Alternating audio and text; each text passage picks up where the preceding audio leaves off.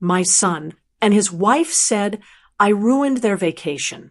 They said those exact words to me, right in my own living room. But a fire doesn't start with an explosion. It starts with a little spark, something you almost miss. For me, it started at a noisy family dinner, with me just trying to stay out of the way. I was sitting at my own dining table, the one I polished just that morning, nursing a glass of iced tea. I felt more like a guest than the woman who'd hosted 100 family meals in this very room. My son, Bryant, and his wife, Elena, were huddled over his phone, their faces lit up by the screen. "Oh, that resort looks perfect, Bry," Elena said, pointing. "And it has that all-inclusive package. The kids would love that pool." I just smiled and took a sip of my tea. When they had first mentioned this trip a month ago and actually said my name, my heart just about skipped a beat. "Mom, we'd love for you to come with us." They wanted me to come. After all these years of feeling like I was on the outside of my son's new life, I was finally being included. I'd already started daydreaming about it. I pictured myself sitting on a balcony, reading a book while the grandkids splashed in the ocean. I'd already mentally started packing. But now, sitting here, listening to them, something was off. It was in the way they talked around me, not to me. They were planning excursions, difficult hikes, and talking about late-night shows. They hadn't asked me once what I'd like to do. I tried to join in, to show them I was part of the plan. "That sounds lovely, dear. What are the flight options like? I'd probably need an aisle seat, just for my hip." Elena didn't look up from the phone. Bryant just glanced at her, a quick, tight little look, and then back at the phone. "We're still figuring that part out, Mom. Don't worry about it." That's when the little knot in my stomach tightened. Don't worry about it. It sounded polite, but it felt like a door shutting. This didn't feel like an invitation anymore. It felt like an obligation. It felt like I was a problem they were figuring out, not a person they wanted there.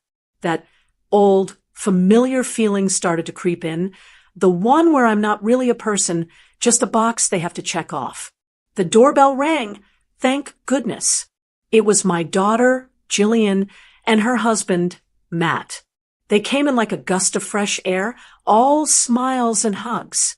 "Mom, smells delicious," Jillian said, kissing my cheek. We all sat down to eat the roast. I'd been up since 6 in the morning preparing. I watched Jillian and Matt.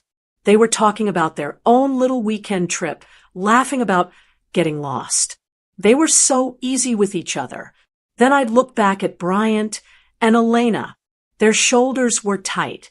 Even when they smiled, it didn't quite reach their eyes. It's funny, the things you notice when you're on the outside, even in your own home. Jillian, bless her heart, turned to Bryant. "So, you guys are all set for the big trip? Mom, you must be so excited." The clinking of forks just stopped. It was like she'd thrown a rock into a quiet pond. I tried to keep my voice light. I didn't want to make it a big deal. "Oh yes, I'm so looking forward to the beach. I was just asking about the flights." The silence that followed was deafening. It couldn't have been more than 2 seconds, but it felt like an hour. Elena suddenly became very interested in the green beans on her plate. Bryant put his fork down and sighed. That little puff of air he does when he's frustrated. He exchanged that same look with Elena again. She gave him a tiny, almost invisible nod. "Right, Mom, about that." He started. His voice was careful. Too careful. We were looking at the resort. And, well, it's a lot of walking. And the excursions, they're pretty intense.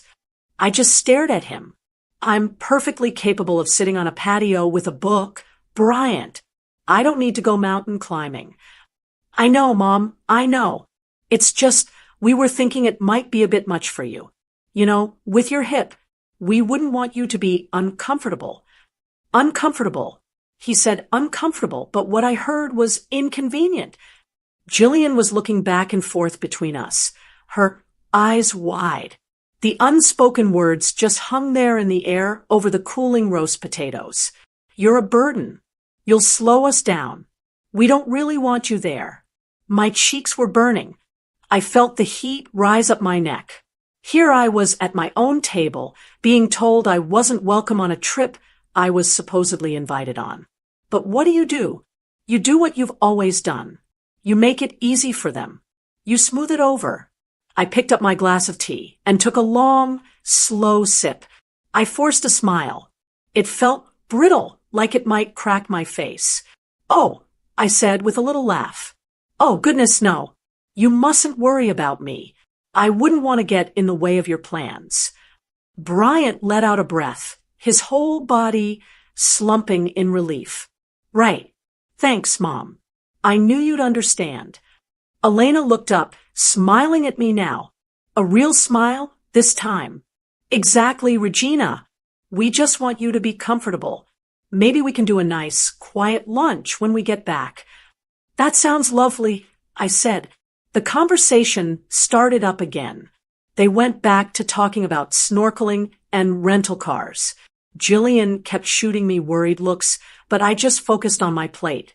I sat there, invisible again, and I made a decision. It was a tiny little seed of a decision, but it was there. I understood. All right. I understood perfectly. That silence at the dinner table, it's just heartbreaking. Have you ever been in a situation where you were made to feel like an inconvenience by your own family, like your feelings just didn't matter? Let me know your thoughts in the comments, and please tell me where you're watching from today. I'd love to say hello. Jillian was the last one to leave. She gave me a hug at the door. Her eyes full of questions I knew she was too polite to ask. "Are you really okay, Mom? You seem quiet."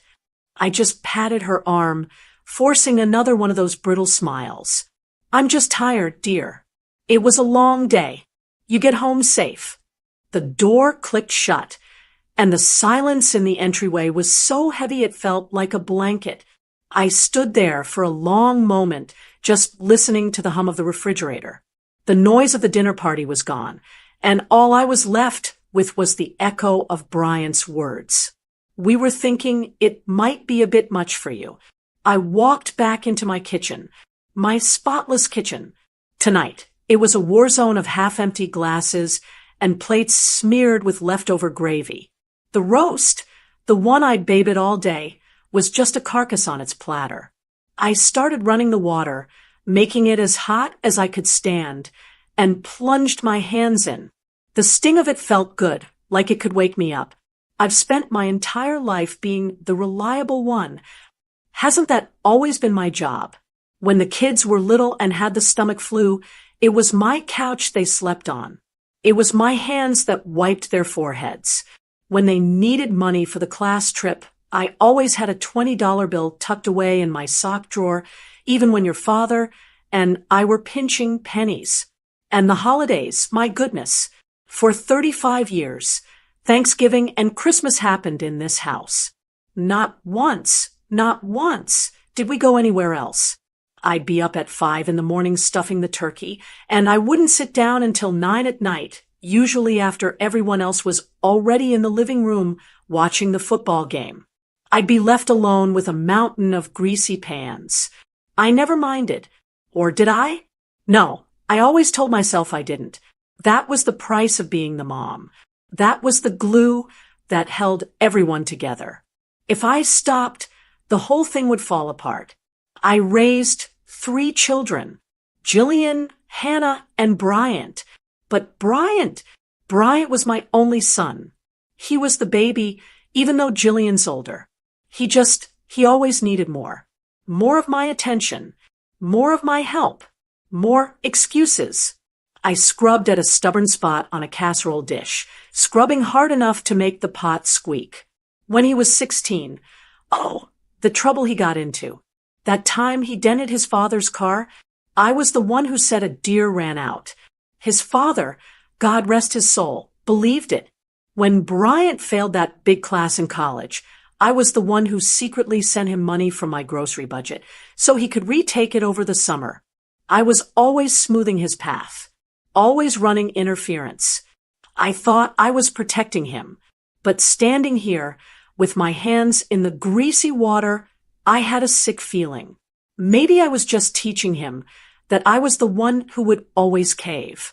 That my time, my energy, my money, it was all just his for the taking. And then he met Elena. I liked her at first. I really did. She was smart, put together. She had a good job. I thought, good, she'll take care of him. I thought maybe my job was finally done, but things changed. It wasn't overnight. It was subtle. Elena is never rude. Oh no, she's far too clever for that. Rudeness I could handle. I'd know what to do with rude. This is different. It's like being suffocated by a soft, perfumed pillow. It's the way she talks to me like I'm a fragile antique that's about to break. It's the polite suggestions. Regina, why don't you sit this one out? The path at the park is a little uneven. It's the way she helps. We'd ask you to watch the kids, Regina, but we just don't want to tire you. You've done so much already. It always sounds like she's caring about me, right? But what she's really saying is, you're old. You're not capable. You're not needed. Last Christmas, she helped me in the kitchen. She went through my pantry and reorganized my entire spice rack alphabetically. This is just a better system. Regina. More efficient, she'd said. My kitchen. My system. For 40 years. But I just smiled and said, how clever, dear. And Bryant, he just lets her. He stands there, nodding. His team is Elena and the kids now. I'm the extra. The obligation they have to figure out. Tonight just proved it. It might be a bit much for you, Mom. That was Elena's voice, her careful, polite words coming right out of my son's mouth. The polite dismissal. The assumption that I'm a burden before I've even packed my bags. I finished the last plate and dried my hands on the towel. The kitchen was spotless again. Orderly. But I felt shaky, like I'd just run a race. I leaned against the counter, and the silence wasn't just silence. It was deafening. It was the sound of my own voice, which I hadn't used in decades. I've spent my whole life putting everyone else's needs before my own. I thought that made me a good mother, a good woman. But tonight, I'm realizing something else. I'm the one who let this happen. I'm the one who taught them all that I don't matter. I taught Bryant that he could take, and I would just give. I taught Elena that I was someone who could be managed. I've been so busy being reliable that I've become invisible. I'm an afterthought in my own life. I turned off the kitchen light and walked down the dark hallway to my bedroom. And for the first time in my entire life, I wasn't just tired. I was angry, and I had no idea what to do with it. That anger I felt, it simmered for a few days. It was a low, humming background noise to my life. I tried to push it down. I told myself I was being sensitive. I told myself they were busy, that they didn't really mean it, that it's just how the younger generation is. I went about my days. I did my grocery shopping. I deadhead the roses in my garden. I was trying very hard to be the understanding mother I'd always been. My grandson Liam's birthday was on Friday. I'd bought his gift a week earlier, a detailed model kit of an old biplane. Bryant always said he was too old for models and just wanted video games, but I'd seen Liam at the air show last year. His face was lit up like a Christmas tree. I knew he'd love it. I'd wrapped it in bright blue paper. I figured I'd just drop it by the house. I didn't even call first. I just went. Maybe I was hoping for a do-over from that awful dinner. Maybe I thought if I just showed up cheerful with a gift, it would erase that sick feeling. I pulled into their driveway around lunchtime. The house was quiet. I grabbed the gift bag from the passenger seat and walked up the stone pathway. It's a beautiful house, the kind I never could have afforded. I was about to ring the doorbell, but I heard their voices. They were coming from the kitchen window, which was cracked open just a few inches to let in the spring air. They weren't yelling. They were just talking. And I heard my name. It was Elena's voice. But it wasn't the polite, honey-sweet voice she used for me. This one was sharp, annoyed. This was the real one. "Bryant, I'm telling you," she said, and I could just picture her wiping down that granite countertop. "If your mother comes, it is not a vacation. It's work. It's just work." I stopped, my hand frozen halfway to the doorbell. I couldn't have moved if I tried. "She'll just sit there," Elena went on, and the frustration in her voice was so clear.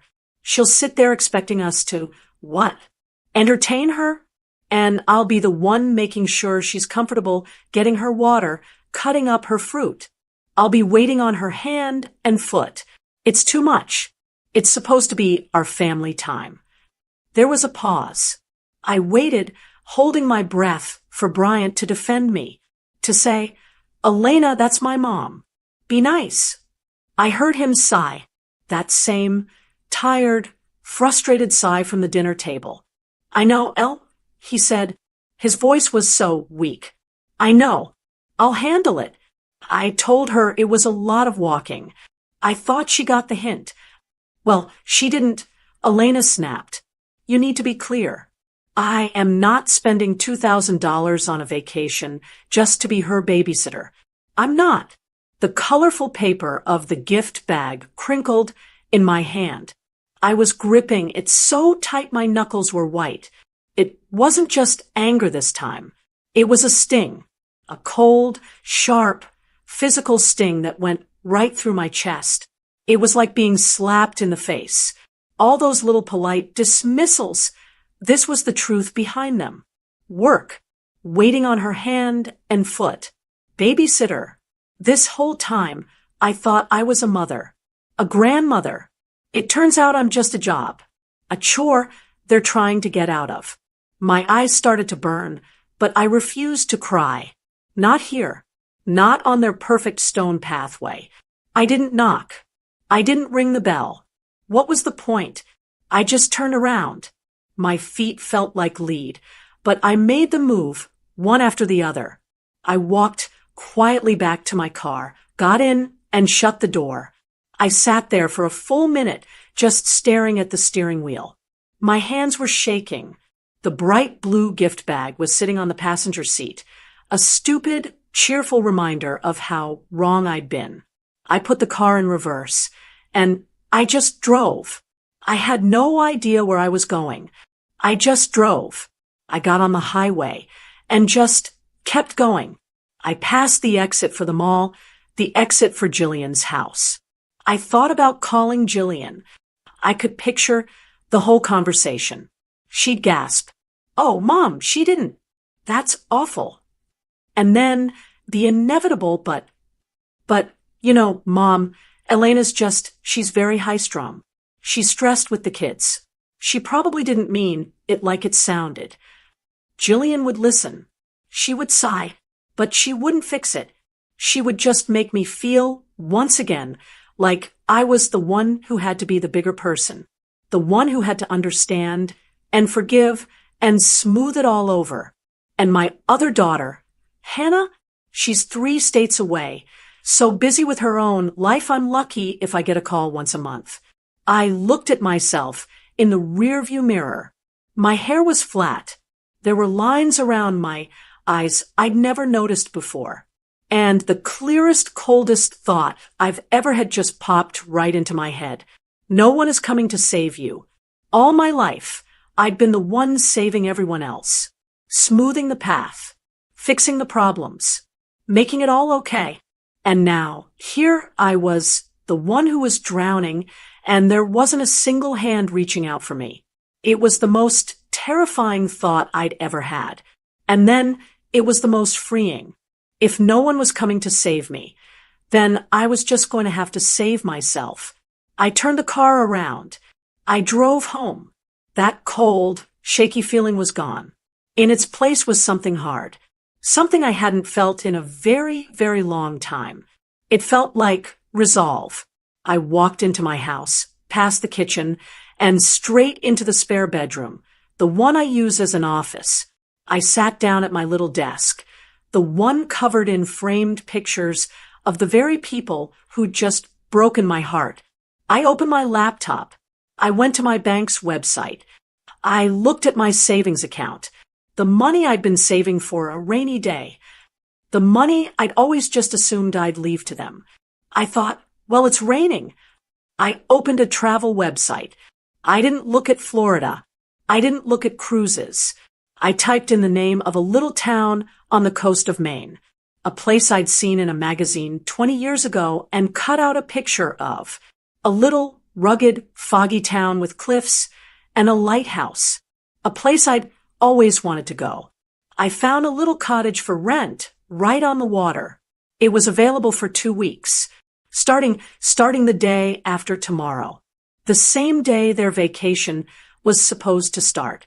My heart was hammering in my chest. This was insane. This was selfish. This was not me. I clicked book now. I put in my credit card number. The screen flashed. Confirmation. Non-refundable. I closed the laptop. My hand was trembling. I felt sick. I felt terrified. And then, underneath all that, I felt a tiny, wild spark of something exhilarating. The birthday gift for Liam was still on the passenger seat of my car. I'd mail it. She booked the trip. My hands were shaking just reading that. That feeling of taking back your power. Even when you're terrified, that's an amazing moment. If you are rooting for Regina to find her own happiness, drop a "Go Regina" in the comments right now. And if you're enjoying her story, please hit that like button and subscribe. You don't want to miss what happens when they realize she's actually gone. I didn't tell a soul I was leaving. I just packed a suitcase, the small one I usually use for weekend trips. I watered the ferns, locked the back door, and put the spare key under the mat, just like I always do. But this time, I was the one leaving. The first few hours of the drive were the worst. My hands were gripping the steering wheel so hard my knuckles were white. My stomach was just a tight, sick knot. A voice in my head, the one that sounds a lot like my own mother, just kept repeating, "What do you think you're doing, Regina? What have you done?" I'm 68 years old. I don't run away. This was crazy. This was selfish, irresponsible, and I had paid for it all, non-refundable. I almost turned the car around at least 3 times on the highway. What if Bryant called? What if Jillian needed me? What if one of the grandkids got sick? The guilt was so strong it felt like another person sitting in the passenger seat, just staring at me. The cottage was quiet. That was the first thing I noticed when I finally got there, late at night. The key was right where the owner said it would be. I walked in, and the silence was just total. It was the sound of no one needing me, and it was terrifying. The first day, I just drifted. I unpacked my suitcase, then I folded everything and put it right back in. I made the bed, even though it was already perfectly made. I wiped down counters that were already clean.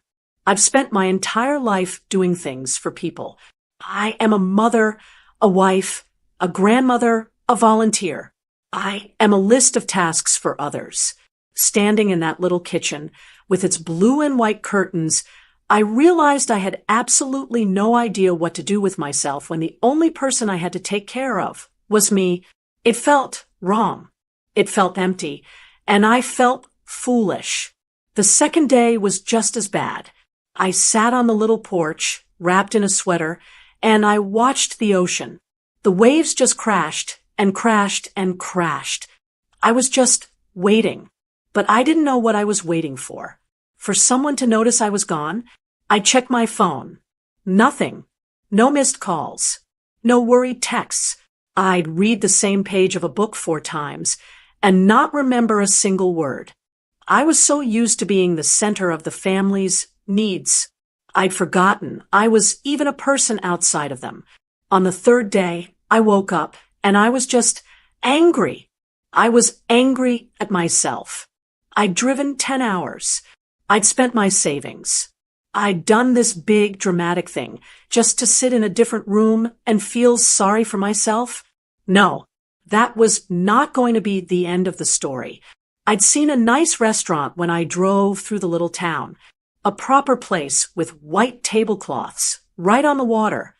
It looked expensive. The kind of place Elena would pick. I'd always wanted to try a place like that, but you don't go to places like that alone. Well, I was going to. That afternoon, I did my hair. I put on my good slacks, the cream-colored ones, and the string of pearls my husband, Frank, gave me for our 25th anniversary. I felt like I was putting on armor. I walked in. The hostess, a young girl, smiled and said, "Table 4?" She looked right past me, expecting someone else. "Just one," I said.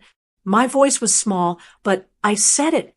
I felt like every single person in that restaurant turned to look at me. The sad old woman dining alone. I could feel the pity. I wanted to turn right around and go back to the cottage and eat crackers for dinner. But I didn't.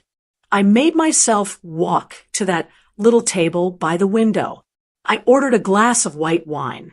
I opened the menu, but I was just hiding behind it, my face burning. Then I heard a friendly voice from the table next to me. "Is the Chardonnay any good here?" I looked up. There was another woman sitting by herself. She had a shock of bright white hair, cut short, and was wearing a beautiful, colorful scarf. She was probably a few years older than me, and she was smiling. "I hope so," I said, feeling my shoulders relax just a tiny bit. "I just ordered it." "Well, let's find out together." She laughed. "I'm Marge." And just like that, we started talking. It was so easy. She was from Ohio. Her husband had passed away 5 years ago. She was on a solo painting trip. She asked what brought me to town. I found myself being honest, but not the whole sorry story. I just said, I think I just needed a change of scenery. For my family. Marge nodded, like that was the most normal answer in the world. She didn't look pitiful. She looked understanding. "Oh, I get that," she said, taking a bite of her fish. "My daughter, Sarah, she's wonderful, but she thinks that just because I'm retired, I'm her built-in babysitter." She leaned in like she was telling me a secret. She called me last week, all in a panic. "Mom, can you come for the weekend? Tim has to work, and I have this big benefit dinner." I just had to tell her, and here her voice was firm but not unkind. "Honey, I love you, but my painting class is non-refundable. You'll just have to manage." I must have been staring at her. She laughed and patted my hand. "They're good kids, but they'll use up every second of your time if you let them. You've got to have your own life, dear. You just have to. You've got to have your own life." It wasn't mean. It wasn't selfish. She said it like it was a fact, like the sky is blue or the ocean is cold. It was just a rule. You'll have to manage. A bolt of lightning. That's what it felt like. Right there, over a glass of Chardonnay. All my life, I thought no was a 4-letter word. I thought it meant I was a bad mother, an unhelpful person. But hearing Marge say it, it wasn't selfish. It was necessary. It was just self-preservation. My painting class is non-refundable. My life is non-refundable. I'd been letting my children treat my time, my energy, myself like it was a free, endless resource. And it was my own fault. We finished our dinner. I paid my own check. When I walked out of that restaurant, I wasn't hiding. I felt lighter. I could actually smell the salt in the air. I could hear the waves crashing. I got back to the cottage. The sun was setting, painting the whole sky in pink and orange. It was beautiful. I'd left my phone inside, charging on the nightstand. I picked it up. The screen lit up with 2 notifications. The first was a social media post. Elena had tagged me. It was a picture of her, Bryant, and the kids on a boat. They were all in life jackets, squinting into the sun. Best vacation ever, the caption read, with a little palm tree emoji. I looked at the picture, really looked at it. Bryant's smile was tight. It was the one he wears when he's stressed. Elena was smiling at the camera, not at her family. It looked forced. It looked hollow. The second notification was a text message. It was from Bryant. It had come in about an hour ago. Just 4 words. Hope you're okay, Mom. I stared at that message. The old me, the me from just that morning, would have burst into tears. I would have been sick with guilt. I would have called him immediately, falling all over myself to reassure him that I was okay. I would have been apologizing, asking all about his trip, making sure he wasn't worried. I thought about Marge. I thought about Elena's voice at the window. I am not her babysitter. I looked at the text message. And for the first time in my entire life, I didn't feel a single tiny pang of guilt. I didn't feel sad. I wasn't even angry. I just felt free. I put the phone down on the table, face down. I picked up my book. The ocean was making a lovely, roaring sound, and I was going to sit here and listen to it. He could wait. I left Bryant's text message sitting there for 2 whole days. 2 days. That might be a record for me. Usually, the moment one of my children needs me, I'm right there, phone in hand, ready to solve, to soothe, to agree. But I wasn't that person anymore. At least, I was trying not to be. I was busy. I'd found a little bookshop in the town, a real one with dusty shelves and a cat sleeping in the window. I bought a murder mystery. I walked down by the water, even though it was cold, and I collected sea glass in my pocket. I was okay. I was more than okay. I was actually peaceful. That's why, when my phone rang on Thursday afternoon, I almost didn't answer it. It wasn't a text this time. It was a video call. From Bryant. My heart did that old, familiar jump. Oh no, something's wrong. The guilt and worry were right there, ready to leap back into action. I almost hit decline. But I didn't. I was curious. I sat down on the edge of the sofa, and I pressed the green button. His face filled the screen. And, oh my, he did not look like he was on the best vacation ever. He was in a bright, tropical-looking hotel room, but it was a mess. There was a wet towel on the chair behind him. He was squinting, and he looked exhausted. He was sunburnt, but not a healthy-looking tan. A stressed, angry red. Mom, he said, and his voice was all relief. Mom, thank God. I've been texting. I see that, dear, I said, keeping my voice calm. Is everything all right? Before he could answer, Elena's face shoved into the frame. She looked worse than he did. Her hair was frizzy from the humidity, and she was wearing a bathrobe, even though it was the middle of the afternoon. Her eyes were sharp and tired. Regina, where are you? Are you okay? Bryant said you weren't answering his texts. The tone was accusatory. Not, I was worried about you, but you have been inconveniencing me by being silent. I'm perfectly fine. Elena, thank you for asking, I said. I smiled, a little polite smile. I'm just on a little trip. Up on the coast. A trip. Bryant said, looking confused. By yourself? Where? In the background. I heard it. A high, whining sound. It was my grandson, Liam. But I want to go to the pool. You said we could go to the pool. Elena turned her head away from the phone and just snapped. Her voice was like a whip. Liam, I told you, just wait a minute. Can you not hear me on the phone? The whining dissolved into a full-on wail. Elena turned back to the camera, and her face was a mask of pure frustration. Bryant just rubbed his temples, his eyes squeezed shut. And I saw it. I saw it as clearly as if it were a movie. They were miserable. The vacation they'd been so worried I would ruin was a disaster. All by itself. I realized in that moment what I had really been to them all these years. I wasn't just mom or grandma. I was the buffer. I was the one who on a trip like this would have said, "Oh, Liam, the pool sounds wonderful. Let's you and I go down and let your mom and dad have a little rest." I would have been the one to take the kids to the beach for an hour so Elena could take a nap. I would have been the one to sit between Bryant and Elena at dinner, keeping the conversation light, absorbing the tension that was sparking between them. I wasn't a burden. I wasn't work. I was the glue. I was the one who did all the unpaid, unnoticed, unappreciated emotional labor that made their perfect family function. And now the glue was gone, and they were falling apart. Bryant opened his eyes. He looked right at me, right through the phone, and his face was just desperate.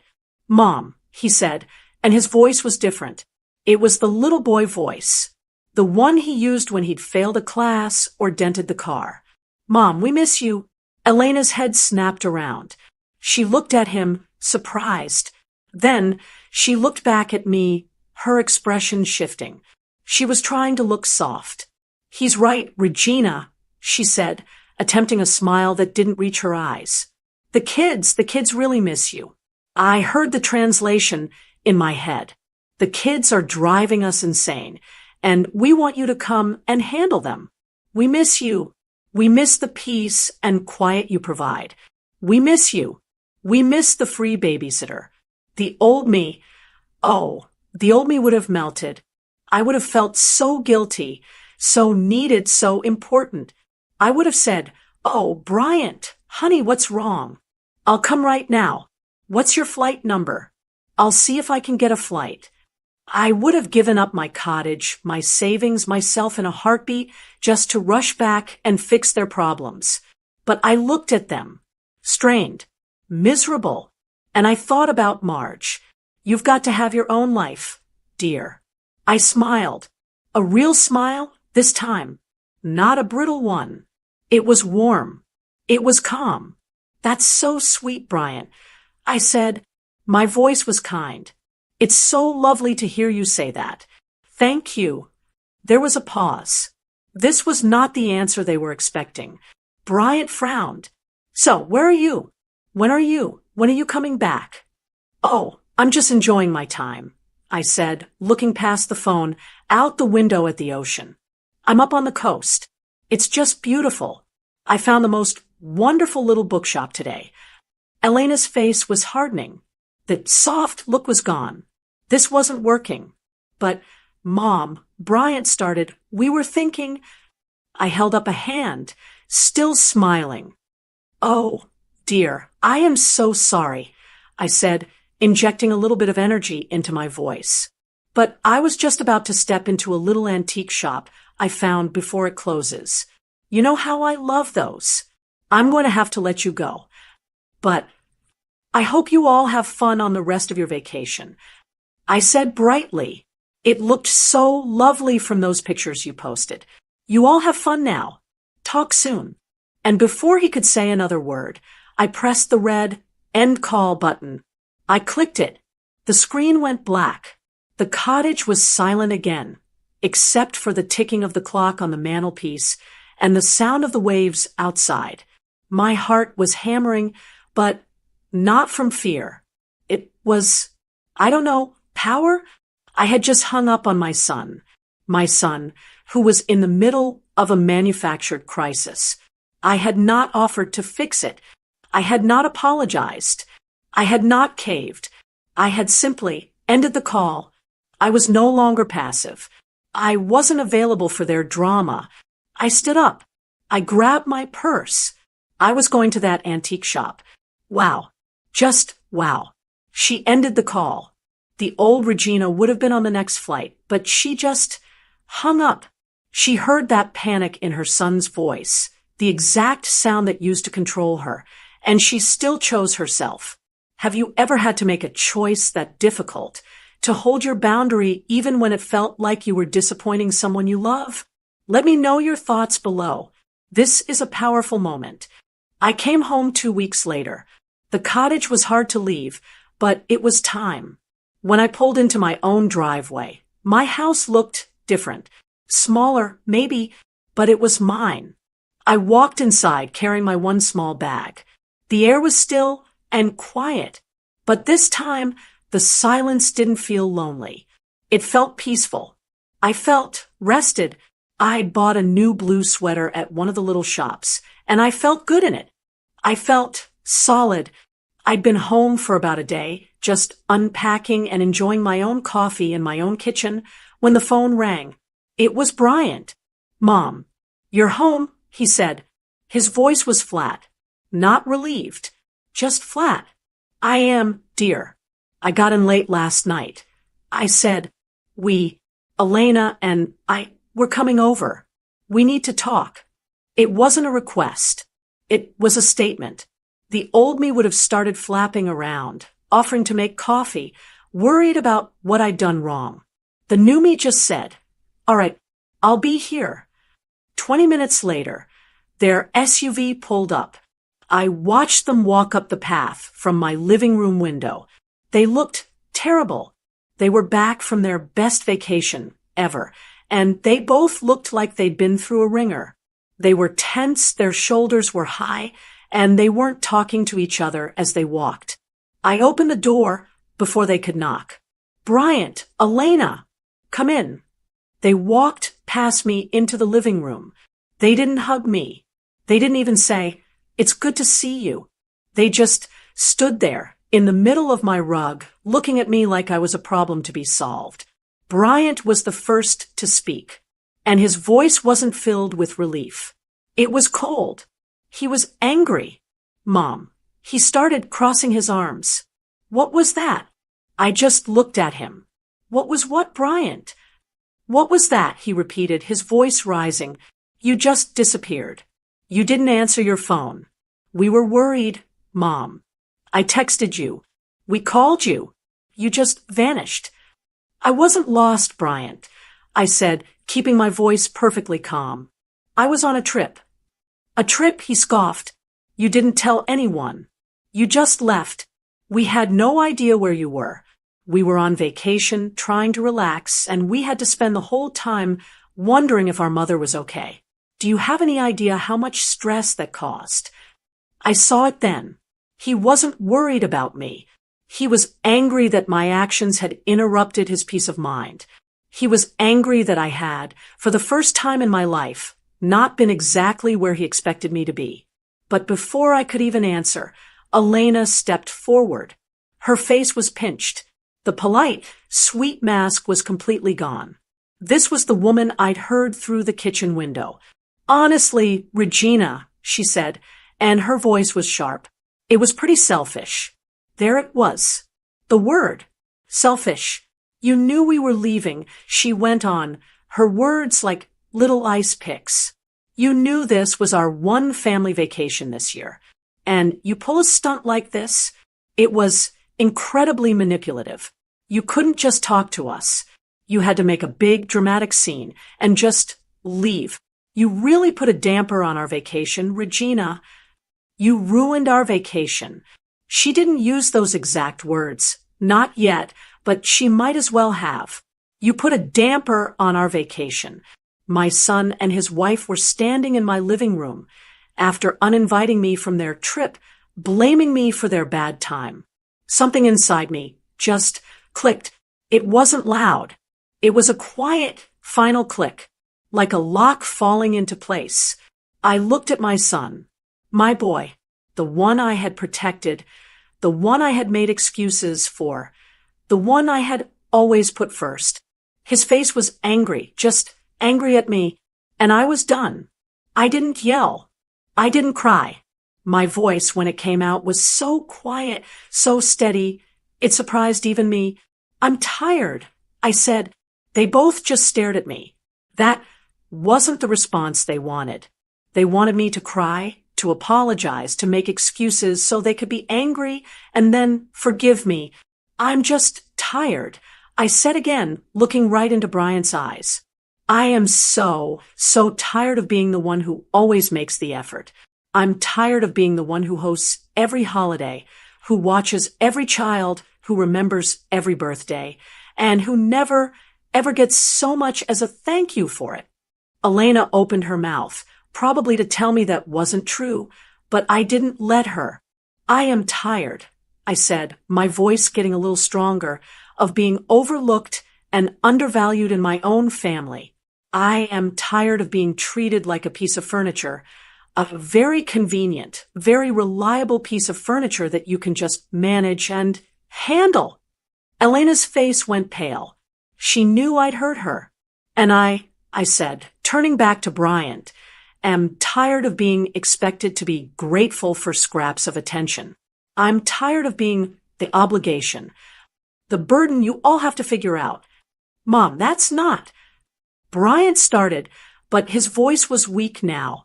The anger was fading, replaced by, oh, now he looked uncomfortable. That is what it is, Bryant. I said, I'm not stupid. I was just too polite to say it. Until now. I heard you, Elena, through the kitchen window. I heard you say I was work, that you'd be my babysitter. That's when I decided not to go. The silence in the room was absolute. They were both just stunned. You didn't want me on your vacation, I said. I wasn't accusing him. I was just stating a fact that had taken me 30 years to finally say out loud. You didn't want me. You just felt guilty for not inviting me. You were relieved when I gave you an easy out at dinner. And you were furious when I didn't just sit here quietly and wait for you to come home. I took a deep breath. It felt clean, like the first real breath I'd taken in years. I'm done. I'm done being responsible for everyone else's comfort. I'm done being the glue. I'm done smoothing things over. I looked at my son, the man I loved, the man who was staring at me like he'd never seen me before. You didn't want me on your vacation. And you know what? That's fine. But you don't get to be angry at me for it. You don't get to blame me because your trip was miserable. That is not my fault. My trip was wonderful. And I said the last part, the part that had been growing in me for 2 weeks, the part Marge had helped me find. Your guilt is not my problem anymore. After they left, I just stood there. My living room, which had been full of so much anger and tension, was suddenly silent. You'd think I would have been shaking or crying or immediately regretting what I'd said. But I wasn't. I just walked into the kitchen, my kitchen, and I made myself a cup of tea. I sat down at my little breakfast table, and I watched a cardinal at the bird feeder. I felt calm. That confrontation, saying all those things I'd held inside for 30 years. It wasn't easy, but it was necessary. I finally understood that I had allowed myself to be an afterthought for all this time. I'd been waiting for someone to give me permission to matter. And that day, I'd finally just given it to myself. The silence from their end was immediate and total. A full week went by. Not a text, not a call, not from Bryant, not from Elena. The old me would have been a wreck. I would have been pacing the floor, staring at the phone, convinced I had destroyed my family. I would have been rehearsing my apology. I'm sorry. I was just tired. I didn't mean it. But the old me was gone. I slept well that week. I worked in my garden. I finished that murder mystery I'd bought in Maine and started another. I wasn't afraid of being alone. I was just living. Then, on Saturday morning, the phone rang. It wasn't Bryant. It was Jillian. I knew, even before I picked it up, what this call was going to be. This was the second wave. Jillian, she's my peacemaker. She's the one who hates conflict. She's the one who just wants everyone to be happy, even if it's not a real happiness. I took a breath and answered, "Hello, dear." "Mom." Her voice was small and tight, like she was about to cry. "Mom, what happened?" "What do you mean, Jillian?" I asked, keeping my voice level. "Bryant called me last night. Mom, he's a wreck," she said, and her voice was pleading. "He says you two had a huge fight. He said you told him you were done with him." "That's not exactly what I said, Jillian," I told her, looking out the window. "But he's so upset. And Elena is furious. She told me, well, she said you were just awful to them. Mom, you know how he is. He gets so worked up.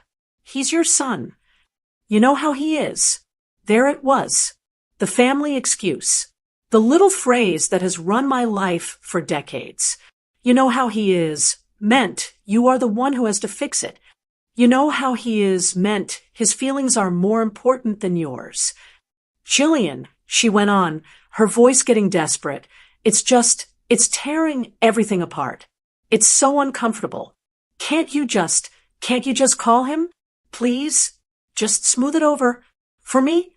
Just keep the peace." This was it. This was the real test. It wasn't the big, angry confrontation. It was this. The quiet, pleading phone call from the daughter I love, asking me to go back to being the person everyone needed me to be, the person who always said, yes, just to keep the peace, the one who would sacrifice her own dignity just so everyone else could stop feeling uncomfortable. The old Regina would have caved. My heart would have broken for Jillian, and I would have sighed, and I would have said, "Oh, all right, dear. I'll call him. Don't you worry." But I just couldn't. Not anymore. I took a deep, steadying breath. "Jillian," I said, and my voice was so firm, but so kind. "I love you. You know I love you more than anything. I love you too, Mom. That's why I'm asking." "And the answer," I said, cutting her off gently, "is no." There was just dead silence on the other end of the line. I don't think she had ever, in her entire life, heard me say no about something like this. "No," she finally whispered. "No," I repeated. "I am not calling him, and I am not apologizing for telling the truth. Bryant and Elena came into my house, Jillian, my house, and they yelled at me. They blamed me for their miserable vacation, a vacation they made perfectly clear I was not wanted on. But Mom, he's your brother," I said, "and he's my son, but he is also a grown man, and I am done, Jillian, I am done being responsible for how he is. I am done managing his feelings. I am done being the family peacemaker just because everyone else is uncomfortable with the truth." I stood up from my table. I felt tall. "I love my children," I said, "but I am not going to be the family doormat anymore. I am not going to be the one who always has to smooth it over." I let that sink in. "He knows my number," I said. "Finally, he knows where I live. If he wants to talk to me, if he wants to apologize, he can call me. But I am not making that call. I am not fixing this for him. Not this time." Jillian didn't know what to say. I could hear her breathing. She wasn't angry. She was just lost. I had just taken away the family's fixer. "Oh," she said. "Okay, Mom, I guess I'll talk to you later. Then, I love you, dear." I said, "I love you too." I hung up the phone. My hands were shaking just a little. That was harder than the fight with Bryant. Saying no to my son's anger was one thing. Saying no to my daughter's plea, that was another. But I'd done it. I looked at my phone, sitting there on the counter. It was just a phone. It didn't have any power over me anymore. I had no idea what would happen next. I didn't know if Bryant would ever call, or if Elena would ever speak to me again. But as I stood there in my quiet, peaceful kitchen, I realized I was no longer afraid of that. I was learning to put myself first, and it felt good. I've had a few weeks now to just be, to live in this new reality I've created. After I hung up the phone with Jillian, the house was so quiet, but it wasn't the lonely, waiting for someone to need me quiet I'd lived in for 20 years. It was a settled quiet. It was peaceful. I had faced down the two biggest storms, my son's anger and my daughter's pleading, and I was still here. I hadn't crumbled. I've caused a storm. I know that. My neat and tidy family, the one I'd spent my whole life holding together with both hands, well, it's not neat and tidy right now. It's broken in a way. But I've learned something profound. Something that took me 68 years to understand. This was never about not loving my children. My goodness. I love them so much it's a physical ache in my chest. I love Bryant. I love Jillian. I love Hannah. That was never, ever the question. The question was, how much of myself did I have to destroy to prove it? For my entire adult life, I believed that being a good mother was the same as being a martyr. I thought it meant my needs came last. Always. If I was tired, I had to push through. If I was hurt, I had to swallow it. If I was overlooked, well, that was just part of the job. I thought that saying yes over and over, no matter the cost, was just another way of saying, I love you. But it's not. Saying yes when your whole body and soul are screaming, no, that isn't love. It's just letting yourself disappear. It's letting yourself be erased, one tiny smooth it over at a time. I was so busy keeping the peace, I never stopped to ask if I was part of that peace. I wasn't.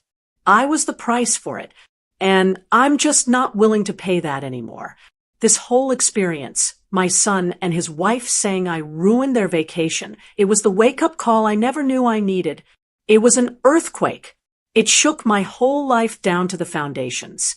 But, after the shaking stops, you get to see what's really standing. And I'm still standing. I've learned to say no. It's such a little two-letter word. But for me, it was the hardest one in the dictionary. It felt like a betrayal. It felt selfish. But when I said no to Jillian, I wasn't betraying her. I was, for the first time, being loyal to myself. Every time I say no to being the family doormat, I'm saying yes to Regina. I'm saying yes to my own peace. Yes to my own dignity.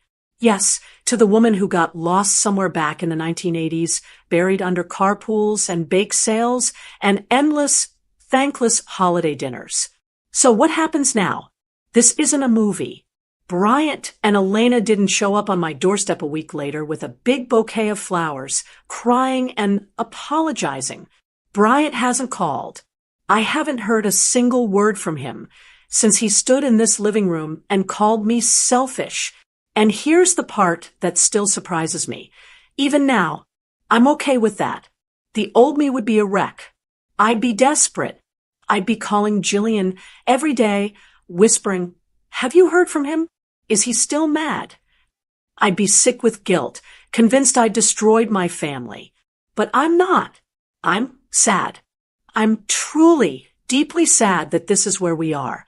I'm sad that my son's love, it seems, was so conditional. But my life is not on hold. My peace is not dependent on his apology. I'm making plans. I signed up for that gardening class at the community center, the one I've been putting off for 3 years. I'm even thinking of going back to Maine in the fall to see the leaves change. I still hope he'll call. I'm his mother, and I'll always, always hope for that. But I'm not waiting for him to call. And there is a whole world of difference in that. This whole journey has made me wonder about all of you. Have you ever felt like that? Like you've given too much of yourself, piece by piece, only to look in the mirror one day and realize you've been taken for granted? How did you, or how are you, finally learning to take control of your own happiness? I would truly love to read your stories in the comments below. I'm learning that hearing other people's stories, it helps. It makes us all feel a little less alone in this. If my story, if what I went through resonated with you, or maybe made you think of a friend who needs to hear it, I would be so grateful if you'd share it. And please like this video. When you do, it helps other people just like us, find this little community we're building here. I hope you'll subscribe to the channel.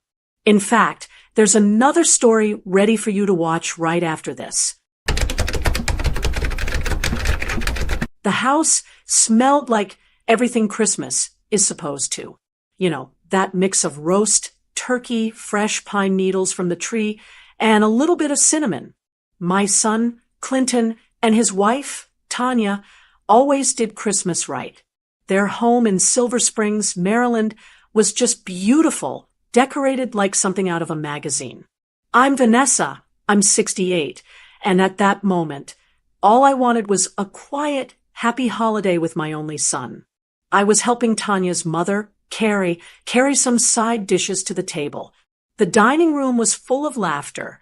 Clinton was telling a story, and Tanya was laughing that big, bright laugh of hers.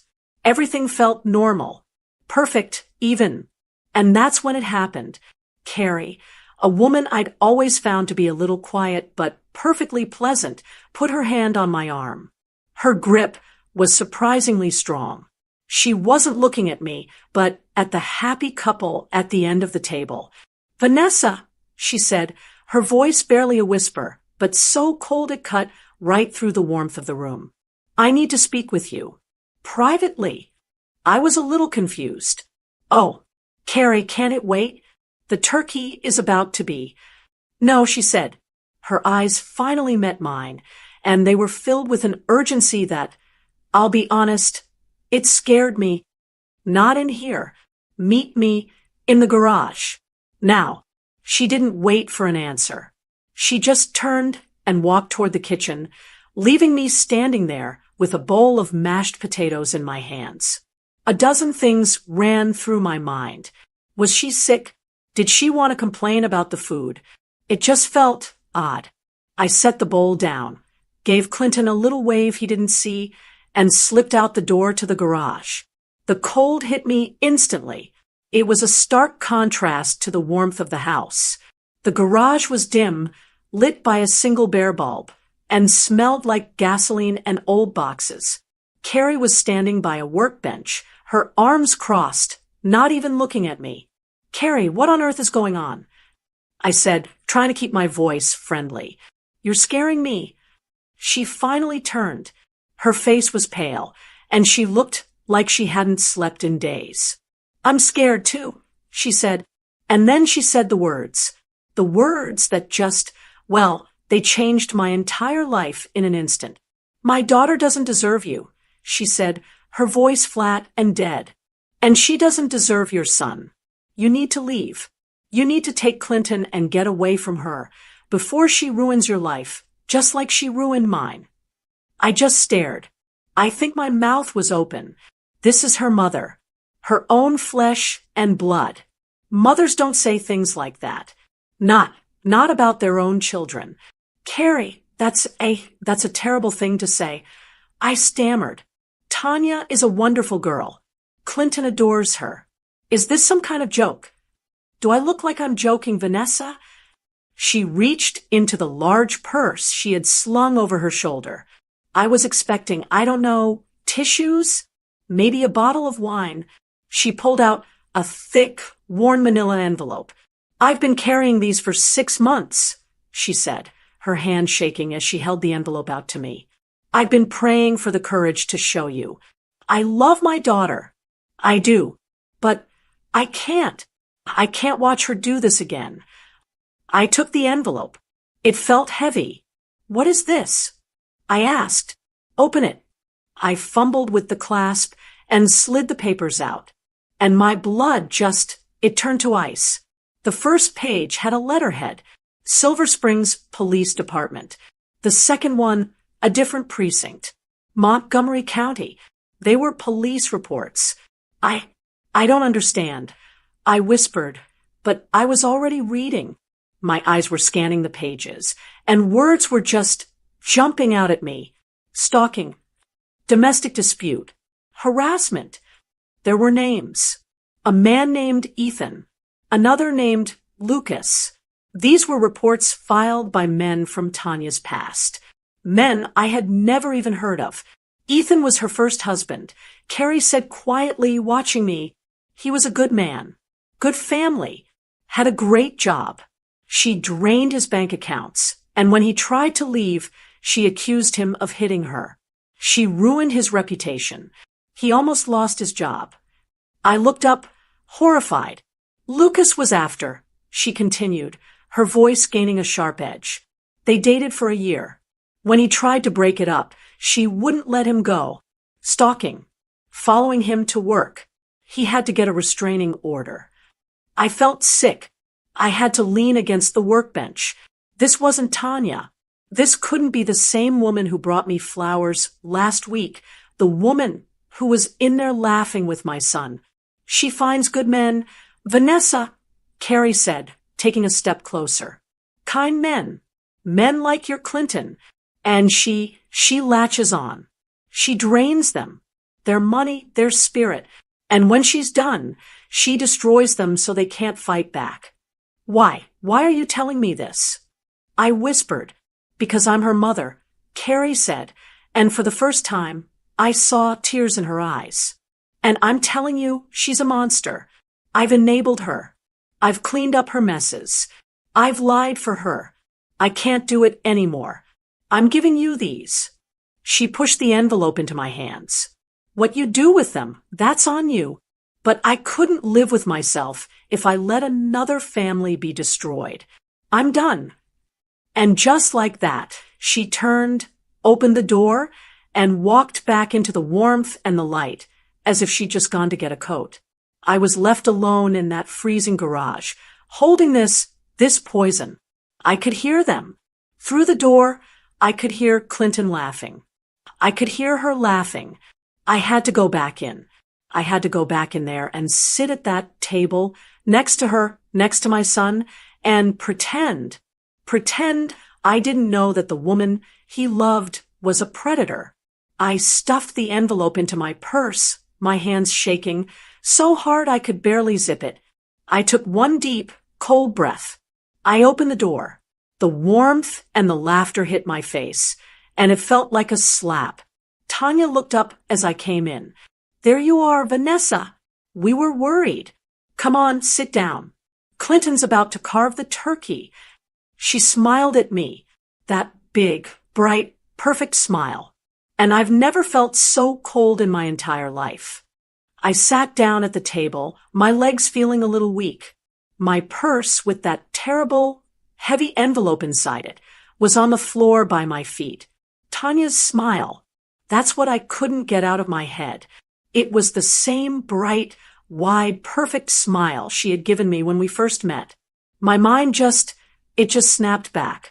3 years ago, Clinton had been dating a girl named Sarah, a perfectly nice, quiet girl. But then he met Tanya, and it was like a light switch had been flipped. I remember him bringing her over for dinner. The first thing I noticed was her confidence. She walked right up to me, looked me dead in the eye, and held my hand with both of hers. Vanessa, she said, I have heard so much about you. Clinton says you're the best cook in Maryland, and I've been dying to try your lasagna. I was charmed. I mean, who wouldn't be? She wasn't shy. She wasn't just my son's girlfriend. She was a force. She was ambitious, worked in finance, and she asked me questions. She asked about my garden, about the books I was reading. She made me feel interesting. For an hour, I'd completely forgotten she was there to meet me. I felt like I was the one being interviewed, and I was passing her test. Looking back, I see it now. She wasn't listening. She was studying. Clinton was just glowing. I hadn't seen him that happy in years. He'd had a rough breakup before Sarah, and seeing him this in love, well, as a mother, that's all you want, isn't it? For your child to be happy. The romance was a blur. They were inseparable. Within 6 months, she had moved into his apartment. 6 months. I remember voicing a little concern. Honey, isn't that a little fast? I'd asked him on the phone. He just laughed, that easy laugh of his. Mom, when you know, and I know. She's the one. How could I argue with that? What mother wants to be the one to burst that bubble? So I smiled, and I told him I was thrilled for him. I told myself I was being an old-fashioned, meddling mother. But then the little things started. Little things that, at the time, seemed like nothing. Clinton used to see his friends all the time. He and his friend Mark had been best friends since kindergarten, joined at the hip. Suddenly, he never saw Mark. Oh, we're just busy, Mom, he'd say when I asked. And Tanya would jump in, always so smooth. Mark is such a great guy, but honestly, he's still in that party phase. Clinton and I are building a future. He's just maturing. You get it, right, Vanessa? And I did. Or I told myself I did. It made sense. It sounded like he was growing up, getting serious. Then it was the Sunday dinners. They used to be my one non-negotiable. Every Sunday, my house. After Tanya moved in, it became, we'd love to, Vanessa, but we're just so swamped with getting the apartment set up. Then it was, we're going to a work brunch with her boss. Then it was just silence until I'd call, and they'd promise to try for next week. I told myself I was being silly. They were a young, successful couple. They lived in an expensive area. Of course they were busy. Of course their life was their own now. This was just intense modern love. They were in that bubble, and I just needed to let them be. I sat there at that Christmas dinner, the sound of silverware clinking against the plates, and I felt the turkey I'd just eaten turn to a cold, hard stone in my stomach. I was looking at Tanya, watching her laugh as she touched Clinton's arm, but I was seeing everything differently. Every one of those memories was replaying in my mind, but they were twisted now, tainted. That perfect first impression, that wasn't charm. That was a performance. Those plausible excuses that sounded so reasonable at the time, that was isolation. That maturity she was encouraging in him, that was control. The police reports in my purse weren't just about strangers named Ethan and Lucas. They were a script, a pattern. And my son was the star of the next show. The guilt, it was overwhelming. It washed over me in a hot, prickly wave. How could I, a 68-year-old woman, a mother who prided herself on her intuition, have been so completely and utterly fooled? I wasn't just blind. I had chosen not to see. I had helped her. Every time I told myself, don't be a meddling mother, I was just letting her sink her hooks deeper into my son. Every time I'd accepted one of her smooth excuses, I was basically handing her the scissors to cut him away from his friends, from me. I wasn't just a bystander. I felt complicit. I felt like I had not only left the front door unlocked, but I'd invited the monster in and served her a plate of lasagna, all because she had a nice smile and said all the right things. I looked at Clinton, so handsome and happy, as he raised his glass for a toast. I had to raise my own glass.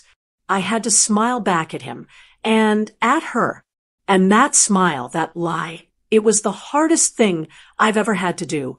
I knew, right then, that Christmas was over, and a war had just begun. That Christmas dinner was the longest meal of my life. I don't know how I did it. I smiled. I passed the green beans. I talked about the weather, but all I could feel was the weight of my purse by my feet. All I could see was Tanya, smiling, touching my son's hand, and all I could hear was Carrie's voice. She's a monster. I must have been on autopilot when I left. I remember saying my goodbyes, giving Clinton a hug that probably lasted a little too long, and even giving Tanya a stiff, one-armed hug. Merry Christmas, I'd said to her, and the words felt like ash in my mouth. The drive home was a blur. When I walked into my own quiet house, the contrast was so stark, I had to just stand in the hallway for a minute. My little tree was blinking in the corner. My own decorations felt simple and safe. I didn't even take my coat off. I went straight to the kitchen table, sat down, and pulled that manila envelope out of my purse. My hands were shaking. I told myself to be calm. I told myself that maybe, just maybe, I'd misunderstood. Maybe Carrie was just a vindictive, crazy mother. I pulled the papers out. The first report I read was about the man Carrie had named Ethan. He was listed as her ex-husband. The report was from 2018. It was a domestic dispute. I read his statement first. He claimed she had been siphoning money from their joint account for months. And when he confronted her, she'd flown into a rage. He said she'd hit him, scratched his face. He was worried she would try to harm herself or him. Then I read Tanya's statement from the same report. My blood ran cold. She claimed he was the one who was unstable. She said he'd attacked her, and she'd only defended herself. She said he was paranoid about money, and that she was afraid of him. The officer's note at the bottom was simple. Parties had conflicting stories. No arrests made. Advised parties to separate for the night. It was a classic, he said, she said. But Carrie's words from the garage came rushing back to me. She drained his bank accounts, and when he tried to leave, she accused him of hitting her. She ruined his reputation. She knew exactly what to say to the police. She knew how to play the victim. She had done it so well that the police just threw up their hands. I felt sick. I put that report down and picked up the next one. This was from 2017, a different man. Lucas. This one wasn't a dispute. It was a formal complaint for stalking. It wasn't just a single incident. It was a log, a detailed, terrifying log. Over 50 phone calls in one night, dozens of text messages, starting with, "I love you, please call me," and escalating to things I don't even want to repeat. But it got worse. He stated she had shown up at his office building, telling the security guard she was his fiancée, and that there was a family emergency. She'd gotten up to his floor and had to be escorted out by security. He claimed she had even called his boss, telling him that Lucas was unstable and on drugs. This was the part that made me put the paper down. Carrie's voice again, echoing in my quiet kitchen. He nearly lost his job. This wasn't passion. This wasn't a bad breakup. This was a cold, calculated campaign to destroy someone. This was exactly what Carrie had said. She is a parasite, Vanessa. I heard her voice as clearly as if she were standing next to me. She finds a good, kind man, a man with a good family, a good job, a man like your Clinton, and she latches on. She isolates them, makes them think she's the only one in the world who understands them. She drains them, their money, their spirit, and when she's done or when they try to pull away, she destroys them on the way out, so she's the only one who looks like a victim. I looked at the reports, spread out on my kitchen table like a hand of poison lace cards. This was real. This wasn't a bitter mother. This was a warning, a desperate, last-ditch warning from a woman who had seen this happen before. And then I remembered the last thing she'd said to me, the part I'd almost forgotten. She will not stop until she has destroyed every part of Clinton's life, and she'll try to destroy you for getting in her way. Me. She was warning me, too. It hit me then. This whole problem, it had just changed. My first thought, my gut reaction, was to run back to Clinton's house, to throw these papers in his face, and yell, Look what you married. But I stopped. I stopped. I could see his face. I could see the confusion, the hurt, and I could see her right beside him, holding his hand, looking at me with those big, innocent eyes. Vanessa, why are you doing this? Why are you trying to hurt us? This is my crazy, estranged mother. She's always hated me. And these are just lies from angry ex-boyfriends. I can't believe you would bring this into our home. On Christmas, I could hear her saying it. I could see Clinton, torn, looking at me, his mother, and looking at his wife, and choosing her. He would choose her. He wouldn't see a predator. He would see a victim. He wouldn't see me as a rescuer. He would see me as a jealous, meddling, cruel old woman. I would lose my son. Forever. I sat there at my kitchen table in the early hours of the morning after Christmas, and I knew the truth. I knew Tanya was a monster, but that wasn't the problem anymore. The problem was I was the only one who knew, and I was holding evidence that my own son would refuse to believe. How do I save him? I whispered to the empty room. How do I save my son when he's under her spell? How do I get him to see the truth without destroying my relationship with him forever? I didn't have an answer. I just knew I couldn't be clumsy. I couldn't be the angry mother. I had to be smart. I didn't know what I had to be. I was just a 68-year-old mother, and I was terrified, and I was completely, utterly alone in this. I stood there in my quiet kitchen for what must have been an hour, just staring at those police reports on my table. The sun was starting to come up, giving the room that cold, gray light of a morning after Christmas. My first instinct, the only thing I wanted to do, was to be a mother. A mama bear, you know? I wanted to get in my car, drive back to Clinton's house, bang on the door, and physically pull him out of there. I wanted to shake him and shout, "What are you doing? Can't you see? You're in danger." But I just stood there, frozen, because my brain, the logical part of me, started to play a little movie. It played out exactly what would happen if I did that.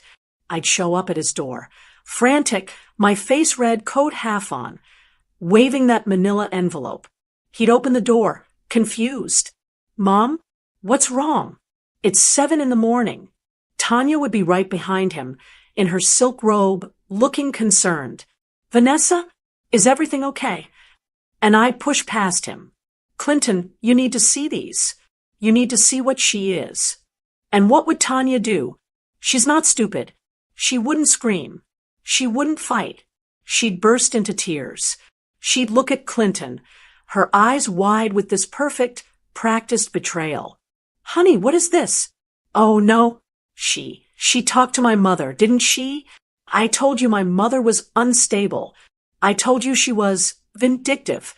And she turned to me, tears streaming down her face. "Vanessa, how could you? Those are my ex-boyfriends. Men who hurt me. One of them was my abusive ex-husband. The other one stalked me.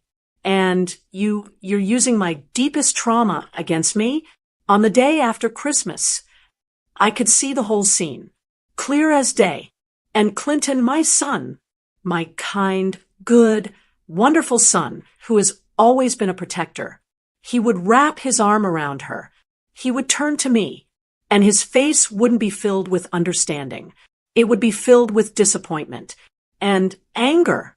"Mom," he'd say, his voice low and cold, "what is wrong with you? This is her past. This is her pain.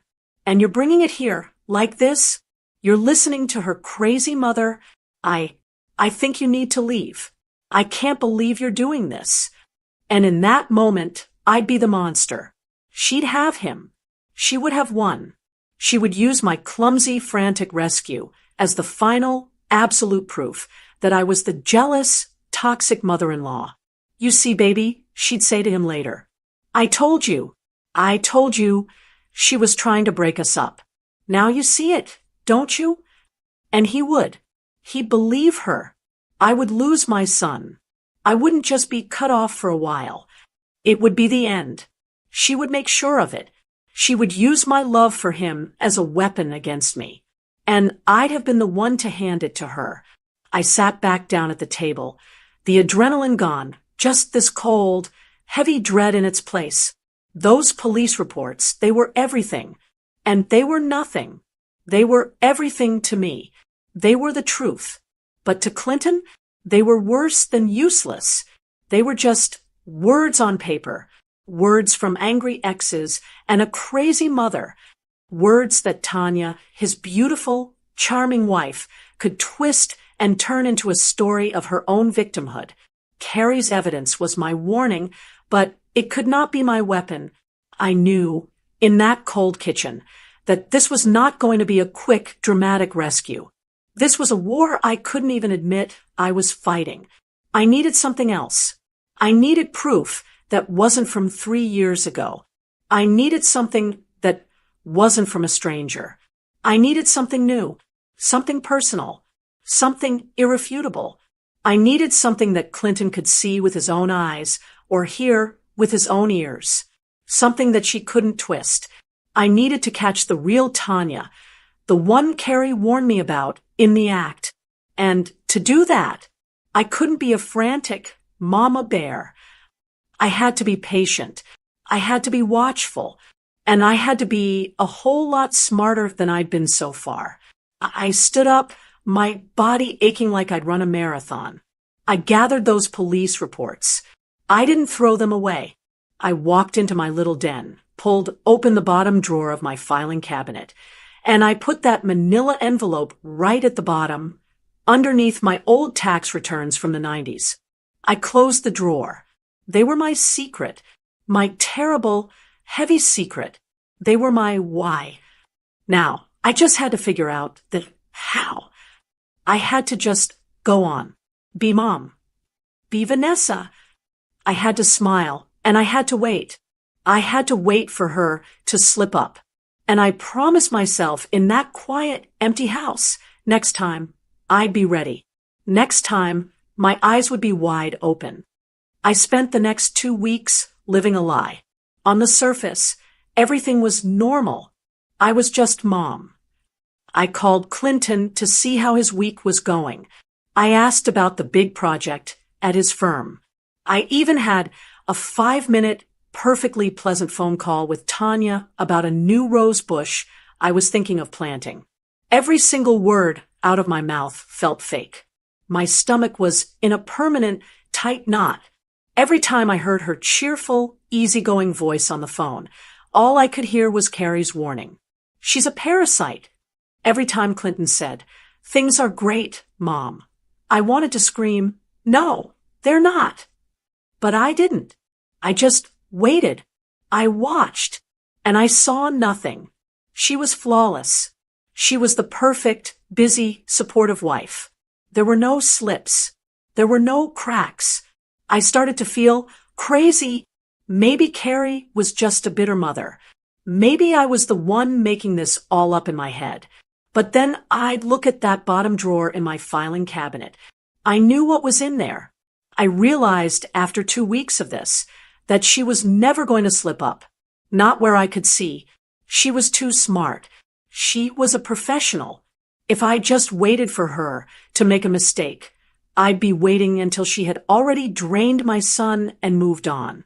I had to do something. I couldn't just sit and watch. I had to poke the bear. Just a little. Not to start a fight, but to see how deep this control really went. I devised a small plan. It felt manipulative, if I'm being honest, and I hated that, but I didn't know what else to do. I invited them over for dinner. Not a big holiday, just a simple Saturday night roast chicken. I needed it to feel safe. Casual. My plan was simple. I wasn't going to mention her mother. I wasn't going to talk about money or ex-husbands. I was just going to mention Clinton's best friend, Mark.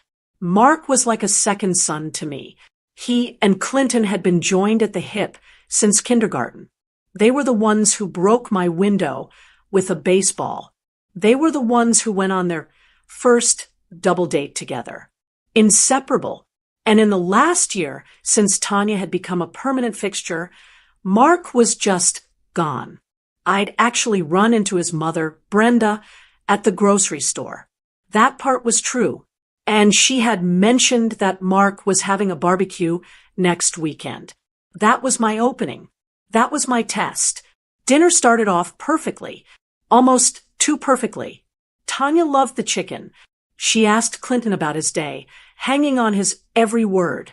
She was funny. She was bright. She even jumped up to help me clear the plates.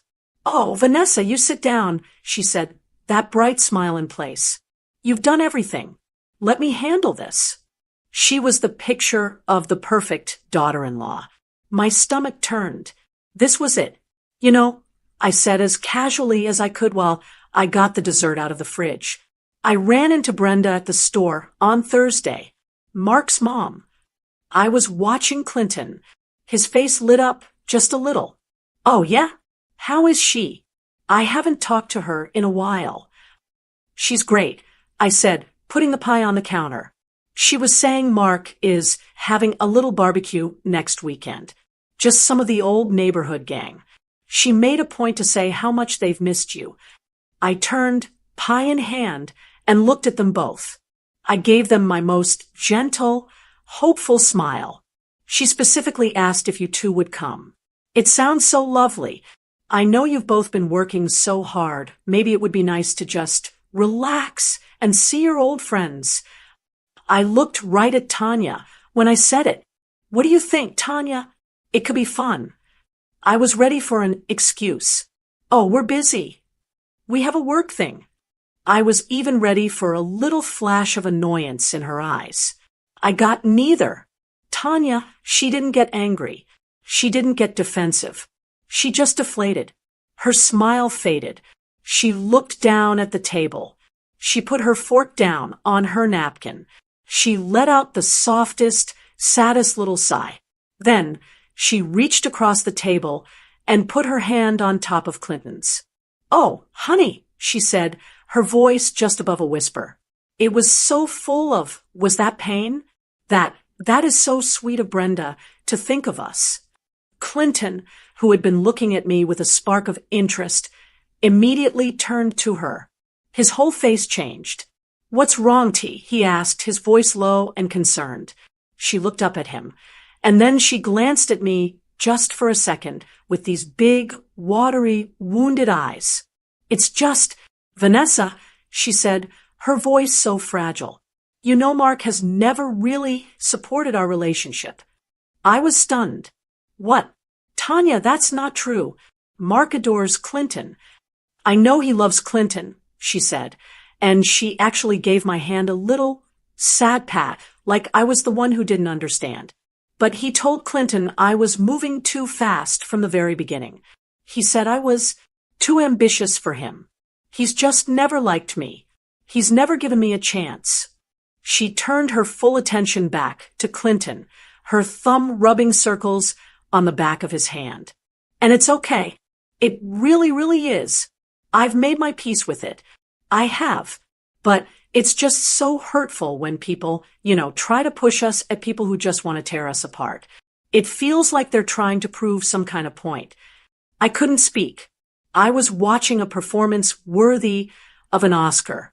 Clinton pulled his hand away from her and wrapped his entire arm around her shoulder, pulling her into his side. He was looking at me, and his face, it wasn't the red-hot anger I had pictured in the kitchen that night. It was so much worse. It was cold, hard disappointment.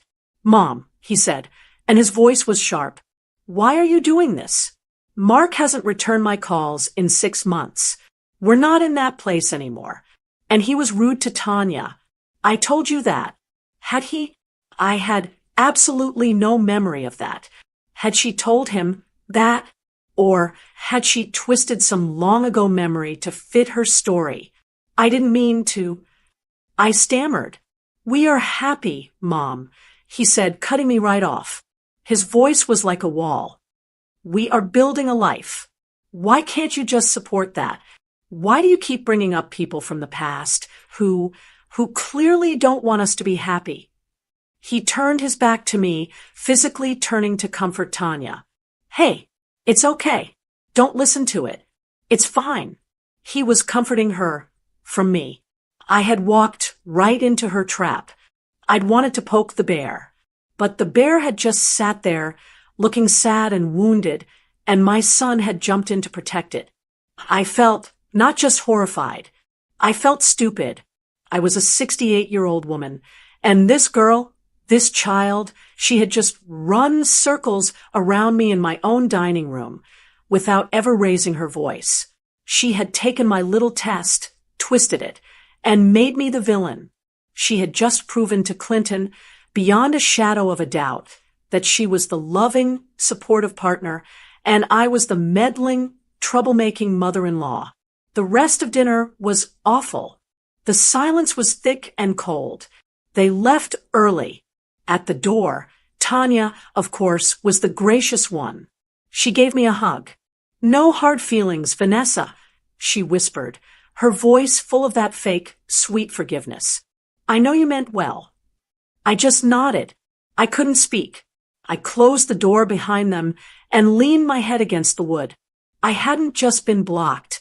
I'd been beaten. She had put me in my place.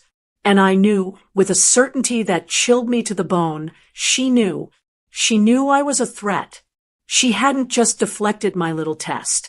She had just sent me a very clear message. I'm in control. He is mine. And you'd better back off. The game had just changed. And I was terrified of what she was going to do next. After that night, after that disastrous dinner, the silence from my son was deafening. He didn't call.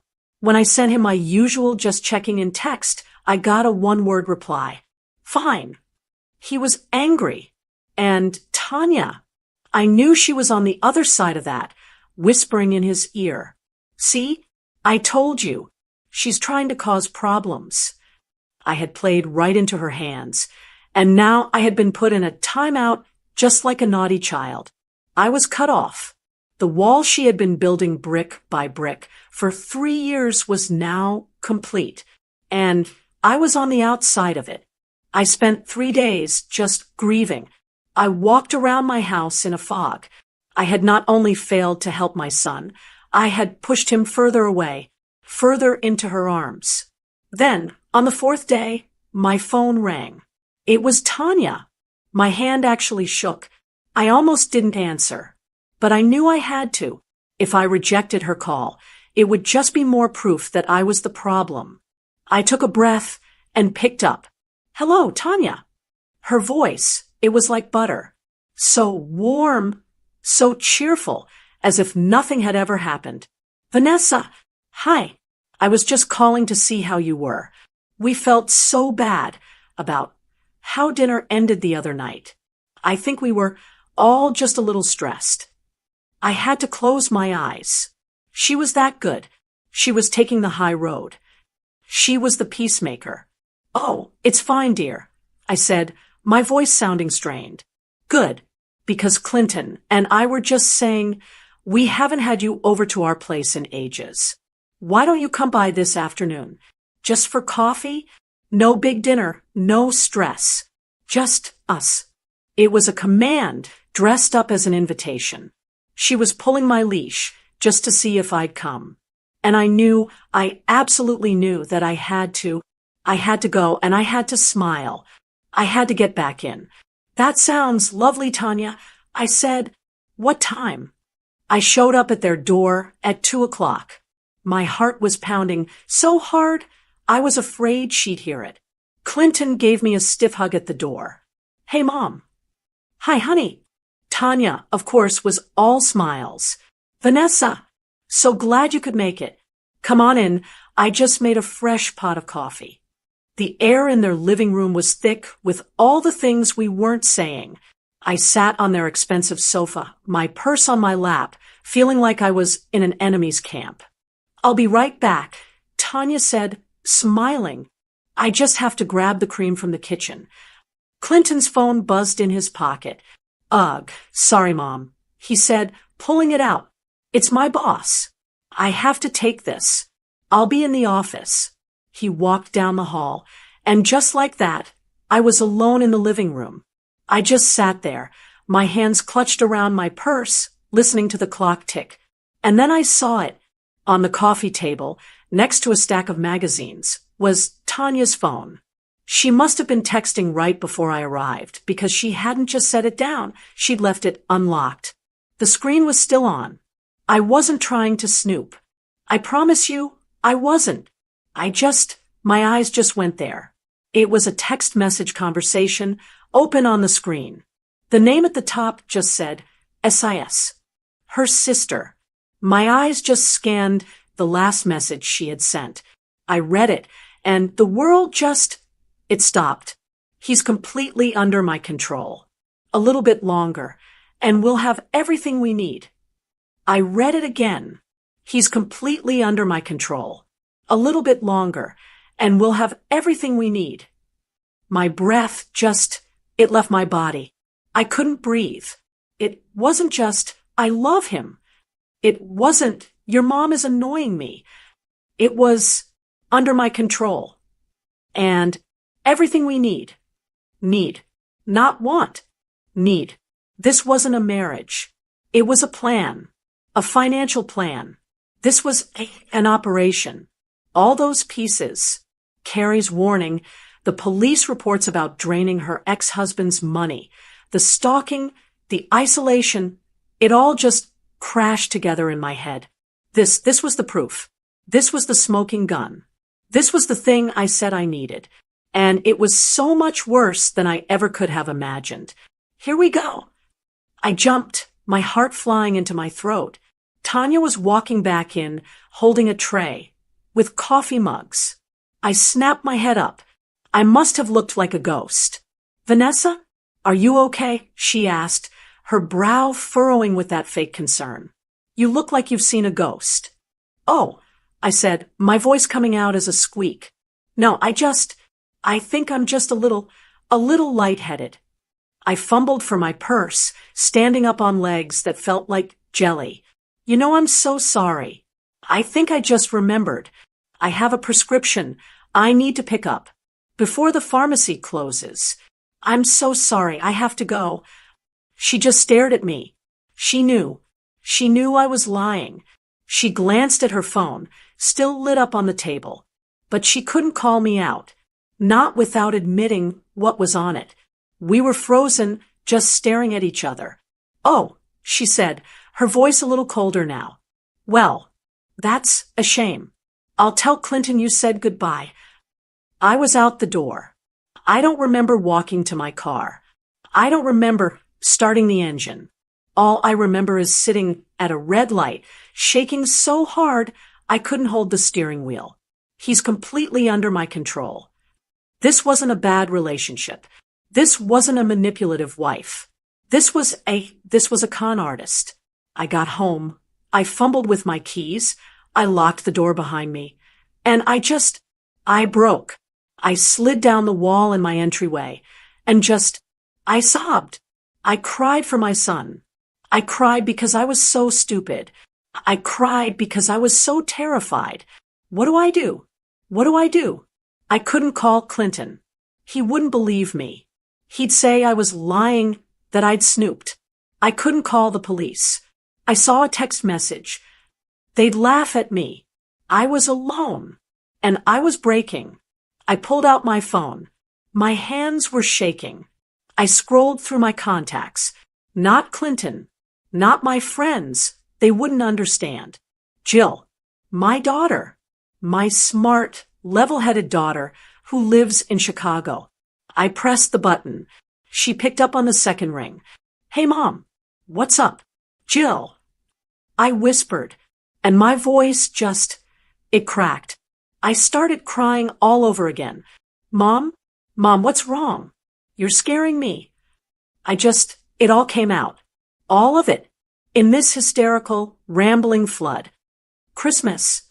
Carrie, the police reports. Ethan. Lucas, the stalking. I tried to test her. Jill, the dinner with Mark. She turned him against me. And today, at their house, her phone. Mom, slow down. Jill's voice was sharp, and it cut through my panic. Breathe. Tell me again. What happened today? What about her phone? I took a deep, shuddering breath. I saw a text, Jill, from her to her sister. It was open on the table. What did it say, Mom? Exactly. I told her. It said, he's completely under my control. A little bit longer, and we'll have everything we need. There was just silence on the other end of the line. For 5 long seconds. Oh my God, Mom, Jill said, and her voice was no longer casual. It was cold. It was scared. What do I do, Jill? I whispered. I don't know what to do. Mom, she said, her voice firm. I need you to listen to me. This isn't a bad relationship. You're not just a meddling mother-in-law. This is a con artist. The same word that had popped into my head. Hearing my daughter say it, it made it real. A con artist? Yes. Look at the pattern. The police reports for financial abuse. The isolation from his friends. And now a text about getting everything she needs. Mom, this is a plan. This is what predators do. This is financial abuse. It's beyond family drama. This is criminal. I was just numb. She was right. I can't show him the text. I stammered. He'll hate me for snooping. I know, Jill said, thinking fast. I know.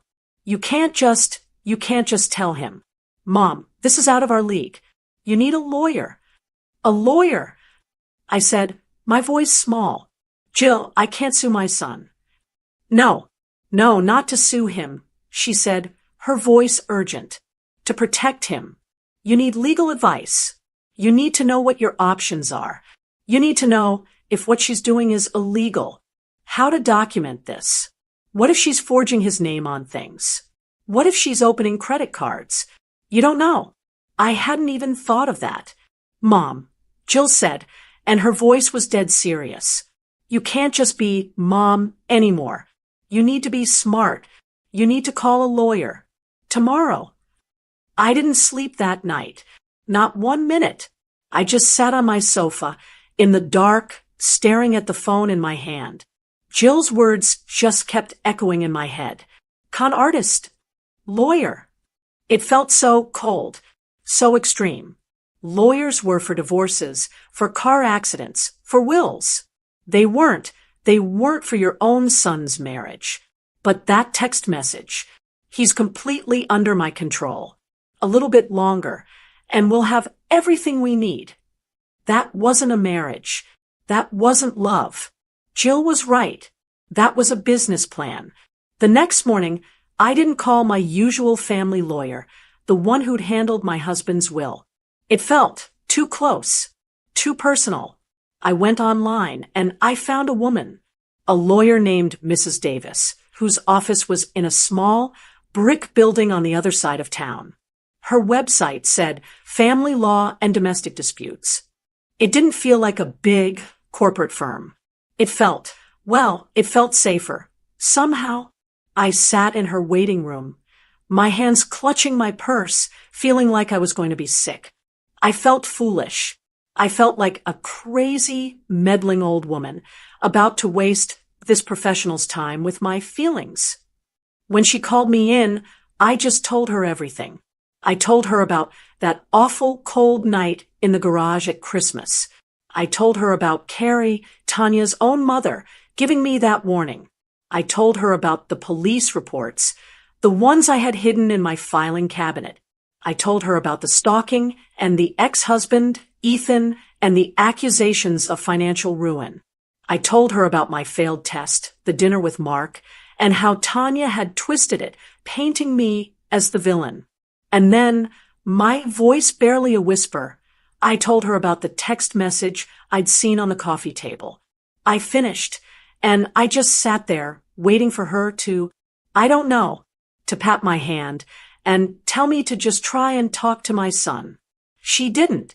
She just sat there, looking at me, her expression. It wasn't sympathetic.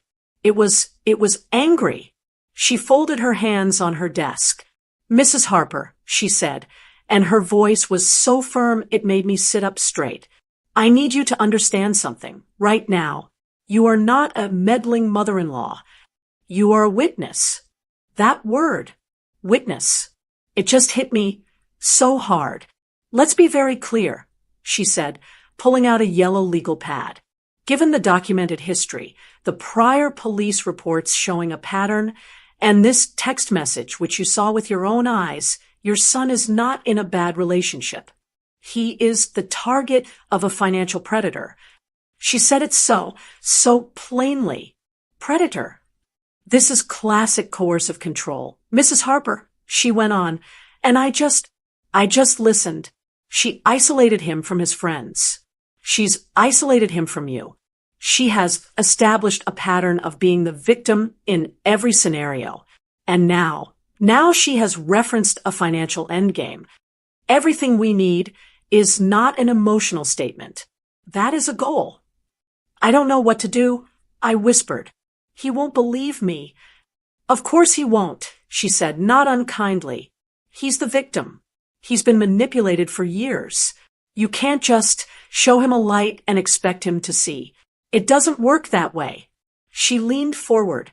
So, here's what you need to know. We are not just documenting things. We are, from this moment, building a case to protect him, to protect his assets, to protect his future. Because when she decides she has everything she needs, she will move on. And just like she did with those other men, she will try to destroy your son's reputation on her way out. We have to be ready. She gave me a list of things. Find out if his name is on the house alone. Is his bank account joint? And then she said the words that just chilled me to the bone. This isn't family drama anymore, Mrs. Harper. This is an extraction. An extraction, like my son was in a cult or a hostage situation.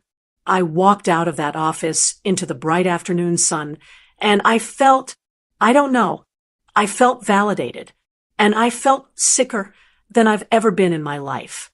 I sat in my car in the parking lot for, I don't know how long, an hour, maybe. The lawyer was right, but I was still stuck. I had no proof. The police reports were old. Carrie was a crazy, estranged mother. The text message, I'd seen it, but I didn't have it. It was still just my word against hers, and her word to Clinton was gospel. Mine was just noise. I was at a complete and total dead end. I had all this information, all this truth, and it was useless. How do you prove what a master manipulator is doing? How do you show someone a mask when the mask is glued on so tight? She did it with her words, with her tone, with that sweet, reasonable, patient, fake voice that twisted everything. And then I looked down at my phone in my lap, my smartphone, the one Jill had insisted I get. It had that little voice memos app. It's just for remembering your grocery list, Mom. She'd said, I knew Tanya would call. After I'd run out of her house like that, she'd be in full-on damage control mode. She would have to. She'd call to check on me or to apologize for any misunderstanding. She'd call to spin her web, to make sure I was still under her thumb. I went home. I sat at my kitchen table. I just waited. Sure enough, at 5 o'clock, just as I knew it would, my phone rang. The name on the screen, it seemed to glow. Tanya. My heart was trying to get out of my chest. My hands were shaking. I looked at that little voice memos app. It was one button, just one button. But could I do that? Secretly record my son's wife? I felt disgusting. This was something terrible. This was something you don't do. This was a betrayal. This was low. Was I stooping to her level? Was I becoming a spy? A person who tapes their own family? My thumb was just hovering over the screen. But then I heard the lawyer's voice. Extraction. I saw Carrie's face in that cold, dark garage. She will destroy him. And I saw that text message, clear as day in my mind, completely under my control. The phone rang again. A second time. I took a deep breath. I pressed the red record button on the app. And then I pressed the green answer button on the call. My voice was shaky. Hello, Tanya. And I just have to ask you, sitting here telling you all this, what would you have done? Would you have pressed that button? I still don't know if I was right, but I did it. When I hung up the phone, I couldn't move. My hand was frozen. I sat there at my kitchen table, staring at my phone. It was recording. It was all on there. Her voice, it had been so sweet at first. That buttery, concerned, fake voice. Vanessa, I was so worried when you ran out. Is everything okay? You've been acting so strangely. And I had played the part. I don't know where I found the strength, but I did. I played the weak, confused, crazy old woman she thought I was. Oh, Tanya, I'd said, my voice trembling, which wasn't hard. I'm just so worried. About Clinton. About his money. I just want to make sure he's okay. And she had laughed. It wasn't a real laugh. It was a little puff of air. A condescending, you're an idiot laugh. Oh, Vanessa, she'd said, and her voice had turned cold and bored, like she was talking to a child. You really don't need to worry about that. I am handling all of Clinton's finances now. He's not good with money. He's too emotional. It's better this way. I had just stayed silent, and she kept talking. Honestly, she'd said, her voice full of that smugness. You should be thanking me. I've fixed all his bad investments. In a few years, he'll be completely set for life. And so will I. So, you just stay out of it. You're just confusing him. I had it. I had the text message, which was my why. I had the police reports, which were her past. And now, I had her. I had her voice, in her own words, confirming the entire ugly plan.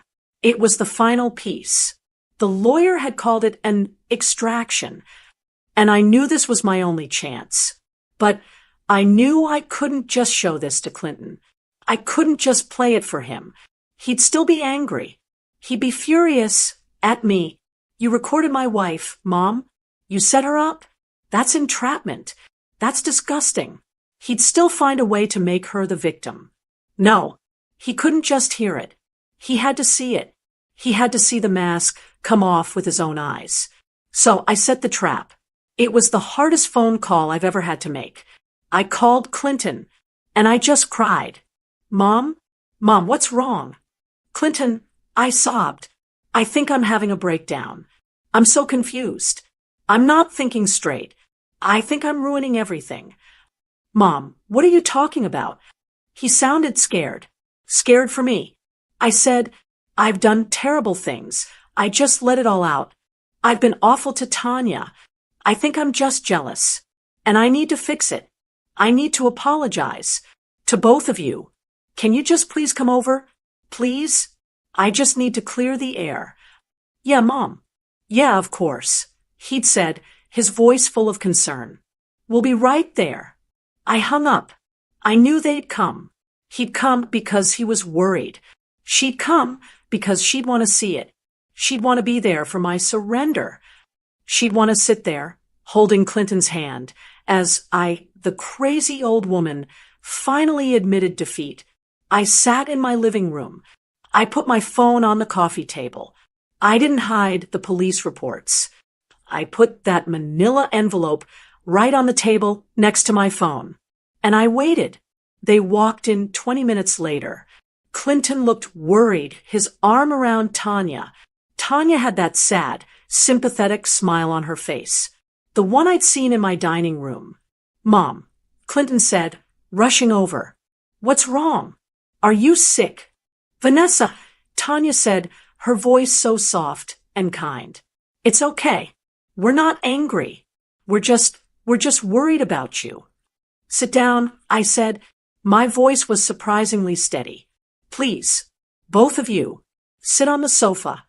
They sat. Clinton leaned forward, his hands clasped. Mom, you're scaring us. I have to show you something, I said. I know you're angry, Clinton, but I have to start at the beginning. I picked up the manila envelope. At Christmas, Carrie, Tanya's mother, she gave me these. I saw Tanya's face tighten. The concern, it just vanished. Oh, Clinton, she said, sighing, rolling her eyes. This again. Your mother she's obsessed with my estranged, sick mother. She's not well. Mom, Clinton said, his voice sharp. Don't. We're here because we're worried about you. Why are you bringing this trauma up again? Because it's the truth, I said, my voice calm. This is a police report about her ex-husband, Ethan. And this one is about a man named Lucas. Tanya just laughed. Oh my God, she said, looking at Clinton. Baby, she's lost it. This is pathetic. Vanessa, you're a crazy, jealous old woman. You're sick. Clinton, your mom is sick. She's right, Mom, Clinton said, standing up. This is not okay. We're going. You're right, I said. They both stopped. You're right, Clinton, I said, looking right at him. It's just paper. It's just my word against hers. It's just trauma. It's just my crazy, estranged mother's lies. I looked at Tanya, and I saw a text message on your phone. The one that said, he's completely under my control. But you'd just say I was snooping. You'd say I was a liar. Clinton's face was just confused. Mom, you're not making any sense. So, I said, my hand going to my phone, right on the coffee table. I just needed to hear it from Tanya herself. Tanya's eyes, they just snapped to my phone. I just needed to know if I was really confusing you, Clinton, I said, and I pressed play. My voice came out first. I'm just so worried about Clinton, about his money. And then hers, that cold, clear, condescending laugh. I am handling all of Clinton's finances now. He's just not good with money. He's too emotional. It's just better this way. The room was completely silent. I watched Clinton's face. He wasn't looking at me. He wasn't looking at the phone. He was just staring at his wife. His arm was still on the back of the sofa, but it was frozen. In a few years, he'll be completely set for life, and so will I. Clinton's mouth was open. He just didn't move. So, you just stay out of it. You're just confusing him. The recording stopped. The silence in the room was so loud. And Tanya, her face, the mask, it wasn't just cracked. It was gone. The concern was gone. The sweetness was gone. Her eyes, which were always so wide and bright and fake, they were just pinpricks. They were black. And they were filled with a rage that made me stop breathing. Tanya, Clinton whispered. His voice was a child's voice. What is that? She didn't answer him. She wasn't looking at him. She was just staring at me. She made a sound. It wasn't a word. It was a hiss, like an animal. And then she moved. She didn't get up. She lunged. She lunged across the coffee table, like a panther.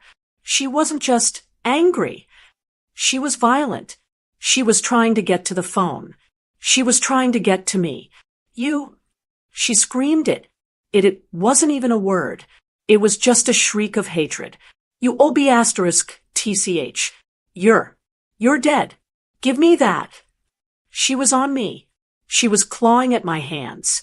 She was trying to get the phone. She knocked the lamp off the end table.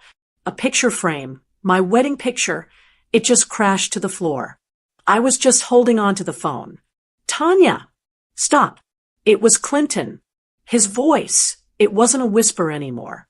It was a roar. He grabbed her. He physically yanked her off of me. He pulled her back, holding her by the arms. And she wasn't crying. She wasn't sorry. She was fighting him. She was trying to get past him. Let me go. Let me go. She recorded me. You let me go. I'll kill her. And Clinton, he was just holding her. And he was looking at her. He wasn't confused anymore. He wasn't concerned. His face was just broken. He was looking at this stranger, this screaming, clawing, raging in our living room. He wasn't looking at his wife. He was seeing, for the first time, he was finally seeing her. He was seeing the real Tanya. The spell didn't just break. It shattered. That awful, violent moment just hung in the air. The sound of the lamp crashing, her shriek, my wedding picture shattering on the floor. Tanya was frozen, her hand still clawed in the air, her face twisted into a mask of pure hatred I will see in my nightmares until the day I die. Clinton was just holding her. He was staring at her face, this close, and seeing her, really seeing her for the very first time. The rage on her face it flickered. It was replaced by a quick, desperate panic. She knew the mask hadn't just slipped. It had been ripped off. Clinton let go of her arms. He didn't push her. He just let go. She stumbled back. Clinton, she tried, her voice suddenly switching back to that fake, watery victim mode. Baby, she trapped me. She's lying. Get out. His voice I'd never heard it before. It was dead. All the warmth, all the love, all the life, it was just gone. What? She stammered, the fake tears stopping instantly. Get your things, he said, not looking at me, just looking right through her. Get your purse. And get out of this house. You can't. She started, and her voice began to rise again. You can't be serious. You're choosing her? This crazy old woman who just illegally recorded me. He didn't argue. He didn't yell. He just walked to the front door of my house, opened it, and stood there, holding it open, looking at the street. Get out. Now. And in that moment, she knew. The game was over. She had lost. That night was just the beginning. The next 3 months were a different kind of hell. My lawyer, Mrs. Davis, had been right to call it an extraction. The legal battle was brutal. Tanya, it turned out, was not going to go quietly. She tried everything. She told her lawyers that Clinton was abusive. She told them I was a vindictive, unstable mother-in-law who was obsessed with her. She tried to say the recording was an illegal trap, that she'd been goaded. She tried to say she was entitled to half of everything, the house, his savings, his retirement. But this time, her stories didn't work. Because this time, we were ready. We had Carrie's warning. We had the police reports from Ethan and Lucas, which showed her pattern. We had the lawyer who knew exactly what this was. And we had my awful secret recording. The lawyers used it not just to show her temper, but to prove coercive control and financial intent. And once the spell was broken, Clinton, he started to see. He went through their home computer. He found the files, the spreadsheets, the plans she'd had, the accounts she'd tried to open in his name. It was all there, just as she'd said in the text. Everything we need. She fought. She screamed. She lied in depositions. In the end, she lost. She walked out of that final hearing with nothing but what she'd come into the marriage with. She didn't get the house. She didn't get everything she needed. She was just gone. I wish I could tell you we celebrated. I wish I could tell you Clinton and I hugged and everything went back to normal. But it doesn't. Life doesn't just go back. My son is free, but he's broken. He's not the same man he was. He's so much quieter now. He's embarrassed. He's not just mourning the end of a marriage. He's mourning a person who never, ever existed. He's having to come to terms with the fact that his entire life for the last 3 years was a lie, a performance. And our relationship, his and mine, it's strained. He's grateful. I know he is. But he's also humiliated. He's humiliated that I saw it, and he didn't. He's humiliated that his 68-year-old mother had to come in and save him. I'm the person who saw him at his weakest. I'm the person who saw the real Tanya. And sometimes he looks at me and I know he's remembering that awful night.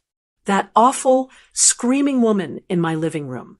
We're healing, I think, but it's a new place. A new, painful, and very honest foundation. There's no more pretending, at least. But I think about it. I think about it every single day. I think about that moment in my kitchen when her name popped up on my phone.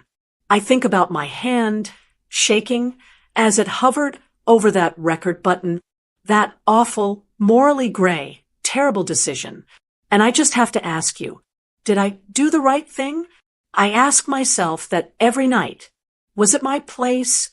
By recording her, did I stoop to her level? Or was I just a mother, doing the only thing I could do to save my child from a predator? What would you have done if you were in my shoes? Tell me in the comments, because I honestly still struggle with it. This whole story, it's been a lot. And if you've been through anything like this, I see you. Thank you for listening. If this story touched you, please give it a like and maybe share it with someone who needs to hear that they aren't alone. And please subscribe to this channel. There's another story ready for you to watch right after this. My son's wife wanted to do something terrible to me and my husband, but then I found out what she was really up to. My name is Rhonda Hendrickson. I'm 68 years old, and for the last 45 of them, my life has been my family. My husband, Evan, and I built a good life here in Santa Fe, New Mexico. It's not a mansion, just a quiet, comfortable home where we raised our 3 children. Ricky, our eldest, and our 2 girls, Grace and Naomi. This story starts, as so many family stories do, on Thanksgiving. It was always my favorite day. The smell of sage and roasting turkey filling the house, the sound of the parade on the television, the clatter of silverware. It was the one day I knew I'd have all my birds back in the nest. This year, I was more anxious than usual. Evan's health had been declining. His hands, which had built the very bookshelves in our living room, now trembled when he held his coffee. He was frail, and the worry for him sat like a small, cold stone in my chest. I wanted this Thanksgiving to be perfect, to feel his family all around him.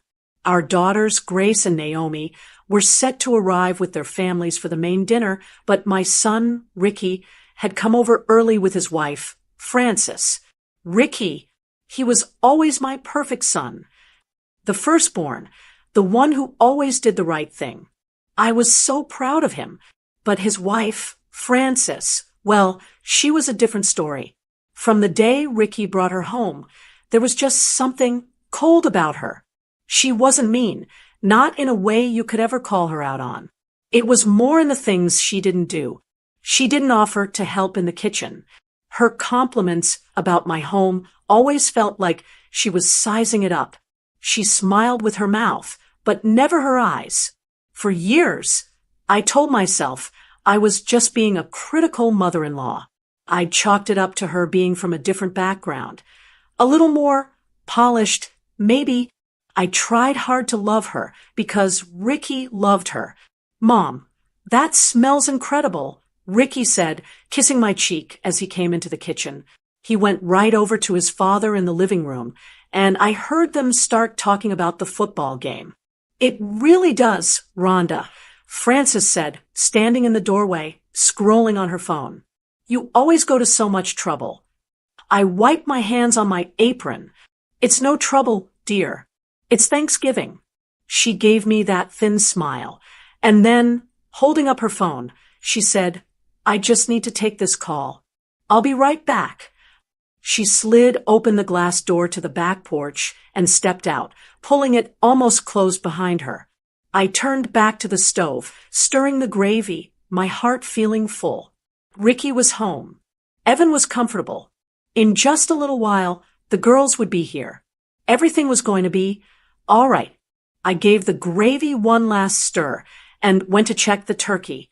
The oven was right by the sliding glass door. As I bent down, I could hear Frances's voice through the crack in the door. She wasn't using her usual polite, quiet tone. This voice was hard and angry. "I don't care what he says." I heard her snap. "The plan is set. We need that money and we need it fast." I froze, my hand on the oven handle. I shouldn't be listening.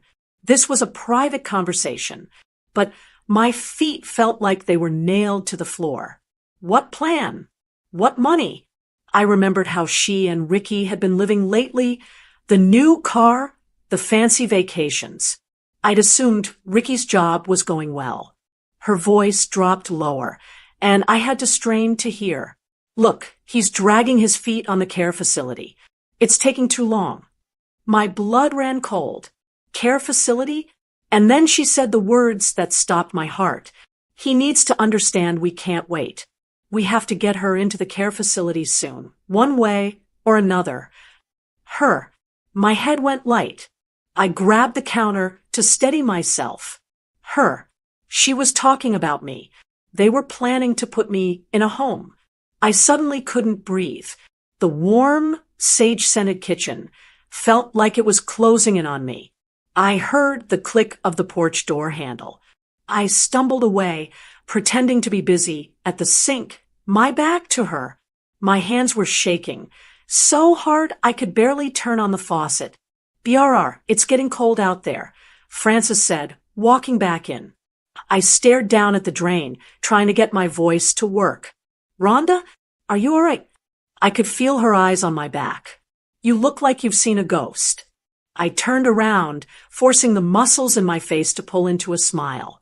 It was the hardest thing I have ever done. Just a little lightheaded. Must be the heat from the oven. "Well, don't overdo it," she said, her voice dripping with false concern. "You know you're not as young as you used to be." Just then, the doorbell rang. Grace and Naomi were here. The house was suddenly filled with the happy noise of my grandchildren, hugs and laughter, and, "Grandma, it smells so good." I had to get through it. I had to walk into that living room, hug my daughters, and pretend that my world hadn't just been shattered.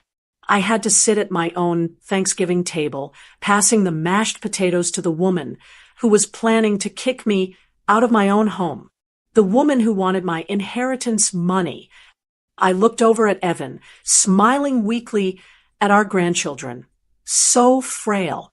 And I looked at Ricky, my perfect son, laughing with his sisters, completely unaware. Or was he? The food tasted like cardboard in my mouth. And as I watched Frances raise a glass for the toast, I could only think of her last words. One way or another. It didn't sound like a plan. It sounded like a threat. I didn't sleep that night. Not 1 minute. Every time I closed my eyes, I heard Frances's voice, sharp and cold, cutting through the memory of my warm kitchen. "Get her into the care facility soon, one way or another." How do you lie in the dark next to the man you've loved for 45 years, knowing your own son might be in on a plan to tear your whole life apart? The house was finally quiet, but it wasn't a peaceful quiet. It was heavy. Evan's soft, unsteady breathing from the pillow beside me was the only real thing. I lay there, rigid, staring at the shadows on the ceiling, feeling a kind of cold dread I'd never known before. By the time the first gray light of morning came in, I was sick with it. The Thanksgiving feast was over. Grace and Naomi had already left, planning to spend the day with their in-laws before driving home. The house felt hollow. The smell of leftover turkey mixing with the stale air of a party, that's over. Ricky and Frances were staying for the whole weekend. That was the part one couldn't wrap my head around. How could they sleep under my roof? I got up, my joints stiff. I made the coffee, just like I do every morning. I helped Evan with his pills and got him settled in his big armchair by the window, the newspaper folded on his lap. His hands, God bless him, were shaking more than usual. He looked up at me and smiled, his eyes still bright. "Wasn't that a lovely day, Rhonda?" I kissed his forehead, my heart feeling like it was cracking in two. It was sweetheart. It really was. Seeing him so frail, so trusting, that little stone of worry I always carried turned into a hard, hot coal of anger. I wasn't just scared anymore. I was furious. I had to know. I had to hear it from my son. Ricky came into the kitchen a little while later, yawning and rubbing his eyes. "Morning, Mom. Coffee smells good." He smiled at me. That same easy smile he'd had since he was a little boy. My perfect son. How could this be real? My hands were trembling as I poured him a cup. I had to set the pot down before I dropped it. I couldn't do this, but I had to. "Ricky," I said, and my voice came out as a hoarse whisper. He looked up, his smile fading. "What's wrong, Mom? You look terrible. Didn't you sleep?" That was all it took. The dam I'd been holding up all night just broke. The words tumbled out, fast and messy, the tears I'd been swallowing finally welling up and rolling down my cheeks. I was at the oven yesterday. I started, my voice shaking. I heard Frances. She was on the porch, on the phone. Ricky's face went blank. "Okay." She was talking about money, inheritance money. And Ricky, I had to stop to take a breath. She was talking about a care facility, about putting me in one. She said she had to get me in one way or another. I stared at his face, desperate. I was expecting shock, horror. I needed him to be as outraged as I was. I needed him to wrap his arms around me and say, "My God, Mom, no. That's insane. I'll handle this." He just looked confused. "Mom, what are you talking about? A care facility? Why would you must have misheard." "I did not mishear," I said, my voice rising. "I know what I heard. Ricky, is everything all right in here?" A voice, smooth as silk, cut through the kitchen. "Frances." She was standing in the doorway, wearing a fancy silk robe, holding her phone. She was looking from me, with my tear-stained face, to Ricky, with his cup frozen halfway to his mouth. That little half-smile was on her face. She knew. I felt it in my bones. She knew I'd heard. Ricky looked like a deer in the headlights. Mom thinks she heard you yesterday, talking about, Frances raised one perfect eyebrow.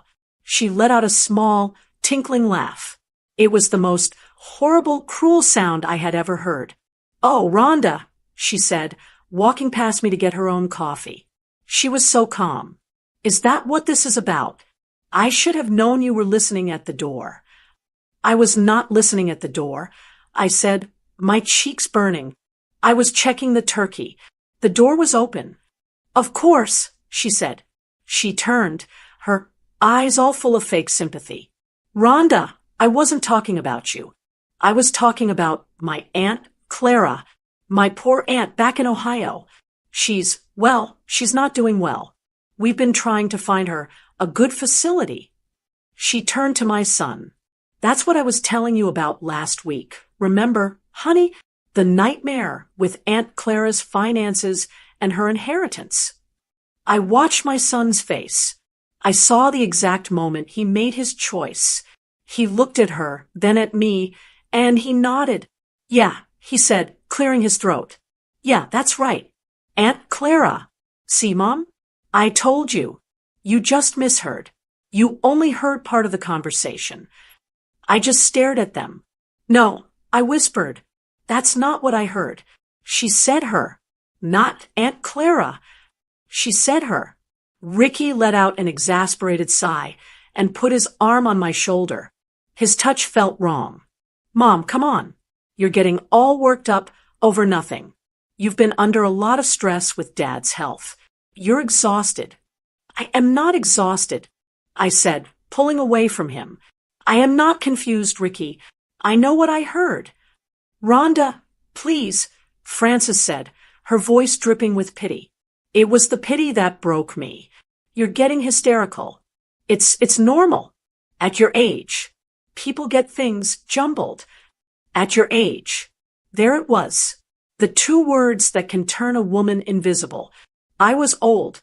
I was confused. I was jumbled. I looked at my son. My perfect son. And he wouldn't meet my eyes. He was looking at the floor, at his coffee cup, anywhere but at his mother, who was pleading with him to believe her. And in that moment, he was gone. The boy I'd raised was gone. And in his place was this stranger, this man who stood by and let his wife call me old and confused. He chose her. He chose the lie. A coldness spread through me that had nothing to in with the morning chill. It was the most profound and loneliness I have ever felt. They were a team, and I was on the outside. I had no proof. I had no one who would believe me. It was my word against theirs, and they had already decided right there in my own kitchen that my word meant nothing. That was just devastating. There's nothing worse than being told you're just confused when you know in your heart that you're right. Have you ever felt dismissed or invisible by someone who was supposed to be on your side? Let me know your story in the comments below. I stood there in my own kitchen, the coffee cup still in my hand, listening to the sound of them in the living room. They were laughing. Ricky and Francis.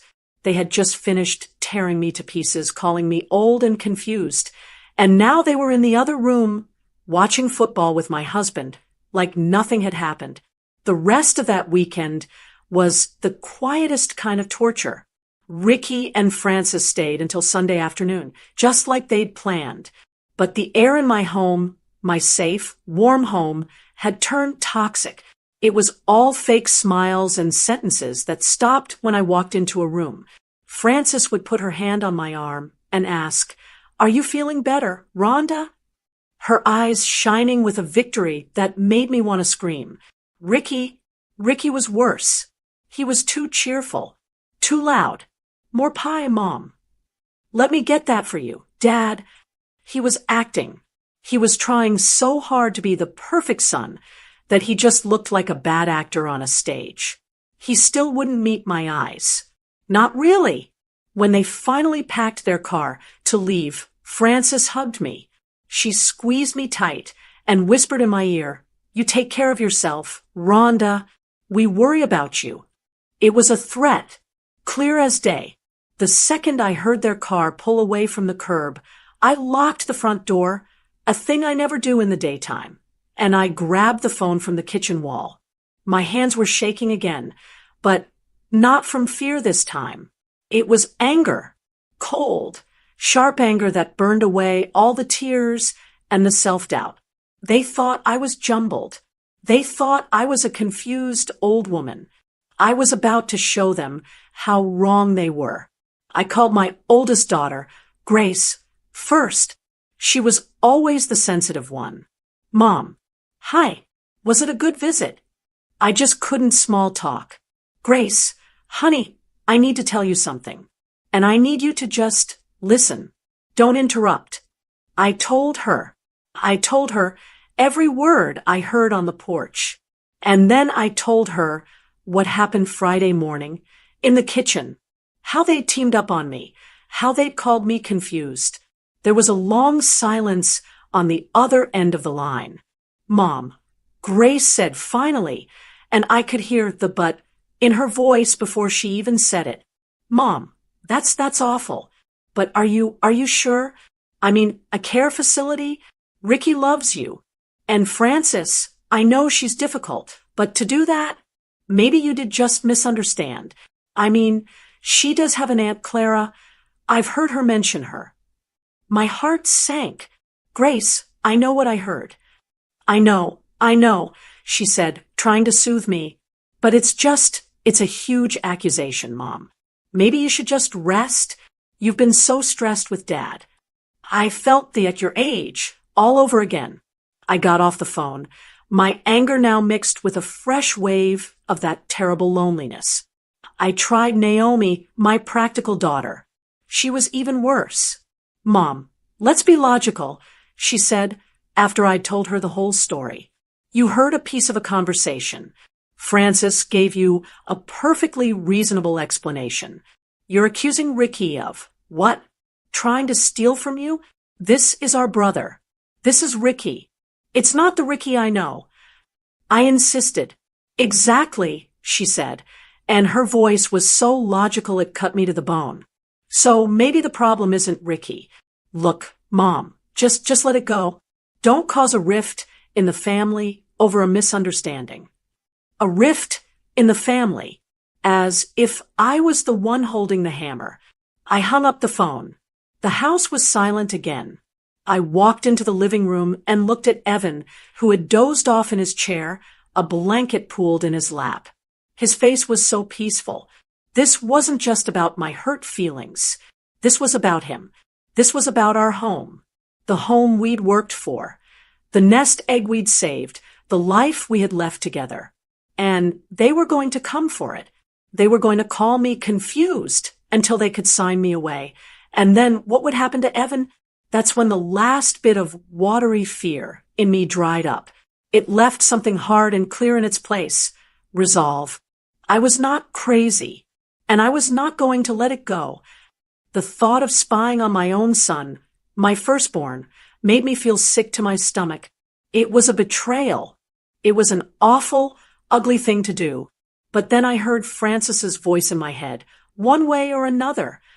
This wasn't spying. This was survival. The next day, I told Evan I was going to a special luncheon with my old book club.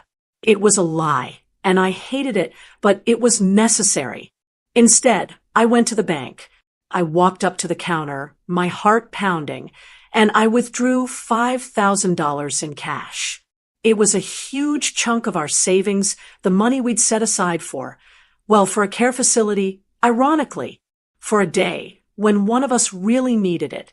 I took that envelope of cash, and I went to a small, nondescript office building on the other side of town. I'd found it on the internet, typing Private Investigator Santa Fe into my laptop like I was in some kind of movie. The man I met wasn't what I expected. He wasn't a tough guy in a trench coat. He was just a man, quiet, looked more like a high school teacher. His name was Richard. I sat down, and I told him everything. I didn't cry. I didn't get hysterical.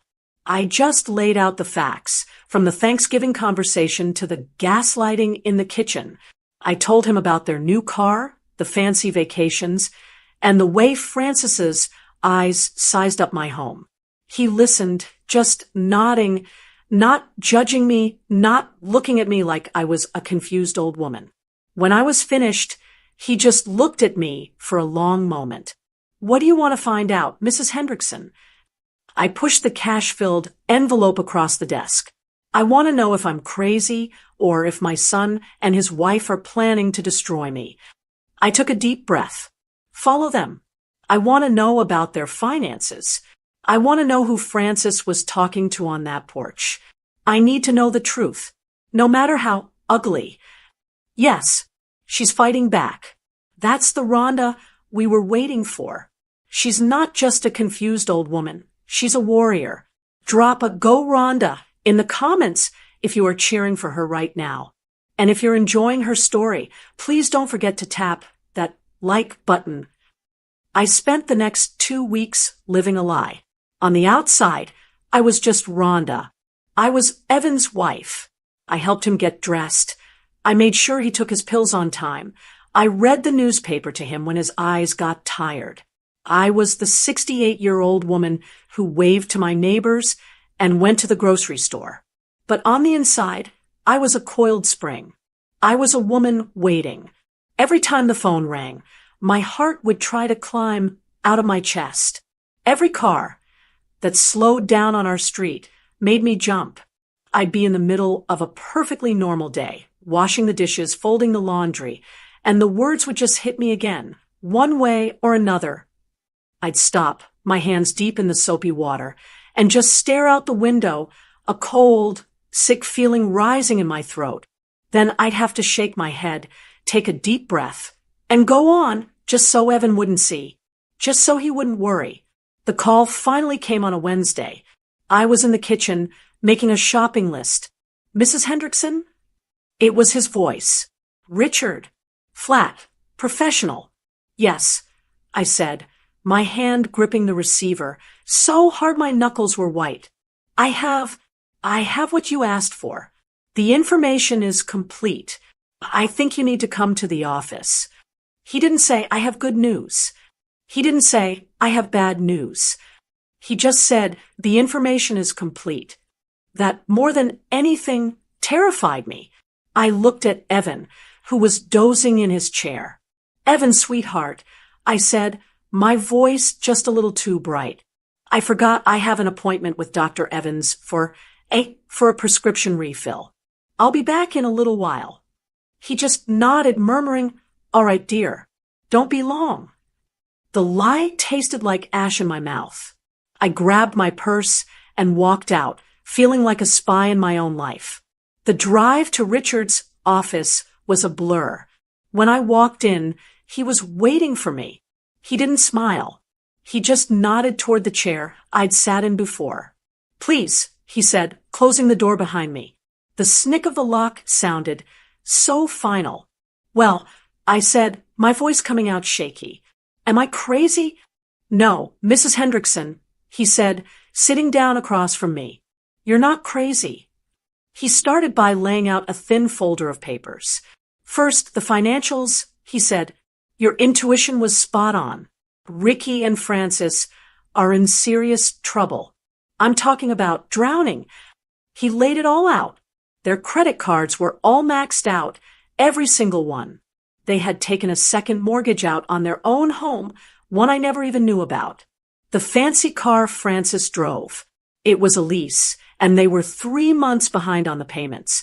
The vacations, the clothes, it was all a lie, all built on a mountain of debt. I just stared at the numbers. But Ricky's job, I thought. He's making good money, Richard said, tapping a paper. But they're spending nearly double what he brings in. They're desperate. Based on these timelines, they've been in a free fall for about a year. I felt a cold, sick kind of validation. So I wasn't confused. The coldness I'd felt from Francis, it wasn't just my imagination. It was the chill of desperation. But that's not all, is it? I whispered. Richard's face, which had been professional, turned grim. He leaned forward and his voice dropped. No, it's not. I'm afraid it's much worse than debt, Mrs. Hendrickson. He took a deep breath. You asked me who Francis was talking to. I followed her. 2 days ago, she drove to a very rundown part of town. She met someone. A man. Not a lawyer, not a banker. He turned his computer monitor toward me. I filmed the meeting. The audio, it's clear. My heart wasn't just pounding now. It was a cold, hard stone sinking in my chest. He pressed a key. A grainy video appeared. There was Frances standing next to her fancy car in a dirty, cracked parking lot. She was talking to a man who looked rough. He was smoking, leaning against a wall. I watched, holding my breath, as I saw Frances hand this man a white envelope. My envelope, I thought. My money. And then I heard her voice. That same hard, cold voice from my porch. It's taking too long, Francis said. He's still dragging his feet about the facility. The old woman is tougher than I thought. The old woman. That's what I was. Not Rhonda. Not Mom. The old woman. The man on the video took a long drag from his cigarette. So the plan's not working, he mumbled. What do you want from me? And then came the words that will echo in my head until the day I die.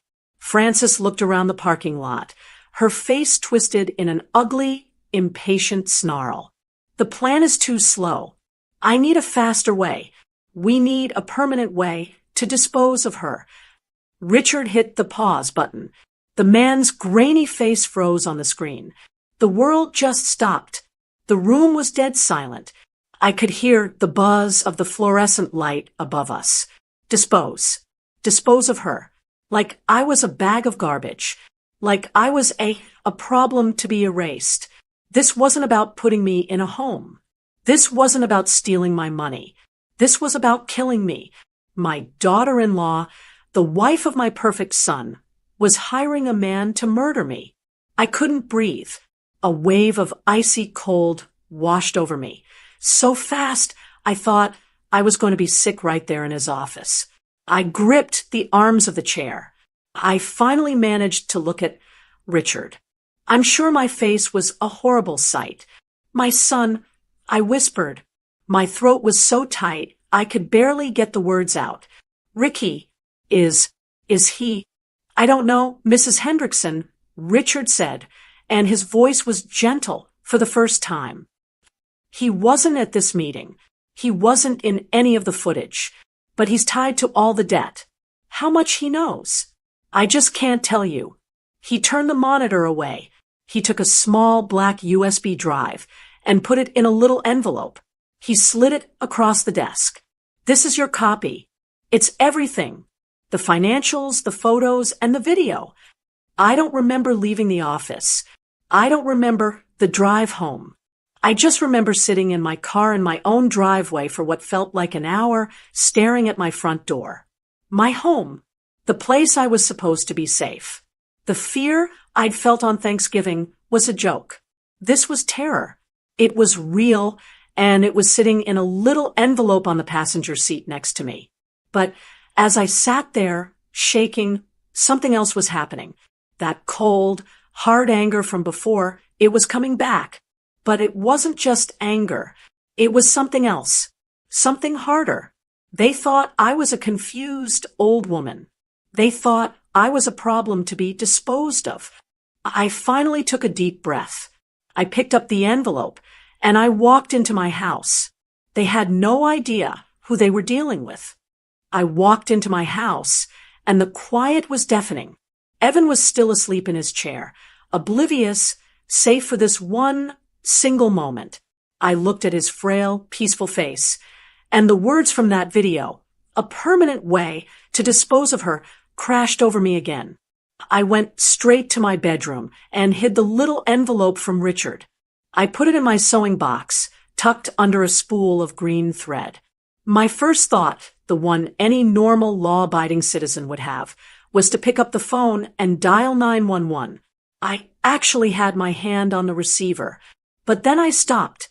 I played it out in my head. A patrol car would come. 2 officers, probably young enough to be my grandchildren, would stand in my living room. I would what? Tell them my daughter-in-law talked to a bad man. I'd show them the video of a conversation. And then they would go talk to Frances. And Frances, oh, she was good. She was so good. She would cry. She would be horrified. She'd say, "Oh, officers, thank God you're here. We've been so worried about Rhonda. Her mind, it's not what it used to be. She's been under such strain with Evan's health. She's become obsessed. She's fabricating things. She would use my age against me. She and Ricky would paint me as a senile, hysterical, vindictive old woman. And who would they believe? A crying, polished young couple, or the confused old lady who claims her daughter-in-law is a murderer? They would call it a family dispute. They would leave. And Frances would still be out there. But now, she'd be even more dangerous, because she would know that I knew. She would have to act fast. No, the police weren't the answer. Not yet. I had to prove it. I couldn't just show them what she said. I had to catch them in the act. I had to force their hand. They were impatient. Good. I would use their impatience against them. I sat down at my kitchen table, my hands perfectly steady. The shaking had stopped. The terror had burned away, leaving something cold and hard and clear in its place. If they thought I was a tough old woman, what if suddenly I wasn't? What if I gave them the exact opening they'd been praying for? The idea came to me fully formed, and it was so dark it made me catch my breath. What if I had a fall? What if I had a health scare? A mini stroke? Something that would make me seem helpless. confused, a burden, exactly the kind of problem they needed to solve quickly. I recoiled from the thought. I'm an honest woman. I've never cheated on my taxes. I return my library books on time.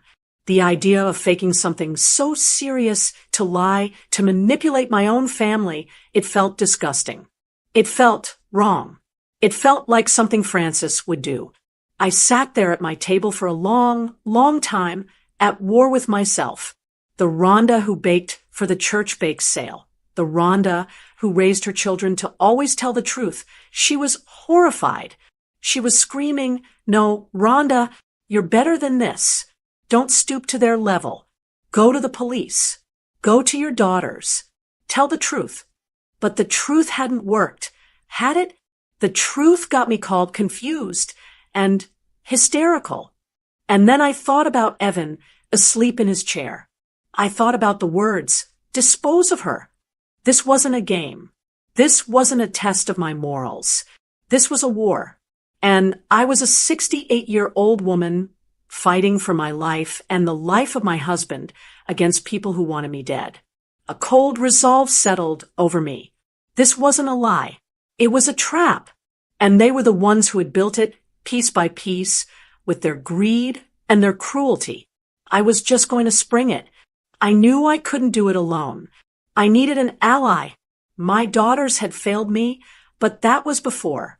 That was when it was just my word. Now I had proof. I called my daughter, Naomi, the practical one. "Naomi," I said, my voice low and urgent, leaving no room for argument. "I need you to drive to Santa Fe. I need you here tomorrow. Do not tell Grace, and do not dare tell Ricky. I have something to show you, something that changes everything." She must have heard the steel in my voice, because all she said was, "I'll leave in an hour."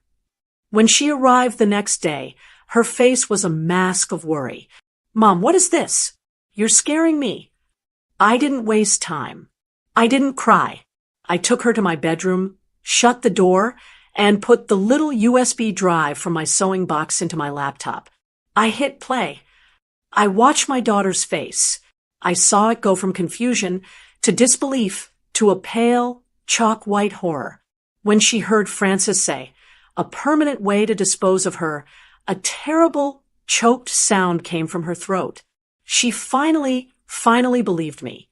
"Oh my God," she whispered, her hands flying to her mouth. "Oh my God, Mom.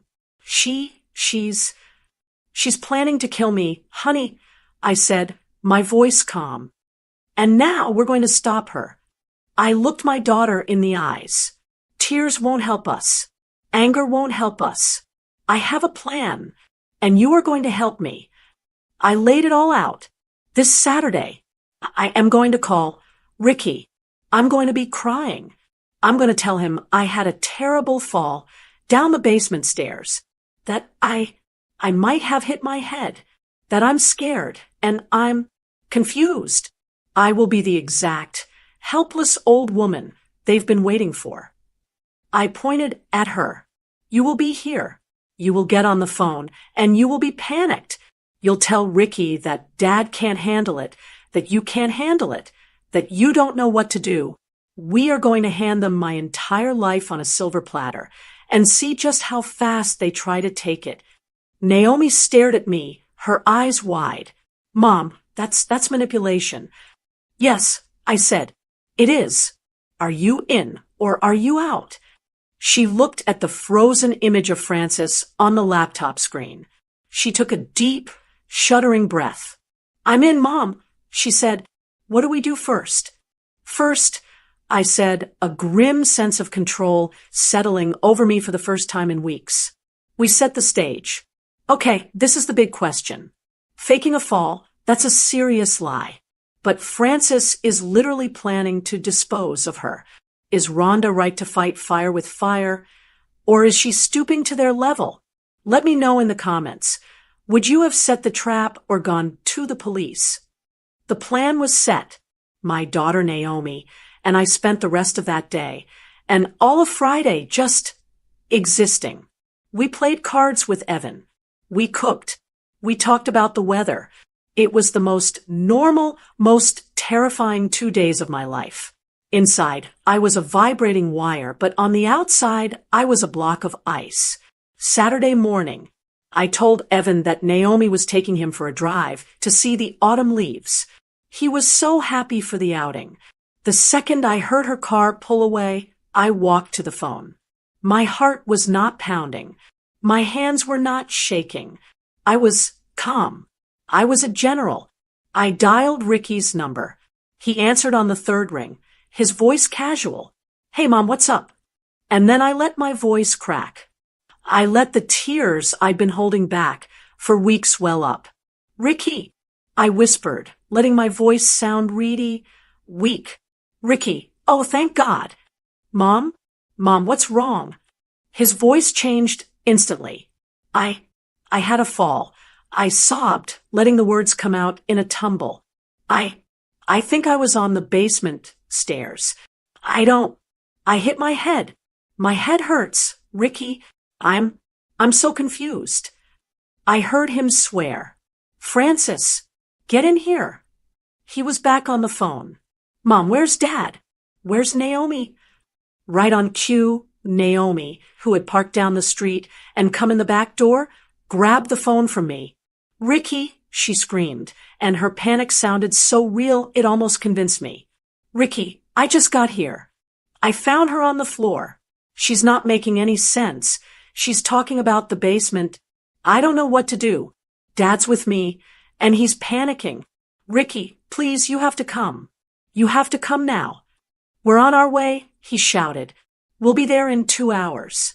Just keep her calm. Call 911. "No," Naomi shrieked. She won't let me. She's scared. Please, just hurry." She hung up the phone. We looked at each other in the silent kitchen. "They're on their way," she said. "Good," I said. "Let's get ready for our guests." The next 2 hours were the strangest of my life. We didn't panic. We prepared. Naomi helped her father, who was genuinely distressed by all the fuss, into his bedroom for a nap, telling him I'd just had a little scare but was resting. I went to my room and put on my good blue blouse. I combed my hair. I put on a little bit of lipstick. I was not going to look like a victim. At 10:45, a car pulled up. Not Ricky's. This was Mr. Harrison, my lawyer, a stern, older man who had handled our will. At 10:50, another car. Richard, the private investigator, in a simple suit, carrying a laptop. I had them sit, not in the living room, with the soft, comfortable chairs. I had them sit at the dining room table, the one I'd served Thanksgiving dinner on. This was not a family visit. This was business. At 11:05, just as Naomi was bringing out a tray of glasses and a pitcher of ice water, we heard it. A car door slamming. Footsteps pounding on the porch. Ricky used his old key, just as I knew he would. The front door burst open, and he stumbled into the entryway. "Mom," he yelled, his eyes wild with panic. "Mom, where are you?" "We're here." Frances was right behind him, her face a perfect mask of practiced concern. "We're in the dining room, Ricky," I called out. My voice was calm, clear, strong. They skidded to a halt at the doorway, and they froze. I was not on the floor. I was not hysterical. I was not holding my head or babbling about a fall. I was sitting at the head of my dining room table. My daughter Naomi was on my right. My lawyer, Mr. Harrison, was on my left. And across from me sat Richard, the private investigator, with his laptop open and ready. Frances's face, it was a picture. The fake worry just evaporated. It was replaced by a sharp, sudden, confused anger. Ricky just looked baffled, his mouth half open. "What?" Frances stammered, her eyes darting from me to the two strange men. "What is this?" I looked right at her. "Hello, Frances." "Ricky, thank you for coming so quickly." I paused, and then I said the words. you've been planning this family meeting for a while. I thought I'd finally schedule it. Please sit down." They didn't move. They just stared. "Mom, what is this?" Ricky said, his voice shaky. "Naomi, you said she fell. You said she was confused." "No, Ricky," I said, my voice cutting through the silence. "I just opened my eyes. For the first time. Please. Sit. Slowly, like they were walking into a trap, which they were. They took the 2 empty chairs at the end of the table. I took a deep breath. All the power they had held, the power of their lies, and my fear, it was all gone. It was in my hands now. "I know you like to talk about finances, Francis." I began, my voice level, so I thought we'd start there. I nodded at Mr. Harrison. He opened a folder and, one by one, began to slide papers across the table. "These are your credit card statements, Ricky, all 6 of them, all maxed out. This is the second mortgage you took on your home. This is the late payment notice for your wife's car." I watched my son.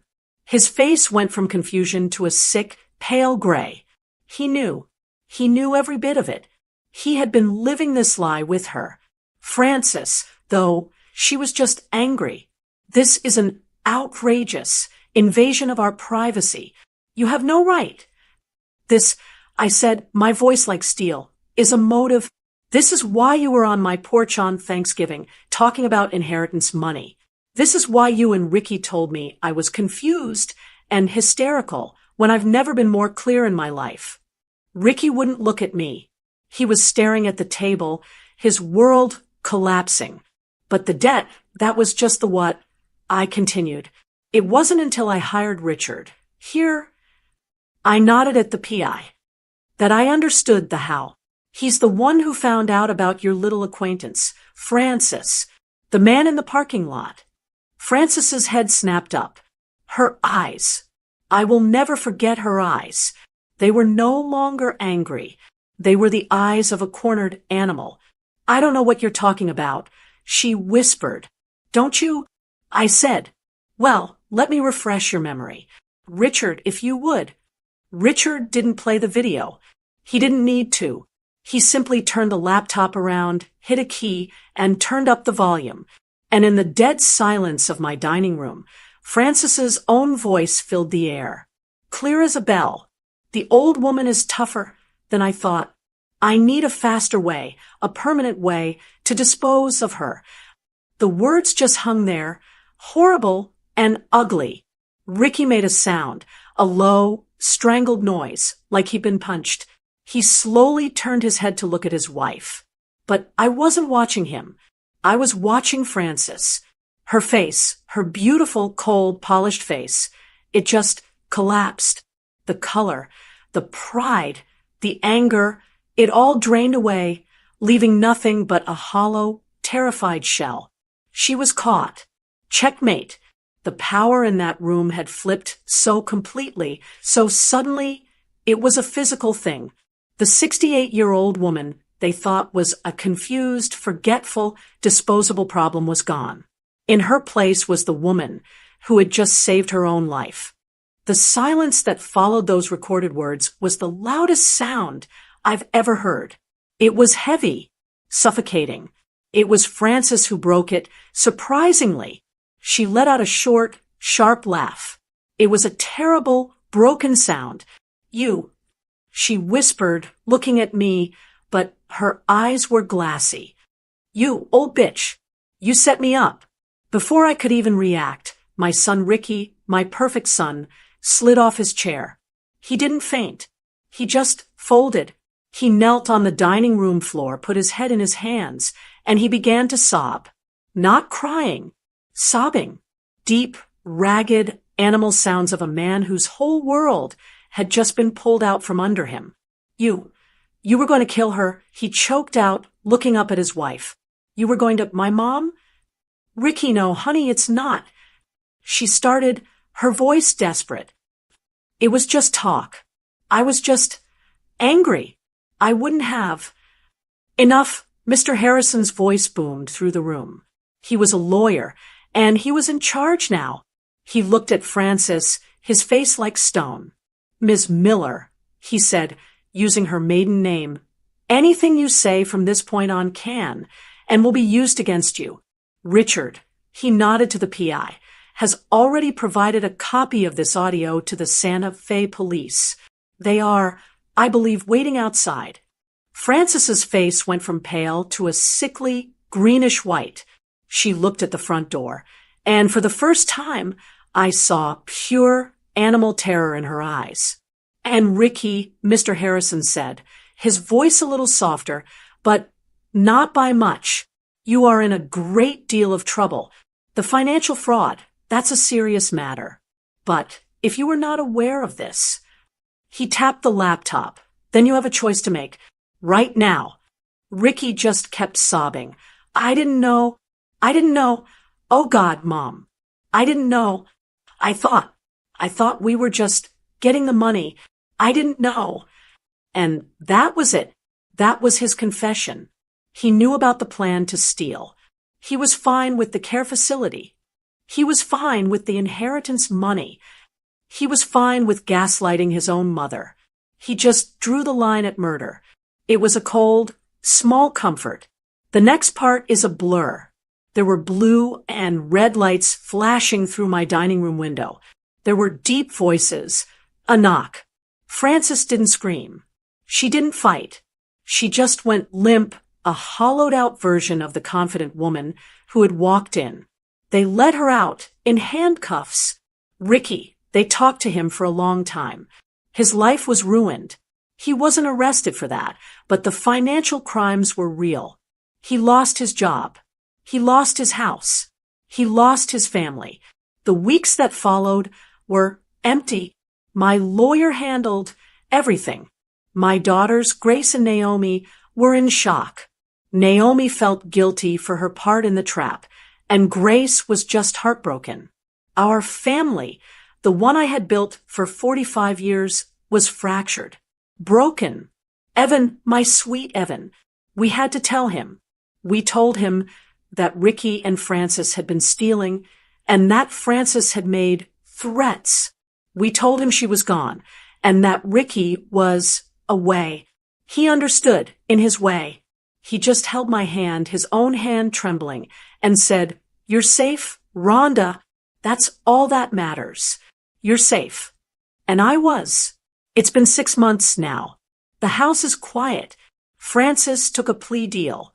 She's in prison. Ricky is living somewhere up north. I think working a job I never would have imagined for him, just to pay back the mountain of debt. He and I, we don't talk.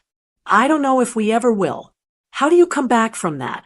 How do you look your son in the eye, knowing he was willing to let you be put away, all for a new car and a fancy vacation? That's a wound that may never heal. But this isn't a sad story. Not really. I was sitting on my back porch the other day, the same porch where I'd heard the words that changed my life. I was drinking a cup of tea. Evan was inside, watching his game. And I realized I wasn't scared. I wasn't an old woman. I wasn't confused. I was the woman who had saved us. I learned something in all of this. I learned that you must trust your intuition. That little feeling in your gut that tells you something is wrong. It's not you being hysterical. It's an alarm. And you need to listen to it. I learned that in your golden years, you're not done.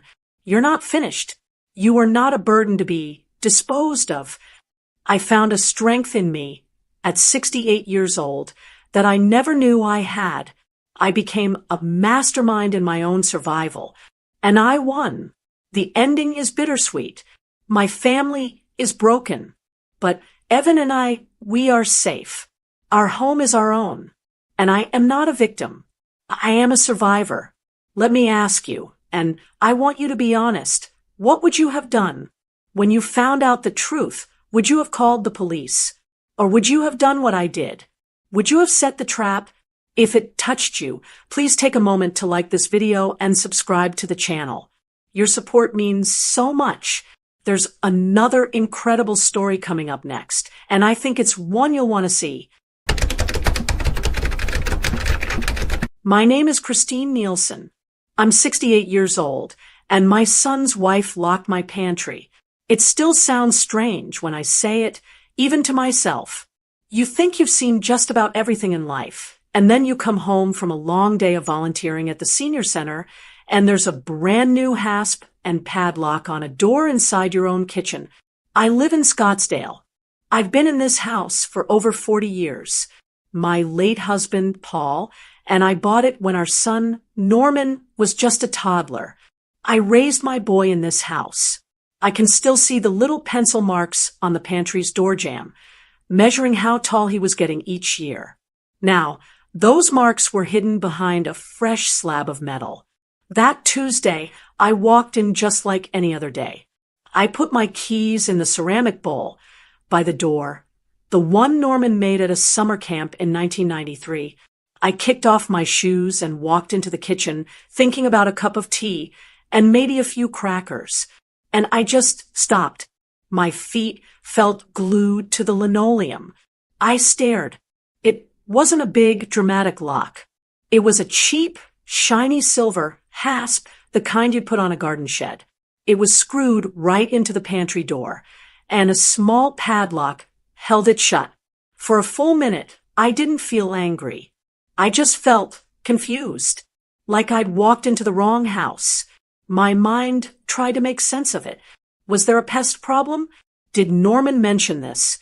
And I'd forgotten?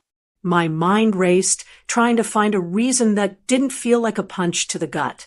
But there was no other reason. This was no accident. My son, Norman, and his wife, Cindy, had moved in 3 months ago. The official reason was to help me with expenses and make sure I was okay living alone in this big house. I hadn't asked for their help, but I'd missed Norman. I thought it would be nice having family around. It had not been nice. From the first week, it felt less like they were moving in with me and more like I was a tenant they had inherited. Cindy, my son's wife, immediately started updating things. The curtains my husband and I picked out were replaced with something gray and thin. My comfortable, worn-out armchair was moved to the den because it didn't match the new aesthetic.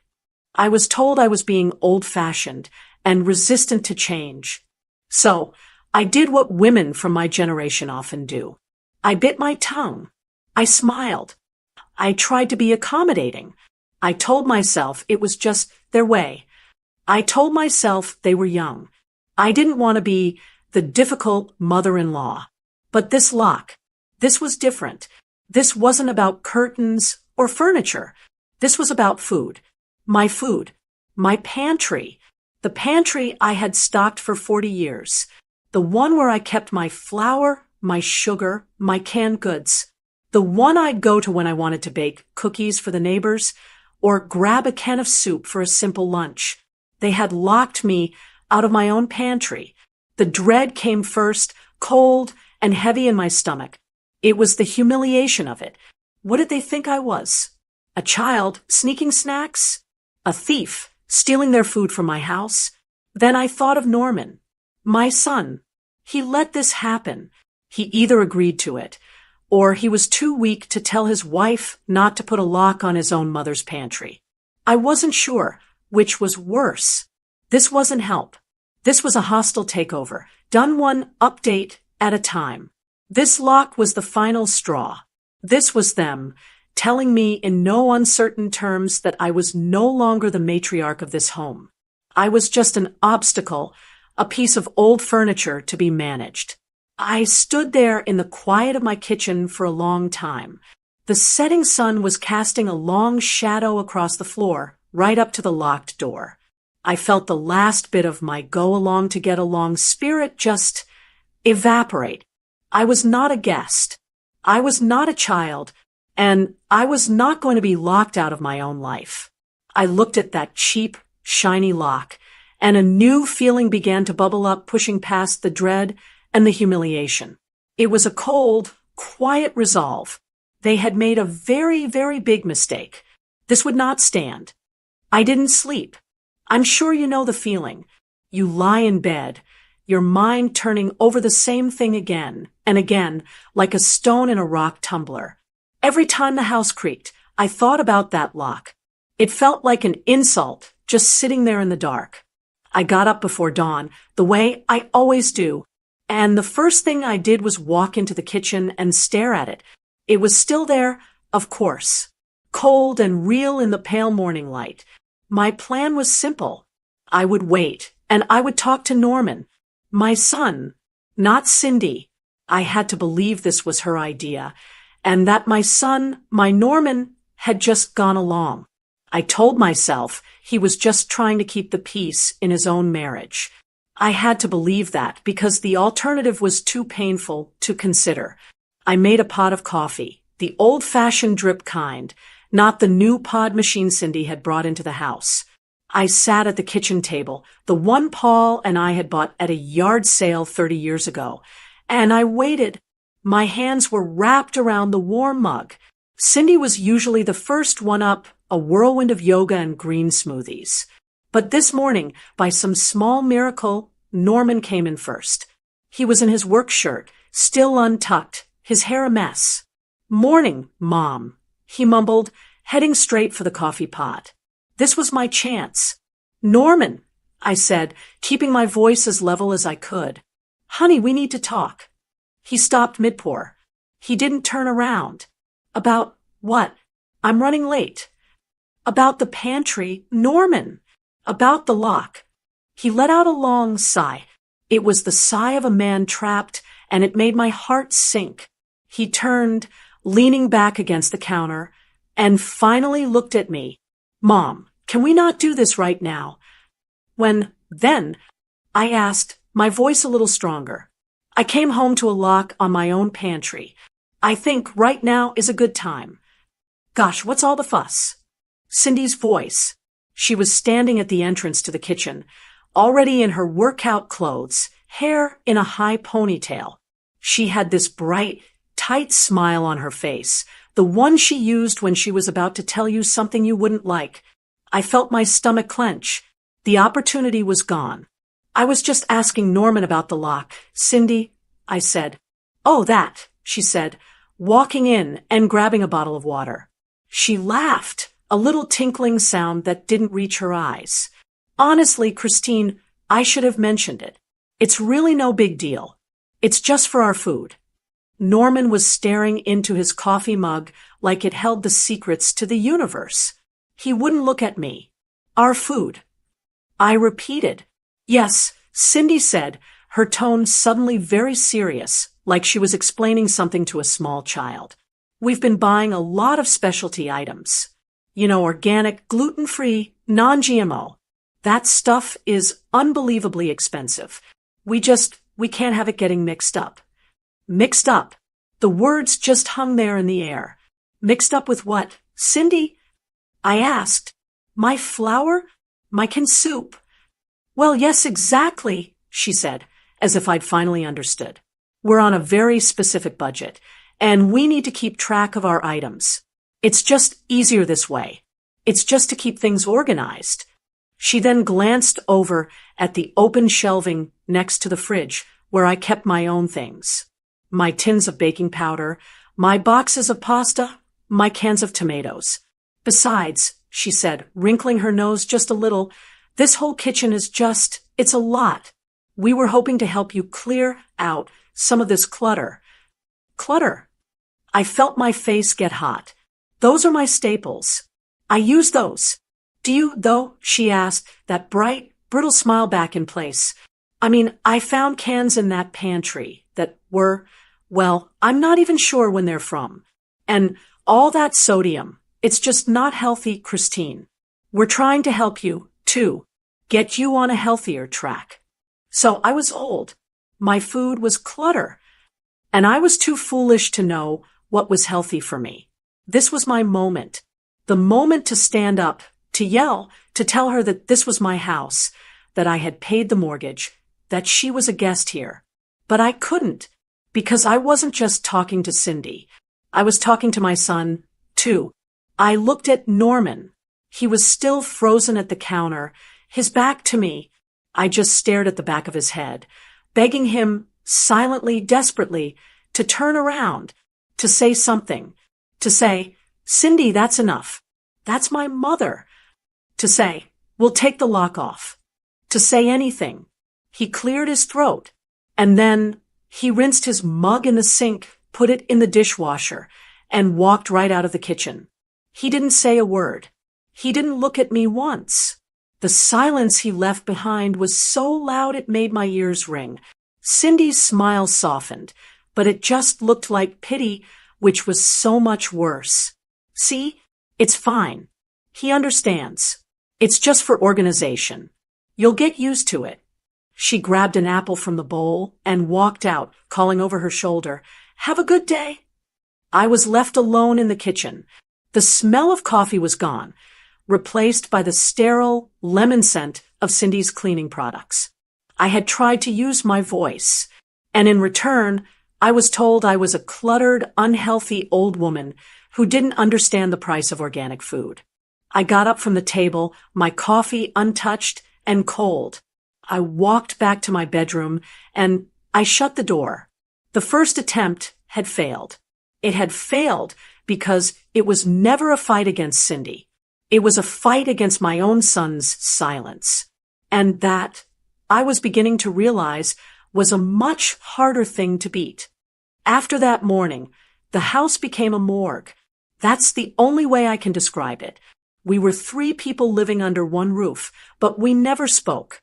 When I'd walk into a room, Cindy would suddenly find something fascinating on her phone, or she'd get up and leave. Norman just wasn't there. He started leaving for work earlier and coming home later. And when he was home, he'd be in his room with Cindy, the door closed. The silence from that closed door was louder than any argument. And every time I walked into the kitchen, there it was, the lock. It was a constant reminder. It sat there, smug and shiny, telling me that I was a guest, that I was clutter, that my own son had chosen to side with his wife, who had been in this house for 3 months, over me, who had built it for 40 years. I spent 2 days in a fog. I'd sit in my room, reading the same page of a book over and over. I'd go out to the garden, but I'd just stare at the weeds. I felt small. I felt invisible. On the 3rd day, Friday, I woke up feeling empty. The house was quiet. Norman was at work, and Cindy's car was gone, so she was probably at her yoga class. I was alone, and the silence felt heavy and sad. I needed to do something. Not something big, just something normal. Something that felt like me. And then I thought of Paul. I thought of his oatmeal raisin cookies. He had a terrible sweet tooth, and he always said my cookies were the only ones that got it right. A little flicker of warmth went through me. That's what I'd do. I would bake. I would fill this sad, silent house with the smell of cinnamon and sugar. It was a small act, but it felt like mine. I went into the kitchen. The lock on the pantry was still there, a metal scar on the wood. But I didn't need anything from the pantry. My baking supplies, my flour, my sugar, my spices, I kept those on the open shelving unit by the stove. The one Cindy had called clutter. I pulled out my big ceramic mixing bowl, the one my mother had given me. I got out the eggs and butter. I even found the recipe card, the one I'd written out decades ago, stained with vanilla and thyme. I turned to the shelf to get the flour and sugar, and they were gone. My heart did a strange little flip. I stood there for a moment, just confused. The shelf was almost empty. My bags of flour and sugar were gone. My baking soda tin was gone. My bottle of vanilla, my container of brown sugar, my box of cornstarch, all of it. I must have moved them. I whispered to myself, though I had no memory of it. I checked the other cabinets, one by one, my confusion starting to turn into a cold, sick feeling. I checked the cabinet above the fridge. I checked the Lazy Susan in the corner. Nothing. Just Cindy's sleek, matching glass jars of quinoa, lentils, and chia seeds. My baking supplies had vanished. And then I saw it. Next to the back door stood the new trash can. Cindy had thrown out my old, perfectly good step can because it was a beige eyesore.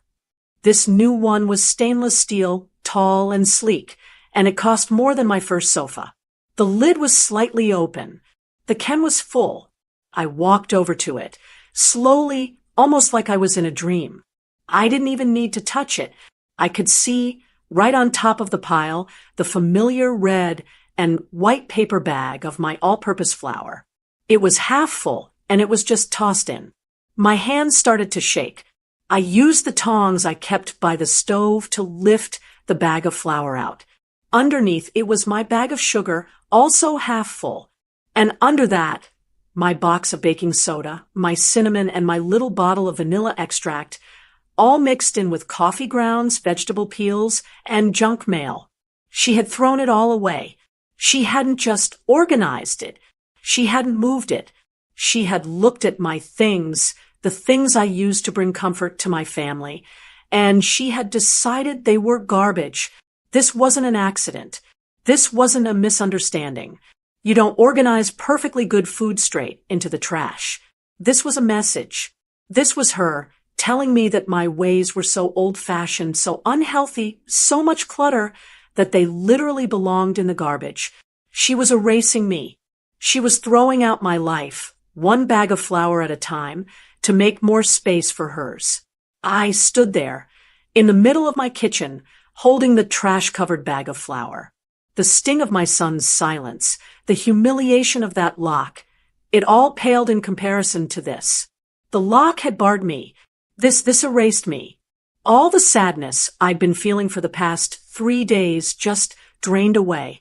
And something else, something cold and hard and clear, settled in its place. I was done being quiet. I was done being accommodating. I was done being the polite, smiling old woman who lets everyone walk all over her.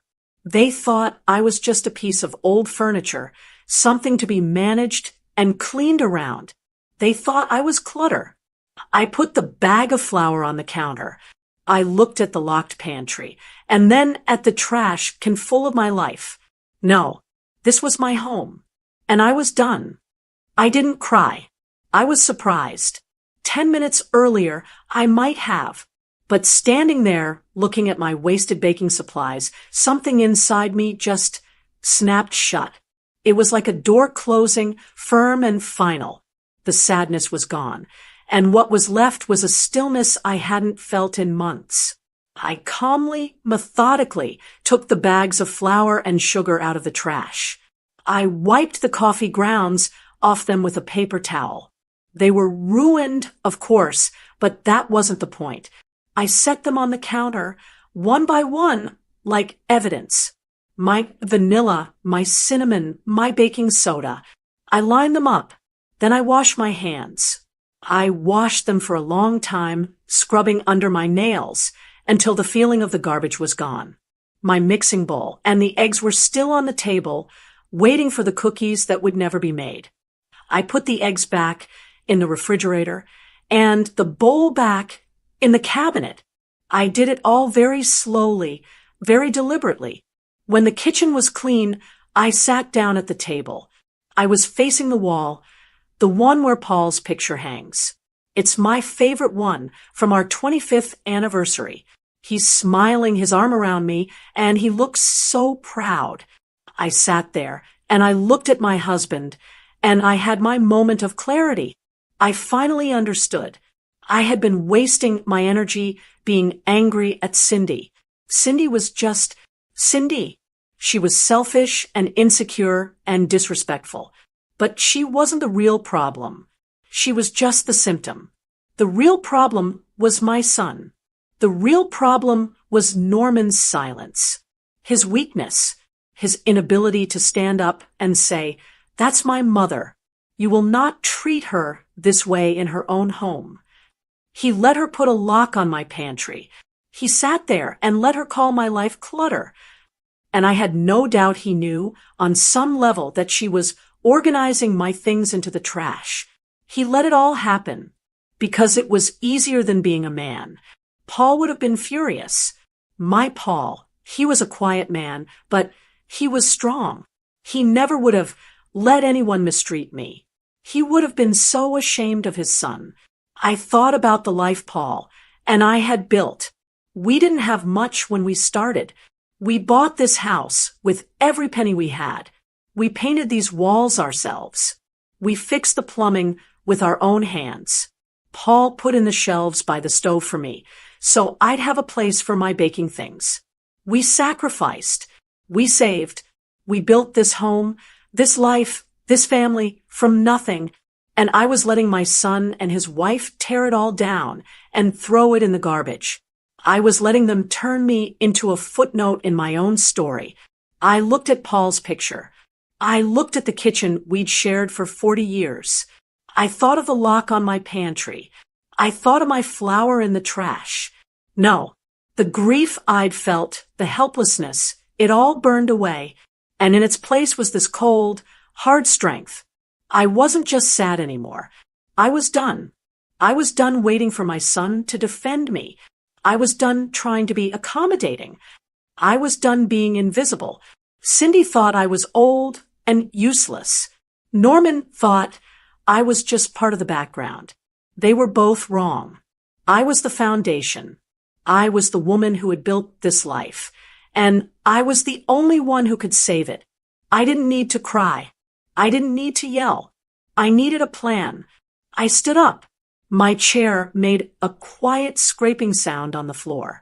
I walked past the pantry, past the evidence of my trash supplies, and I went to the back door. I pulled open the door to the garage. It was musty, smelling of old oil and sawdust, and memories. I hadn't been out here in months.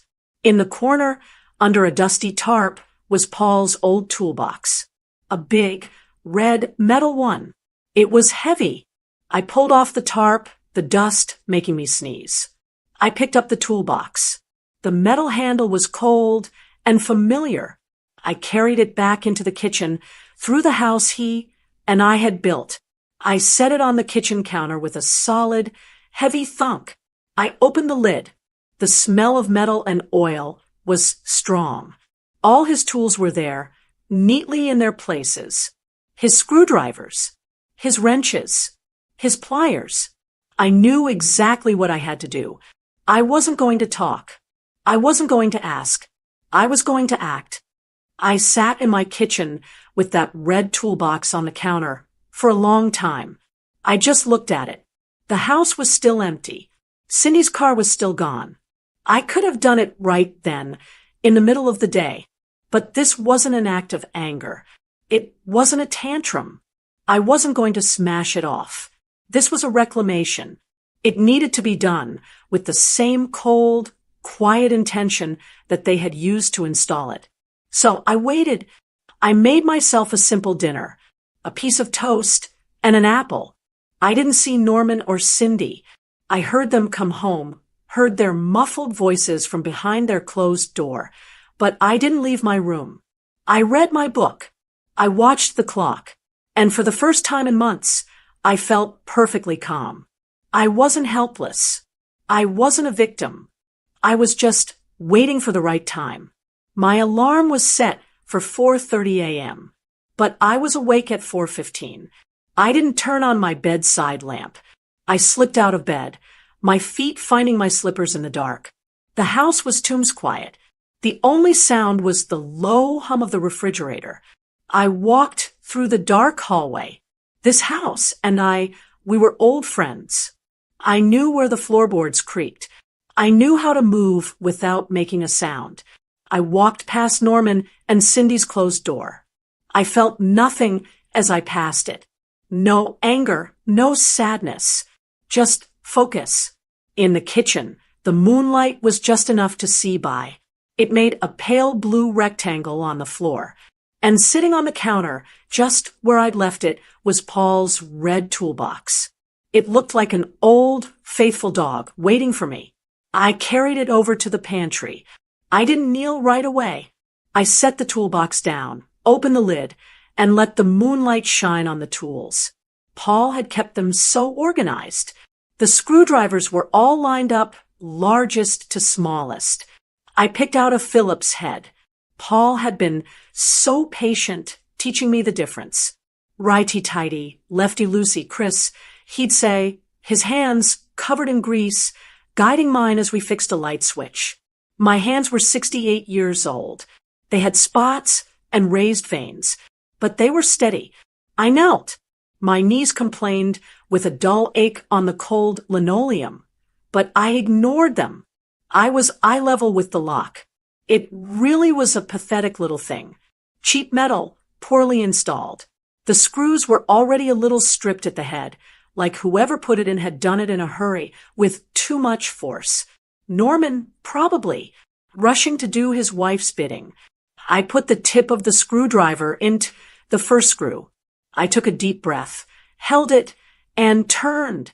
Screech. The sound was horrifying. It was so loud in the silent house. It felt like a gunshot. I froze. My heart hammered against my ribs. I stared down the hall at the dark shape of their bedroom door. Nothing. No lights. No sound of a door opening. Nothing. I let out my breath, slow and steady. I put the screwdriver back in the screw. This time, I put my other hand on the door to hold it steady to absorb the sound. I turned the screwdriver. Screech. I turned it again. Screech. I kept going, slow and methodical. Lefty-loosey. Lefty-loosey. The sound was still there, but I didn't care anymore. Let them wake up. Let them come out and find me. I almost hoped they would. The first screw was free. I pulled it out, a small silver thing, and set it on the floor. One down. I moved to the next one. My wrist was starting to ache. This was harder work than it looked, but I just kept going. Turn, grip, turn. The metal grated, but it was giving way. The second screw came out. I set it next to the first. I started on the third. The hasp was loose now, clinking a little against the wood. I was halfway there. I felt a small, fierce smile on my face. I was doing it. I was taking it off. When I got to the fourth screw, my hand was cramping. But I didn't stop. I worked it back and forth until it, too, was free. The hasp was now hanging by the part on the doorframe. I moved the toolbox. I knelt again. I started on the last 4 screws. These were in the door jamb, the same wood where I'd marked Norman's height. I was careful. I was not going to damage my house. By the time I was on the last screw, a faint, grayish light was starting to creep in through the kitchen window. Dawn was coming. The last screw fell into my palm. The hasp, with the padlock still dangling from it, fell free. I caught it before it could hit the floor. I stood up slowly. My knees popped. My wrist was sore. I was 68 years old, and I was kneeling on the kitchen floor at dawn like a common burglar. I held the lock in my hand. It was heavier than I expected, but it was just metal, just an object. It had no power on its own. It only had the power I'd given it, the power they had given it, and now it had none. I looked at my pantry door. It was just a door again. There were 8 small, ugly holes in the wood. A scar. But the insult was gone. My hand was on the simple, round, brass knob. The knob my hand had opened 1,000, 10,000 times. I turned it. The door swung open with a soft, familiar whoosh. I looked inside. It was dark, but I could smell it. The faint, comforting scent of dried pasta and spices and paper bags and home. It was my pantry. It had always been my pantry. I held the cheap, broken lock in my hand. I had reclaimed my territory. This was step 1. And as the sun began to rise, I knew exactly what step 2 was going to be. I closed the pantry door, the knob fitting into my palm like an old friend. The sense of calm was still there, but now it was mixed with purpose. I took the red toolbox, closed the lid with a quiet click, and put it back in the garage. I put the 8 little screws and the broken hasp and lock on the counter. Then I went about my morning routine. But this morning was different. I started a pot of coffee, the old-fashioned drip machine. The smell of it, dark and rich, filled the kitchen as the sun started to properly light up the room. The full, bright light of day showed the 8 ugly holes in my doorframe. They looked like wounds. While the coffee was brewing, I went to my desk in the den. I didn't just grab a piece of notebook paper. I opened the drawer and took out my good stationery, the thick, cream-colored paper, and matching envelopes I saved for important letters. This was an important letter. I sat down at the kitchen table with my first cup of coffee. The house was still silent. They'd be up soon. I took out my pen, a good, heavy one Paul had given me, and I started to write. I didn't address it to Cindy. I addressed it to both of them. Norman and Cindy, I wrote. I am writing this because our conversations have not been working, so I am putting things down in plain English so there are no misunderstandings. I wrote about the lock. This morning at 4:30 a.m., I removed the hasp and padlock you installed on my pantry. You were not given permission to do this, and it will not be happening again. This is my house. I have lived here for 40 years. There will be no more locks on any of my doors. You will not be locking me out of my own home. My handwriting was clear and steady. There were no angry, shaky lines. Then I wrote about the trash. Yesterday I went to bake cookies, a recipe of my late husband's. I found that my baking supplies, my flour, my sugar, my vanilla, my spices had been thrown in the kitchen trash can underneath vegetable peels and coffee grounds. This was not organization. This was not helping. It was a deliberate act of disrespect. You threw away my things in my home like they were garbage, like I was garbage. I took a sip of coffee. It was hot and strong. Since you moved in, I continued, I have been told my furniture is wrong, my food is unhealthy, and my ways are old-fashioned. I have been told my kitchen is clutter. I have been made to feel like a guest, an old nuisance to be managed. I am not a guest. I am not a child. I am the owner of this house. Then I got to the hardest part. Norman, I wrote, I am your mother. I raised you in this house.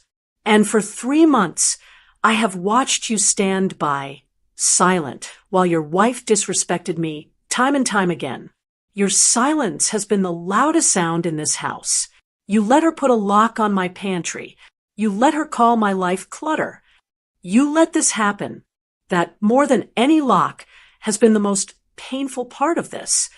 I paused. I read it back. It was all true.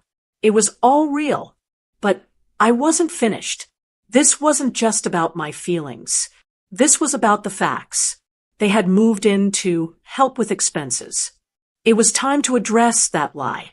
I put down my pen, got up from the table, and went back to my desk. In the bottom drawer, under the checkbook, was a green accordion folder. I'd started it the first month they moved in. I brought it back to the kitchen. Inside were the receipts, the mortgage statement, which was paid in full from my account, the electricity bill, the water bill, the property tax bill, all in my name, all paid by me. I also had the grocery receipts from the past 3 months, the ones I paid for, which covered all the staples, the milk, the eggs, the bread, the coffee, everything we all used. Their contribution was their own specialty items. The expensive food they kept under lock and key. I took a fresh sheet of paper. I wrote, you moved in under the pretense of helping me with expenses. Enclosed, you will find the bills for this house for the last 3 months. You will see they are all paid by me from my own accounts. Your financial contribution has been 0. You are not helping me. I am, in fact, supporting you. I finished my coffee. The sky was bright blue now.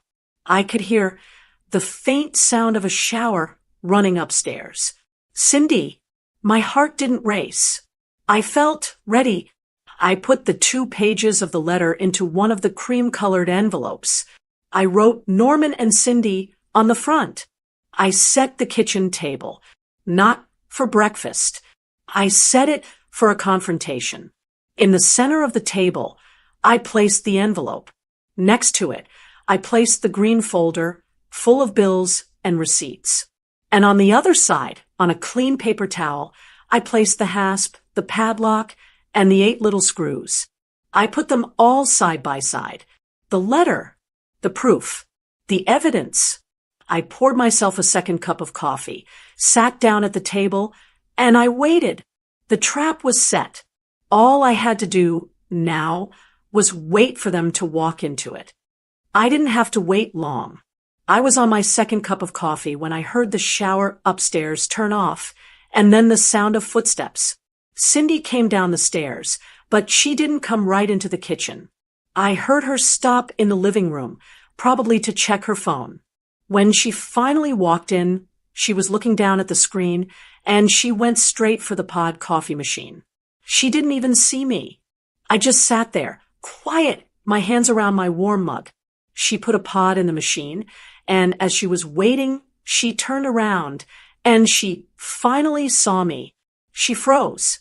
Her hand was still in the air from pressing the button. Her eyes flicked to me, then to the table. I watched her. I watched her brain try to make sense of what she was seeing. First, she saw the lock. Her eyes narrowed. Then, she saw the cream-colored envelope with her name on it. Then, she saw the green folder. She didn't speak. The silence in the room was so total. The only sound was the whirring and gurgling of her coffee machine. She looked back at the pantry. She saw the open door. She saw the 8 little screw holes in the wood. Her face, which had been blank with sleep, went pale. A chalky, sick-looking white. "What did you do?" she whispered. Her voice was sharp and it cracked. I didn't say anything. I just took a sip of my coffee. I just looked at her. You broke it," she hissed, her voice getting louder. "That was our property. You can't just destroy our things. We paid for that lock." She was about to go on. She was winding up, her face turning from pale to a splotchy, angry red. I held up one hand. "Before you say another word, Cindy," I said, my voice perfectly calm, "I suggest you look in that green folder." She stared at the folder like it was a snake. "What is that?" "It's our finances," I said, "since you're so concerned about property and who paid for what." At that exact moment, Norman came shuffling into the kitchen. He was in his work pants and a t-shirt, rubbing his eyes. "What's all the yelling?" "I'm trying to sleep." He stopped. He saw me sitting at the table. He saw his wife standing rigid by the counter, her face like a thundercloud. And he saw the scene I had laid out. The letter, the folder, the broken lock. "What is all that?" he asked. His voice was weak. "Ask your mother," Cindy snapped. She broke our lock. She damaged the door. I told you she was.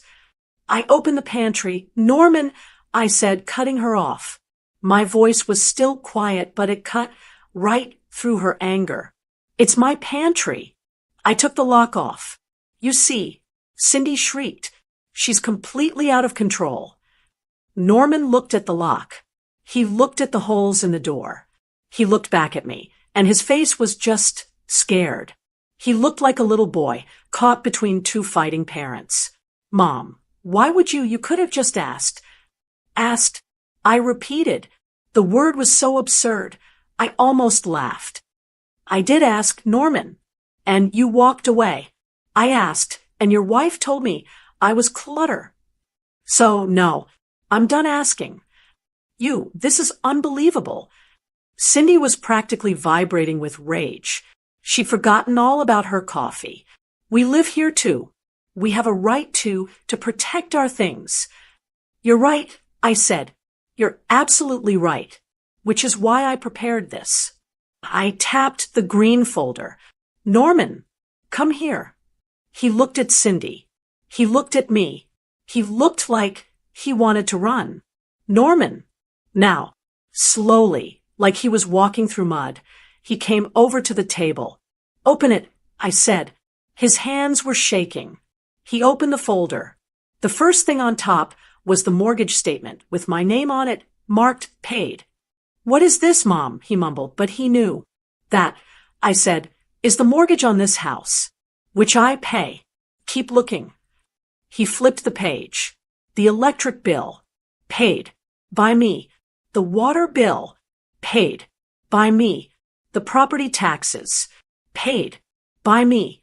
Behind them were 3 months of grocery receipts for all the food we all ate. I don't understand, he said, but his voice was thin. It's very simple, Norman. I said, you and Cindy moved in to help with expenses. But you haven't. You've paid for nothing. You've lived here for 3 months, for free. You've eaten my food, used my electricity, and in return, you've called me clutter, you've thrown my things in the garbage, and you've locked me out of my own pantry. My pantry, which I paid for, in my house, which I am paying for. The silence was deafening. Cindy was staring at the bills in Norman's hand. Her mouth was open. She had no idea. Or maybe she did. And she just never thought I'd call her on it. She had no argument. Her whole defense, that their food was so expensive and special, it all just evaporated. Norman just stood there, staring at the paper. He was seeing in black and white exactly what I had just told him. He couldn't hide. He couldn't pretend. Cindy, for the first time, was speechless. She looked at Norman, and she saw he wasn't going to defend her. He couldn't defend her. The proof was right there on the table. Her anger just collapsed. It turned into pure, hot, red embarrassment. She had been exposed. In front of her husband. By the old-fashioned woman she'd been bullying. She didn't say another word. She didn't yell. She didn't accuse. She just grabbed her keys from the bowl by the door. She grabbed her purse. Cindy, wait. Norman said, weakly, I'm going to be late, she said. Her voice was flat and dead. She wouldn't look at me. She wouldn't even look at him. She walked out the front door. A second later, we heard her car door slam, the engine roar to life, and the sound of her tires squealing as she backed out of the driveway. She was gone, and I was left in the kitchen with my son. The 3 exhibits, the letter, the bills, and the broken lock, were still on the table right between us. The power in the house had shattered, and the pieces were all over the floor. And Norman, for the first time in his life, was going to have to help clean up a mess he'd made. When the sound of Cindy's car faded, the kitchen was left in a ringing silence. Norman just stood there, his back to me, his hands on the counter. He was staring at the wall. He didn't speak. He didn't turn around. I looked at the back of his head, just like I had that first morning. But this time, I wasn't begging him to speak. I was just waiting. After a full minute, he picked up the green folder of bills. He didn't look at them. He just held them. Then he turned and walked out of the kitchen. He didn't look at me. He just left. He went to their bedroom and closed the door. I was alone again. I sat at the table for a long time. I picked up the broken lock and the 8 screws, and I put them in a drawer. Not to hide them. To save them. A reminder. The next 2 days were the quietest, heaviest days I have ever spent in that house. It was a Cold War. Cindy came back late that night. I heard the door. But I didn't see her. I didn't see either of them. We were 3 people, living like ghosts. It was a strange, silent, miserable dance. I'd go to the kitchen to make tea, and I'd hear their bedroom door click shut. I'd hear the bathroom door lock. They were avoiding me. They were ordering food eating in their room. The tension was awful. It wasn't angry anymore. It was a thick, gray, defeated fog. I had won. I had proven my point, but I had broken my family. The silence was heavy, and I started to wonder, had I gone too far? Had I just lost my son forever? All for a pantry door? I felt strong, but I also felt terribly, terribly alone. Then, Sunday evening, it broke. I was in the living room in my old armchair, trying to read a book. I'd been on the same page for an hour.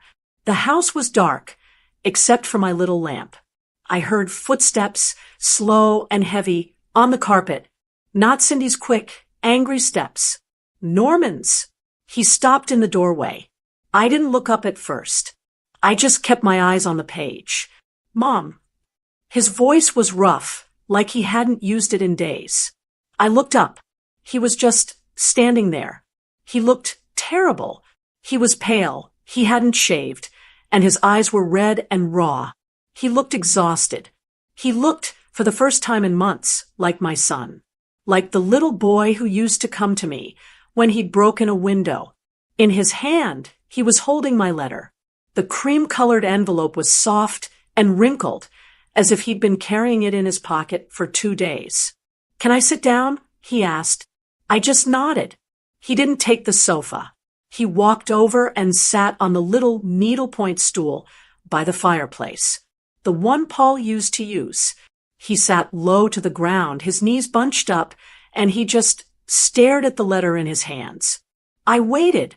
I'd said everything I needed to say in those 2 pages. It was his turn. "I've read this," he said, his voice just a whisper. "About, I don't know, 20 times. He unfolded the pages. "Mom," he said, and then his voice broke. He stopped. He swallowed hard, and when he looked up at me, his eyes were full of tears.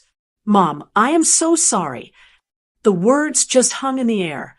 "I am so, so sorry. I knew it was wrong. I knew it. When she first bought the lock, I told her it was a crazy idea. And she got so angry. She said I was choosing you over her, that I was letting you run our lives. And I gave in. It was easier.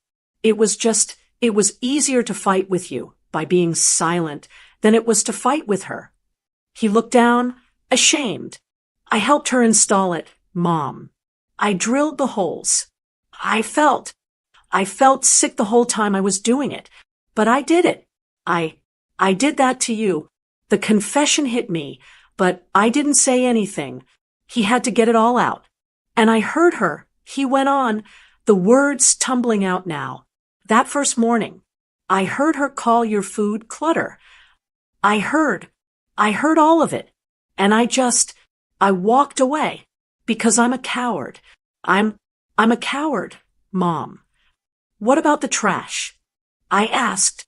My voice was quiet, but it wasn't soft. He winced like I'd hit him. I didn't know about that. I swear, I didn't know until I read this letter. When I read that, that's what we've been fighting about. For 2 days. I couldn't believe.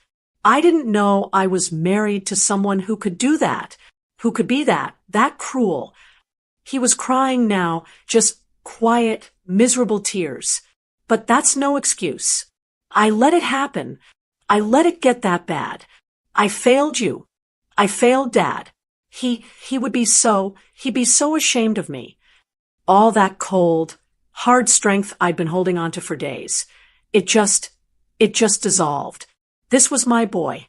My broken, weak, miserable boy. "What happens now, Norman?" I asked. He wiped his face with the back of his hand. "We're leaving. I'm finding an apartment. I've already been looking online. We can't stay here. It's not right. I took advantage of you." He pulled the green folder out of his back pocket. "I'm going to pay you back. For the bills. All of it. I'll get a second job. Norman," I said, and my voice was gentle now. "Stop. It was never about the money. You know that. It was about the respect. It was about you standing there, watching me be treated like garbage in my own home." "I know," he whispered. "I know. I don't know what to do about About Cindy. I don't. I think she's just lost. And angry. And she took it out on you. You need to leave, Norman, I said. It was the hardest thing I'd ever had to say. You both do. You can't fix your marriage while you're living in my house. You need to go. You need to be on your own. You need to learn how to be a husband. And that means you have to stand up for what's right. Even if it's hard. Even if it means a fight. He nodded. He looked completely defeated. But he also looked relieved. Like the decision was finally made.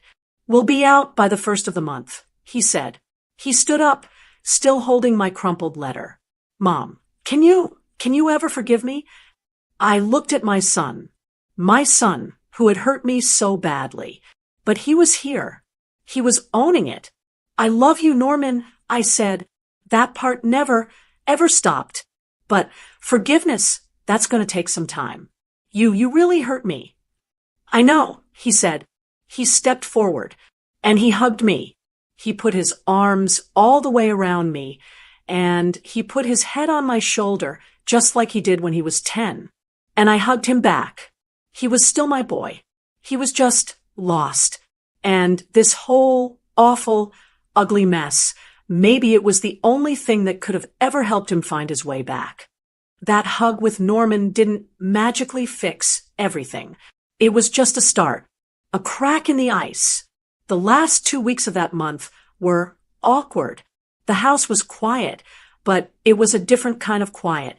It wasn't the cold, angry silence of the Cold War. It was the strained, polite silence of people who have said too much and now don't know what to say. Cindy was a ghost. She never spoke a word to me. Not one. If I came into the kitchen, she would immediately walk out. I saw her packing. I saw the boxes piling up by their bedroom door. She moved with a tight, angry energy, but her power was gone. She had no more cards to play. She had been exposed, and all that was left was her wounded pride. I realized watching her one afternoon as she taped a box shut with furious jerking motions that I didn't need an apology from her. It wouldn't have been real anyway. Her silence, her leaving, that was the only apology I was ever going to get. And it was enough. Norman was the one who spoke. He was busy, constantly on the phone, arranging for a rental truck for an apartment. He looked exhausted, but he also looked lighter, like a man who had finally made a decision he could live with, even if it was a hard one. He was polite. Good morning, Mom. Can I get you anything? Small, careful words. He was trying to mend a bridge he had burned. I was polite back. Good morning, Norman. No, thank you, I have it. It was a start. Then, the day came. The last Saturday of the month. I sat in my armchair in the living room, the one I had moved back to its rightful place. I watched them carry boxes out to the little U-Haul truck they'd rented. It was a gray, overcast day. It felt appropriate. When the truck was full, Norman carried the last 2 suitcases out to their car. Cindy got in the passenger seat. She didn't look at the house. She just stared straight ahead, through the windshield. Norman stood by the open driver's door for a long moment. He just looked at the house, at the porch, at the windows. Then he turned and came back inside. He walked into the living room, his car keys dangling from his hand. Well, he said. His voice was quiet. Where we're going. All right, Norman, I said. He came over. He looked, again, like that little boy. I'll call you. Okay, later in the week. Once we get settled. You do that, I said. He leaned down and gave me a hug. It was quick and a little stiff, but it was real. I love you, Mom. I love you too, Norman, I whispered. He nodded once, and then he was gone. I sat there in my chair, and I listened. I heard the front door click shut. I heard his car door close. I heard the low rumble of the U-Haul as the engine started. And then the sound of them pulling away from the curb. I listened until the sound of the truck faded, and they'd turned the corner, and then silence. But it was a new silence. It wasn't a sad silence. It wasn't an angry silence. It was a clean silence. It was the sound of my house, just breathing. The tension that had been choking it for months, it was just gone. The air felt lighter. I stood up.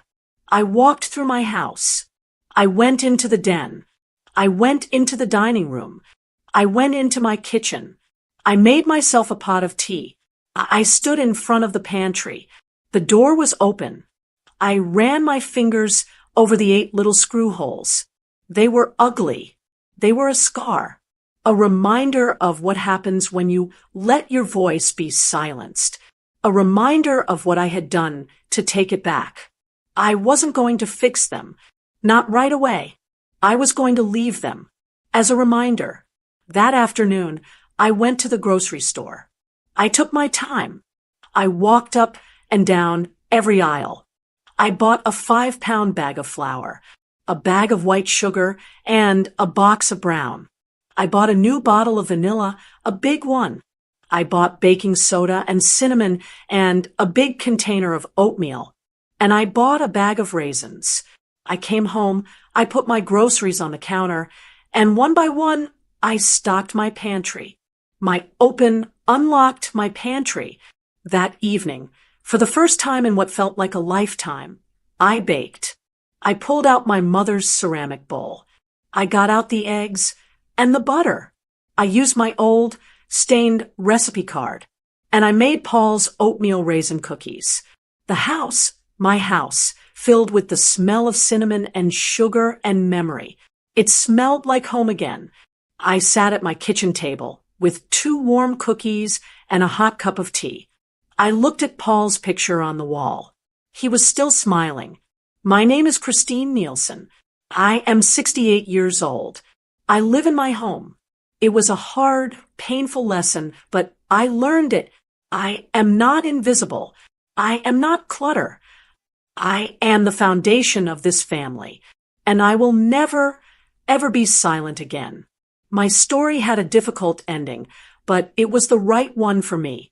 And I want to know, what about you? Have you ever found yourself in a situation where you had to stand up for yourself in your own home? How did it make you feel? What would you do if you were in my shoes? Do you think I handled the situation well? And how important is it to you to feel respected by your family? Have you ever had to have that hard conversation about boundaries? Please let me know your story in the comments below. We all have a story, and sharing them is what makes us strong. If my story touched you, or made you think, I would be so grateful if you would give this video a like and share it with a friend or a family member or anyone who might need to hear that it's never too late to reclaim your voice. I hope you'll subscribe to the channel. In fact, there's another story ready for you to watch right after this. After 3 long years of silence, my son finally wrote to me. I had dreamed of that moment for so long, imagined what I would feel. Relief, joy. But I never imagined this, because when I read the letter, it wasn't the typed words that mattered. It was the frantic, handwritten scrawl at the very bottom. Just 7 words. 7 words that made me grip the kitchen counter, my knees buckling. As I sat down, immediately, my name is Kimberly Williams. I'm 68 years old. I live in a small, quiet town in Burlington, Vermont. My life, ever since my husband passed, has been quiet, too quiet. This house used to be filled with noise, with the hustle and bustle of raising a family. Now, most days, the only sound is the ticking of the grandfather clock in the hall. But the loudest sound of all has been the silence from my son, Eugene. We hadn't spoken in 3 years, not since the fight, the one I've replayed in my mind 1,000 times. It all started when he married Diana, a woman I never trusted. I tried. I really did. But there was something about her. The way she looked at our family photos, not with warmth, but like she was assessing their value. Eugene, my once warm and loving son, grew distant. The arguments started. He accused me of not being supportive. I accused him of forgetting who he was. And then, one day, the calls just stopped. 3 years. Every holiday, every birthday, I'd stare at the phone, praying it would ring. It never did. The silence stretched on, becoming a heavy, suffocating blanket. You don't know what that kind of silence does to a mother. It hollows you out, fills you with a regret that's so sharp, it's hard to breathe sometimes. That day started like any other. I just poured my second cup of coffee when I heard the familiar clink of the mail slot. I walked to the front door, shuffling through the usual stack of bills and supermarket flyers. And then I saw it. A plain, white envelope. My name and address were typed. The return address was just a P.O. box from a town I didn't recognize. My heart did a strange little flutter. I told myself not to be foolish. It was probably nothing, but my hands were shaking as I carried it to the kitchen. I set the other mail down. I just stood there, staring at that one envelope. For a moment, I wondered if this was it. Was this the moment the silence would finally break? I grabbed a butter knife and slit it open. Inside, there was a single sheet of paper, folded twice.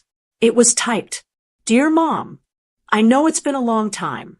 I'm sorry. There's a lot I haven't been able to say. I'm okay, but I need to see you. I have to talk to you about something important. I'll try to call soon. Eugene." My eyes blurred. The tears came so fast I couldn't stop them. He was sorry. He was okay. He was going to call. The relief was so sudden, so overwhelming, it was like I could finally take a full breath after 3 years of holding it in. I clutched the letter to my chest, a sob escaping me. My son was coming back. I read the note again, my eyes tracing the shape of his name. And that's when I saw it. At the very bottom of the page, cramped into the corner as if it was added in a panic, was a message in a different ink. It was handwritten, shaky, and looked nothing like his usual confident signature. I had to squint to make it out. It said, "They're coming for the property. Don't trust anyone." The air left my lungs. I read it again, and a third time. "They're coming for the property. Don't trust anyone." A cold dread, sharp and instant, washed over me. The joy from a second ago vanished, replaced by a deep, pulsing fear. What property? Who are they? And the last 3 words echoed in the empty kitchen. Don't trust anyone. My knees gave out. I stumbled back, grabbing the edge of the kitchen chair and sinking into it. The letter, once a symbol of hope, now felt like a threat. This wasn't a reconciliation. This was a warning. That feeling when your heart drops into your stomach from just a few words.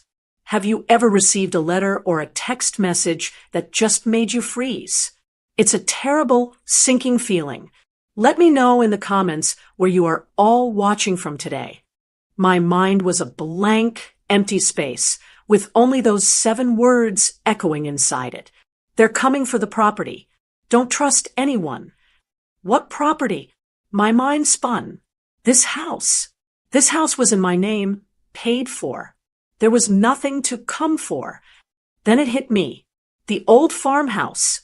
My husband's family place, further north. A place we hadn't visited in 20 years, left to the weeds and the weather. It was practically a ruin. Why would anyone be coming for that? And who were they? The word felt so ominous, so threatening. Don't trust anyone. I looked back at the typed part of the letter. I'll try to call soon. But the frantic scrawl at the bottom felt so much more urgent. What if soon was too late? What if he was in trouble right now? A mother's fear is a powerful thing. It's a physical force. It pushes aside all the hurt, all the anger of the last 3 years, and leaves only one sharp command: protect your child. The silence in the house was deafening. I couldn't just sit here. I couldn't wait by the phone like I had for 3 years. Not with a note like this. I snatched the envelope off the table. I barely glanced at it before, but now I stared at it, hunting for a clue. The return address. It wasn't Eugene's handwriting. It wasn't his old apartment. It was typed: Collins and Associates Attorneys at Law 100, State Street, Montpelier, Vermont. My blood ran cold. Montpelier? That was a 2-hour drive.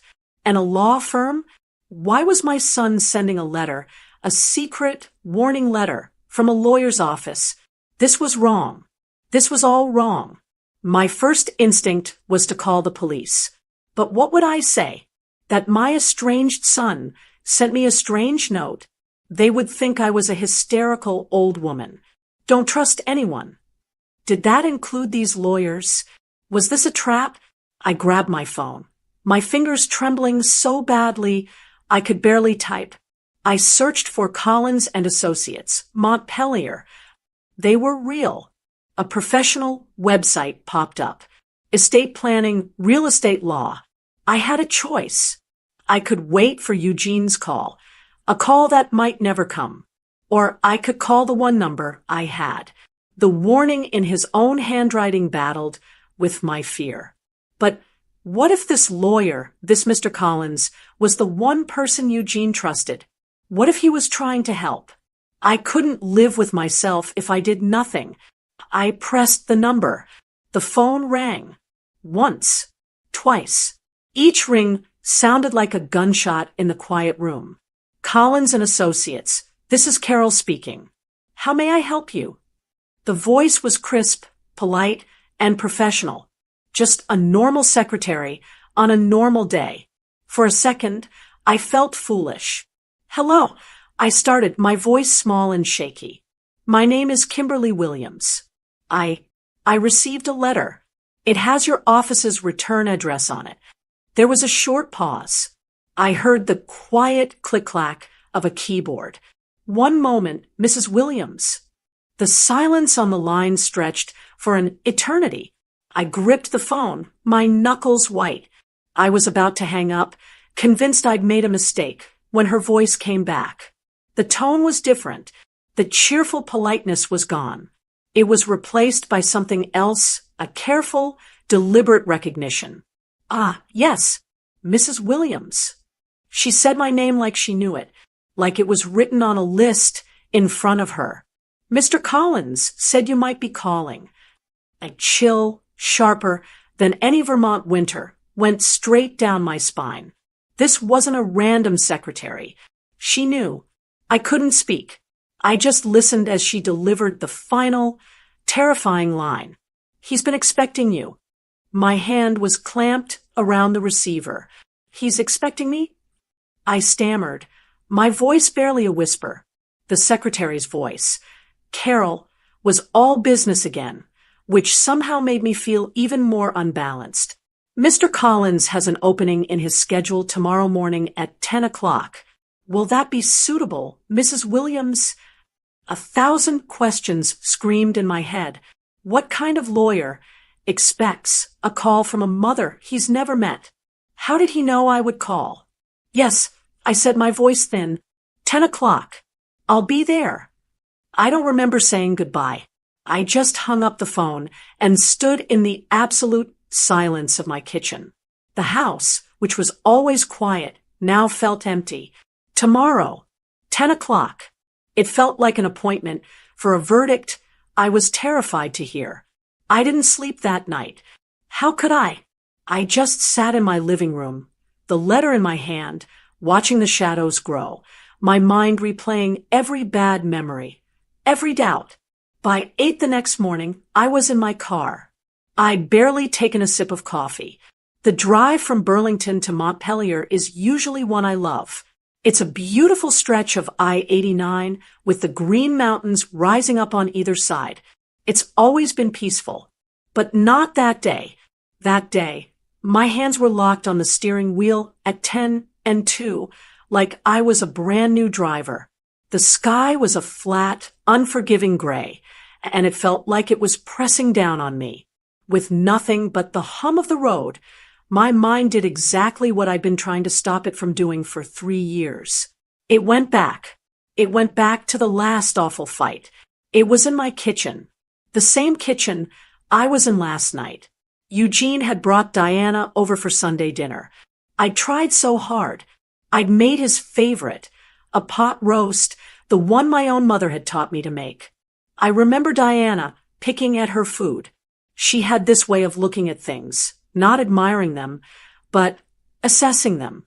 I watched her eyes move from my mother's silver candlesticks to the china cabinet. It was a look I couldn't place at the time, but now it makes me shiver. The fight started over nothing. I'd asked Eugene about his job.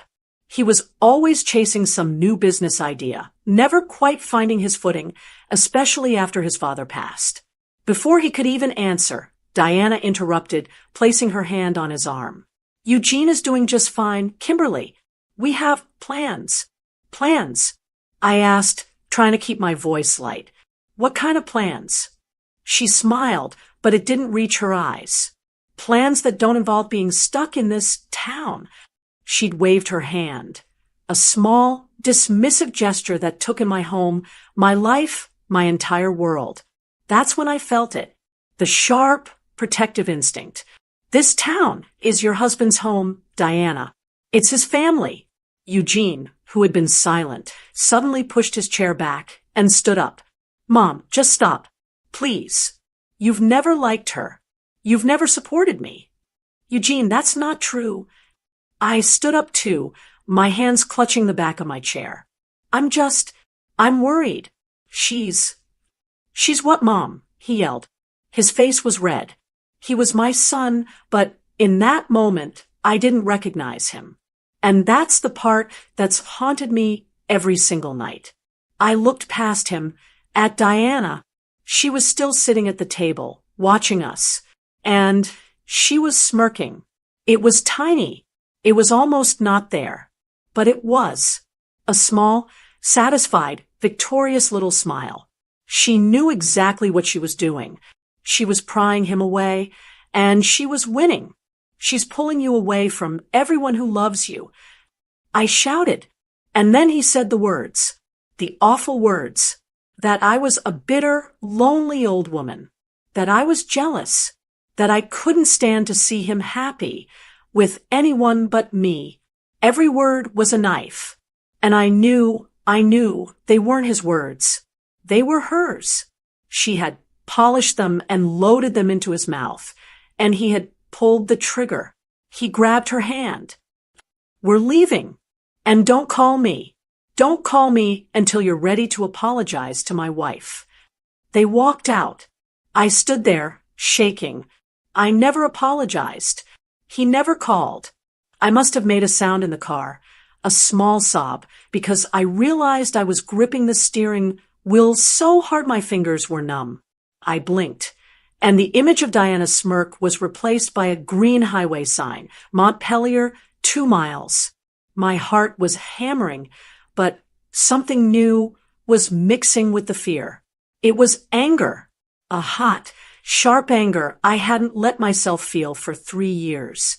All this time, I had lived with the guilt. Had I been too harsh? Had I pushed him away? But now, they're coming for the property. Diana's plans. Her eyes assessing my candlesticks. It wasn't my imagination.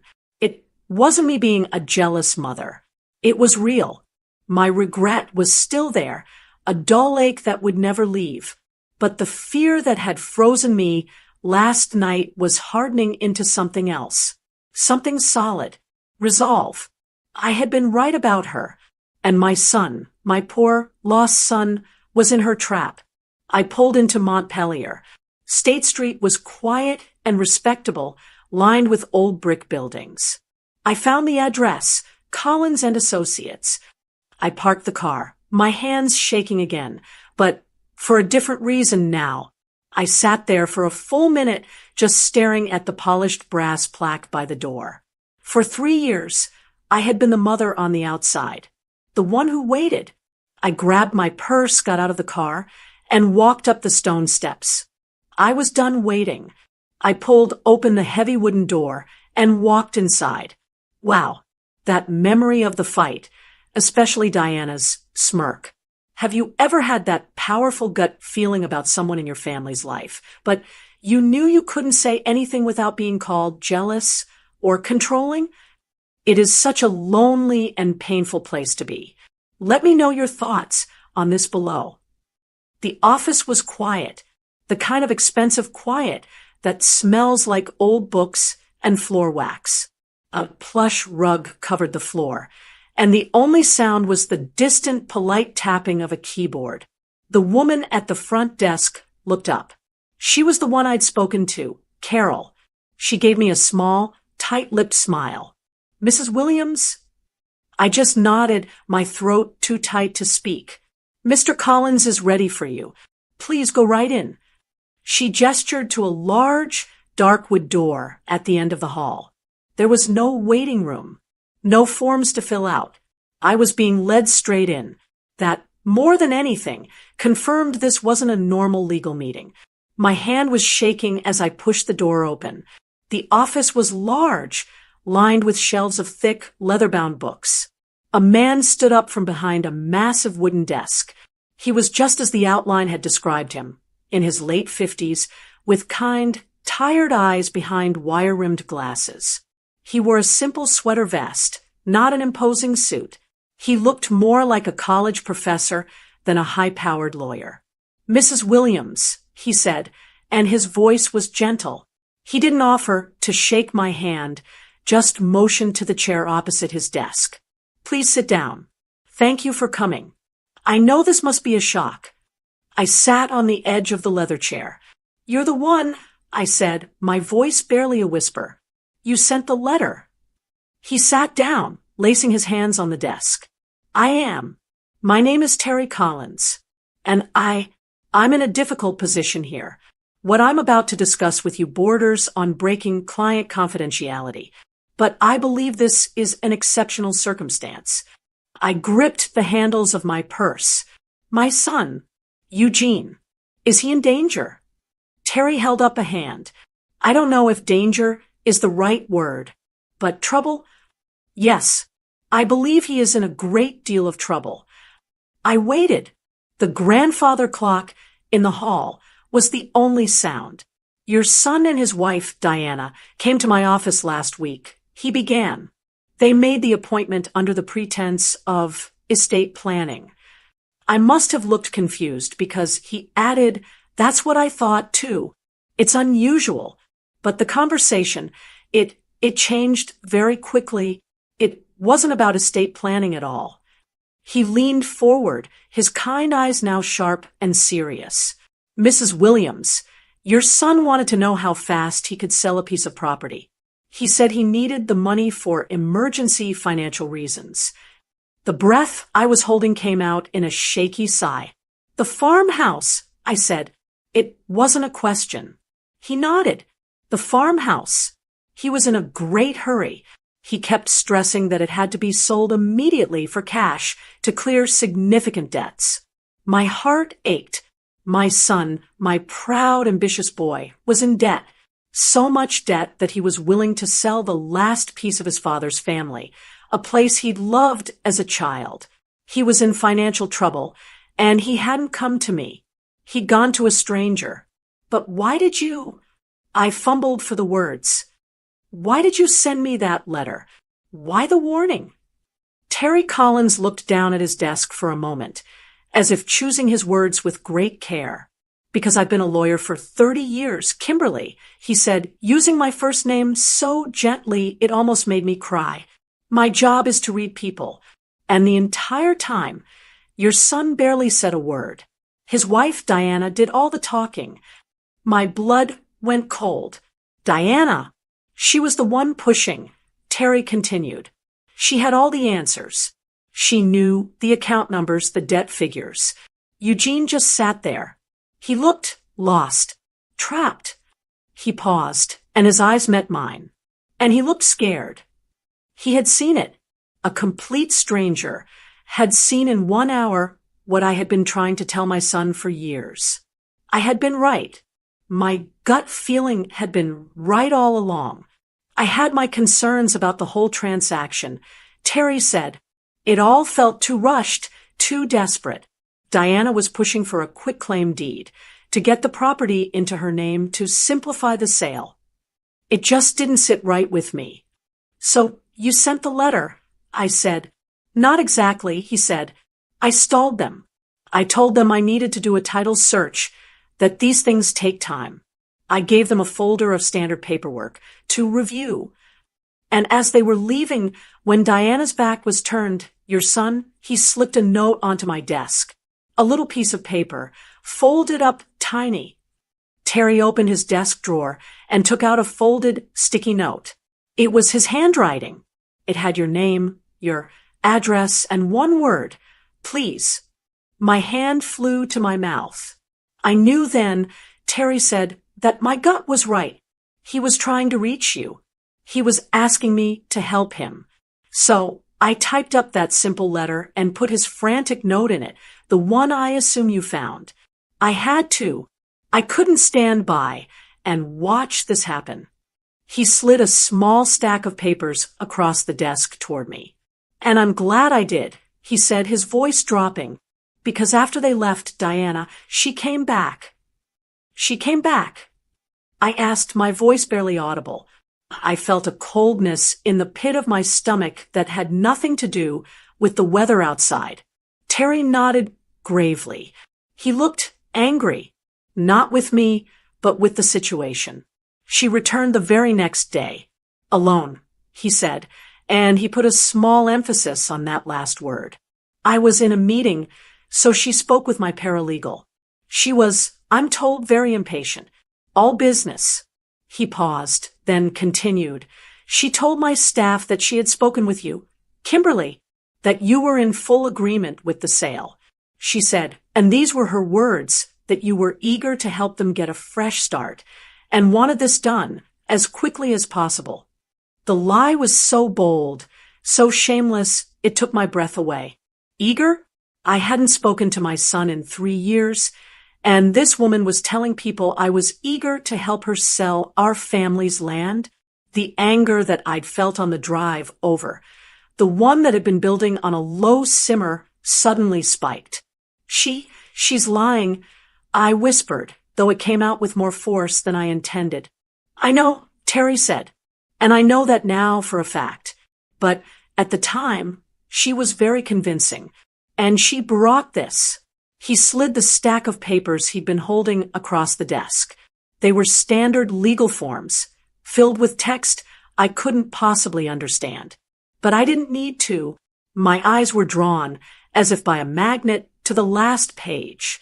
It was a document, a consent to sell.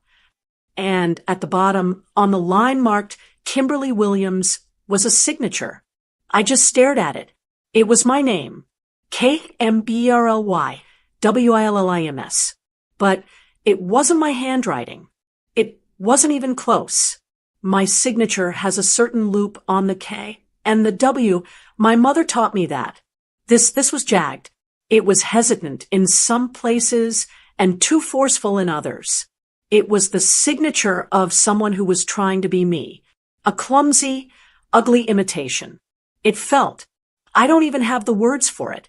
It felt like I'd been violated, like someone had broken into my house, not to steal a television, but to steal me, to steal my name. Terry's voice was very soft. "That's not your signature, is it?" He knew. He knew the second he saw it. "No," I said. My voice was hollow. "No, it is not." I felt sick. I leaned back in the chair, and the room seemed to tilt for a moment.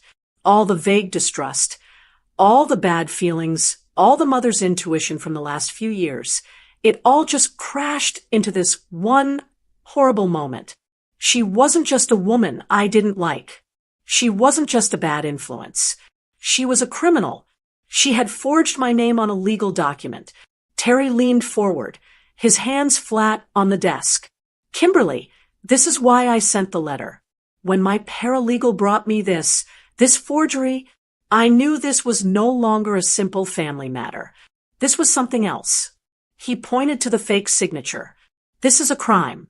And when I put this together with your son's face, the way he looked in my office like a trapped animal, and the note he slipped me begging me to contact you, he shook his head, his expression grim.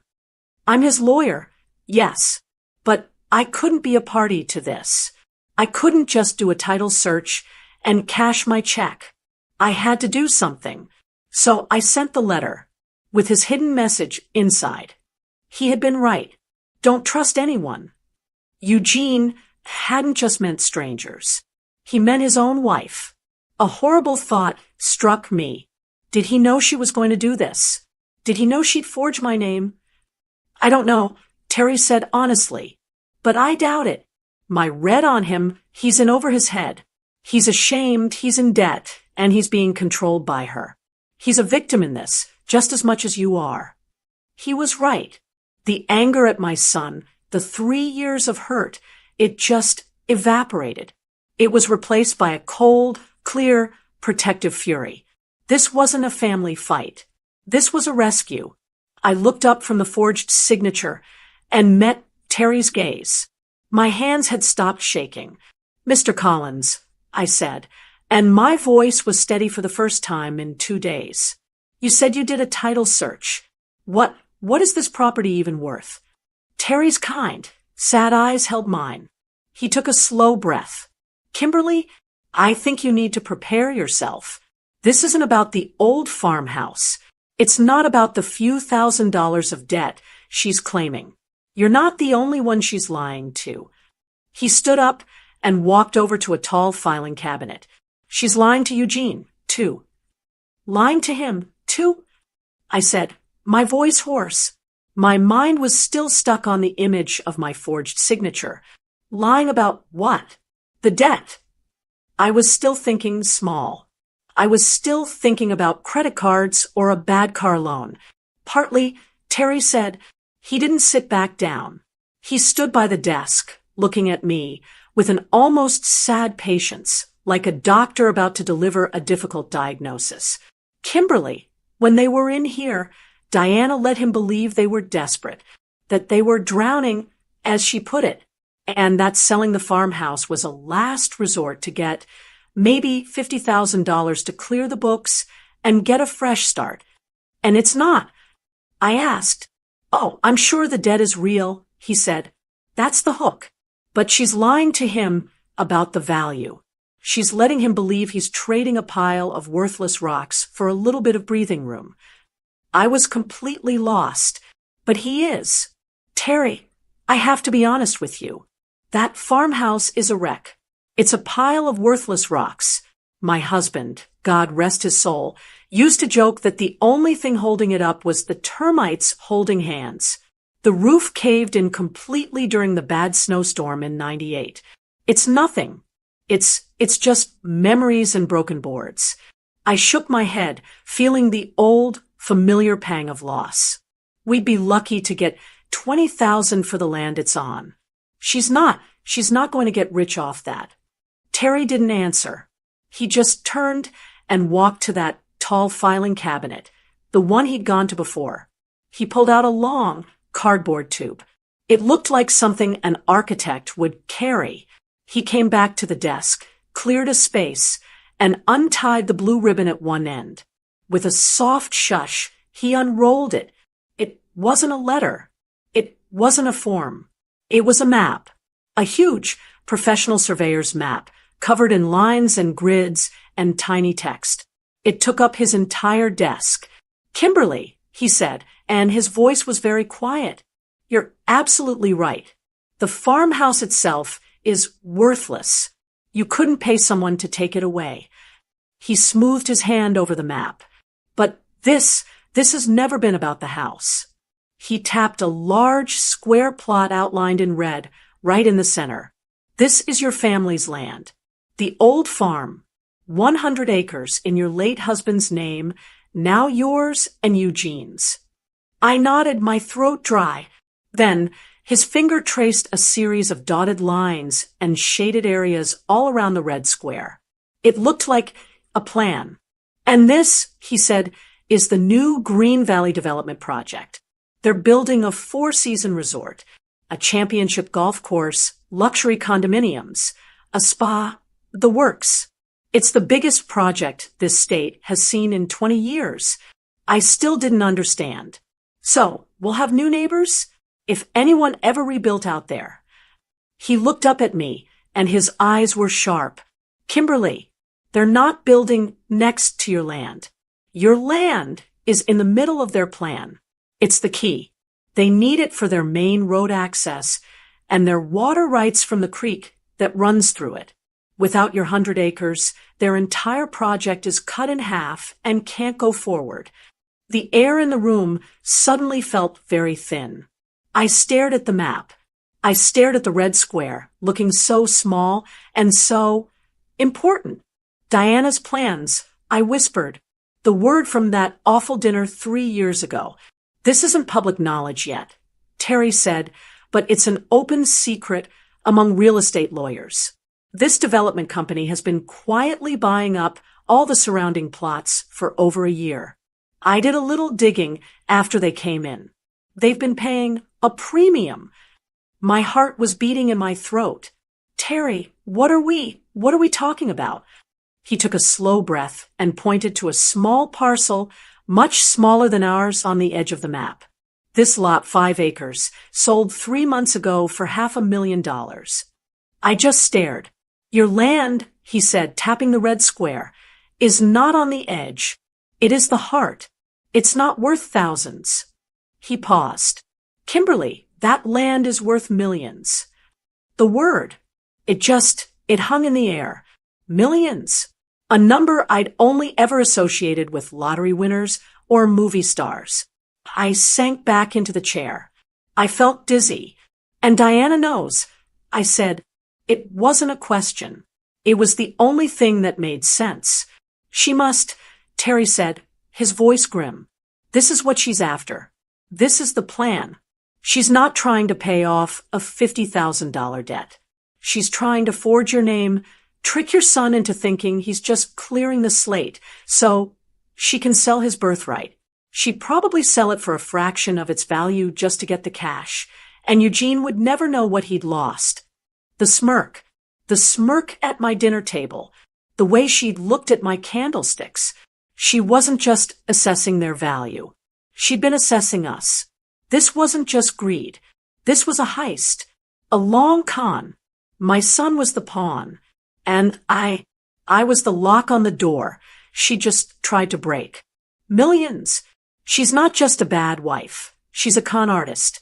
My blood is boiling for Kimberly.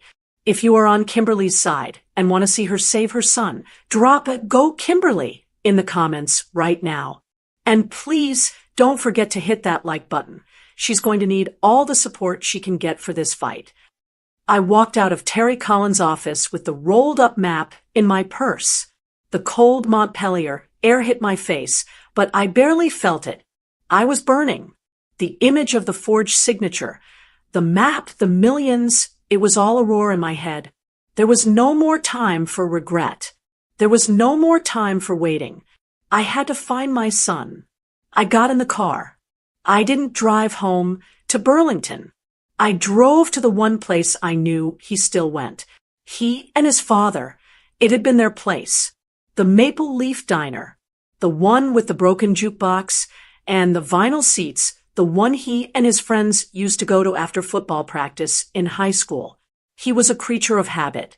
If he was in trouble, if he was looking for a shadow of his old life, he'd be there. I gripped the steering wheel, my mind clear. I was no longer the sad, lonely woman in the quiet house. I was a mother, and I had been for 68 years. I knew how to fight. The drive was a blur. When I pulled into the diner's parking lot, I saw his car. It was old, a little beaten up, and it was parked in the back corner, just like he always did. I took a deep breath, grabbed my purse, and walked in. The bell over the door jingled. My eyes scanned the room. And there he was.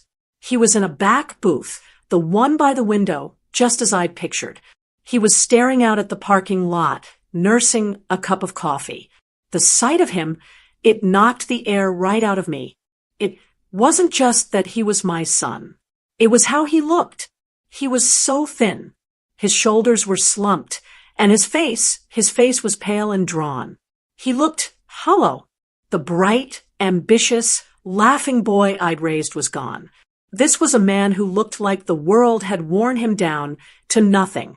My anger didn't vanish, but something else rushed in to join it. A deep, aching pity. He didn't see me. I walked across the linoleum floor. I stood at the end of his table. Eugene. His head snapped up. The look on his face. I will never forget it. First, just shock. His eyes went wide. Then, in a split second, something else. Guilt. And then, just as fast, that flickered out and was replaced by a hard, cold defensiveness. It was like watching a series of masks fall into place. Mom, he said. His voice was rough. What are you doing here? How did you find me? I've always known where to find you, I said softly, and I slid into the booth opposite him. He immediately tensed, pulling back, crossing his arms over his chest. He looked like a cornered animal. Look, if you're here to start another fight. I'm not here to fight, Eugene, I said. I'm here because I'm scared. I'm scared for you. I don't need you to be scared for me, he snapped. I'm fine. I'm a grown man. We're fine. I went to Montpelier, Eugene. He flinched. A tiny, almost invisible recoil. His knuckles went white as he gripped his coffee cup. I spoke to a lawyer, a Mr. Terry Collins. His face hardened. You have no right. You have no right to go sticking your nose into my business. My name on a forged document makes it my business, Eugene. He looked down. He stared into his coffee cup. A deep, dark red flush crept up his neck. There it was. Shame. He couldn't even look at me. It was just a piece of paper. He mumbled. It was just to speed things up. You wouldn't understand. We're in trouble. We're drowning. We need the money. It's just a worthless pile of junk, Mom. His eyes finally met mine, and they were filled with anger. It's just a stupid, falling down house. You always hated that place anyway. Hearing the desperation, the lines he'd clearly been fed, it broke my heart. Who told you that, honey? I asked, my voice shaking. Who told you it was worthless? Diana. Stop it, he said, and his voice was suddenly loud. A few people at the counter looked over. Just stop. You've never liked her. You've just been waiting for a chance to drive us apart. You're trying to control me. You can't stand to see me happy. There they were. The exact words from 3 years ago. The words she had loaded into his mouth. He was just a puppet, and she was pulling every string. I couldn't hold back anymore. The pain, the anger, the love, it all came spilling out. Happy, I said, and my own voice rose. Is this what happy looks like? Look at you. You're skin and bones. You're hiding in a diner. You're forging my name. And you're letting her lie to you. She's not lying, he shouted. She is, I said, my hands flat on the sticky table. She is lying to you, Eugene. You think you're selling that land to pay off some debt? $50,000? Is that what she told you? He hesitated, just for a second, but it was there. That 1 second of hesitation was the first crack in the wall. It's none of your business, he said, but his voice had lost its force. She is not trying to pay off a debt, Eugene. She is trying to steal your future. She is trying to steal your father's land. Stop, he said. He looked small. He looked like a little boy again, one who'd been caught. Just stop. I reached into my purse. My hands were shaking, but I grabbed the rolled-up map. No, I said, I won't stop. You are my son, and I will not let her do this. I pulled the map out and unrolled it right there on the table, knocking over his spoon. She's not after 50,000, honey, I said, my voice breaking. She's after millions. He just stared. He stared at the map. His face was a terrible, pale, unreadable mask of anger, confusion, and shame. He looked from the map to my face and back again. He didn't know who to trust anymore. He just looked lost. He just stared at the map, his face ashen. The red square in the middle seemed to pulse under the diner's fluorescent lights. What is this?" he whispered. But his voice was brittle. He was trying to sound angry, but it just sounded broken. "Where did you get this? This is crazy. You're lying. You're just trying to what, Eugene?" I said, my voice shaking, but I wouldn't back down. "Not now." "Trying to what? Save you?" "This isn't a lie. This is from Terry Collins. The lawyer you went to, the one you slipped that note to, begging for help." His eyes darted from the map to my face. The color drained from his cheeks. "I laid it all out," I said, and the tears I'd been holding back finally started to burn in my eyes. The lawyer, the fact that he was expecting my call, the fact that Diana came back, alone, the very next day. And she came back with this. I didn't have the forgery with me, but I didn't need it. The image was burned into my mind. She forged my name, Eugene. His head snapped up, his eyes wide with a terrible, cornered animal panic. "No, she wouldn't. She did. A clumsy, ugly forgery of my signature on a document giving her consent to sell. She lied, Eugene. She lied to the lawyer, and she lied to you. You think you're paying off some debts. You think this is for $50,000. I tapped the map. This is what she's after. She's not trying to pay off debts. She is trying to steal your entire future. She's using your debt to trick you into giving away millions." He just stared. He stared at the map, at the red square. He stared at his own hands, trembling on the table. And then all the fight, all the brittle anger, it didn't just leave him. It shattered. His shoulders, which had been so tense and rigid, slumped. He covered his face with one hand, his whole body starting to shake. It wasn't loud. It was a silent, terrible, full-body tremor of a man who had finally hit rock bottom. I watched as my son, my grown-up, 38-year-old man, just fell apart in a public diner. "Eugene," I whispered. He wouldn't look at me. He just shook his head, his hand still covering his eyes. "I didn't," he choked out. I didn't know. The dam just broke. The confession, the shame, it all came tumbling out, so fast I could barely keep up. It was my last business idea," he stammered, his voice muffled by his hand. "The import won. It failed. It all failed. I lost everything, Mom. I lost more than everything. Oh, honey, I didn't know what to do," he said, and now he was crying. I couldn't tell you. After that fight, after everything, I couldn't come to you and say I'd failed again. I was so ashamed." He finally lowered his hand. His face was blotchy and wet, and he looked like he was 10 years old. "And Diana," he said, his voice cracking, She said she could fix it. She said it was no big deal. She said, 'Let me handle the finances, Eugene. You're too emotional.' And I let her. I was relieved. I gave her all the accounts. I signed whatever she put in front of me. This was it. The moment I dreaded. He hadn't just been blind. He'd been a willing participant in his own downfall. I just kept signing. He whispered. And the debt, it just got worse. And then she found out about the land. She said it was the answer. A clean slate. And you believed her, I said. It wasn't an accusation.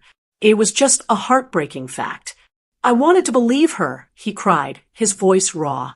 I wanted it to be that easy. Just sign a paper and it all goes away. But it felt wrong. The lawyer, Mr. Collins, he kept looking at me funny. And Diana she was so fast. So hard. It wasn't like her. So you wrote the note, I said. He nodded, shame rolling off him in waves. I wrote it when she went to the bathroom. I slipped it to him. I thought maybe you could stop it.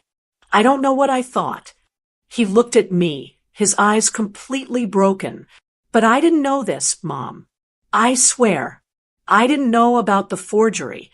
I didn't know about the millions. I just thought. I thought I was a failure, selling off the last piece of Dad's family for pennies. He finally, completely deflated.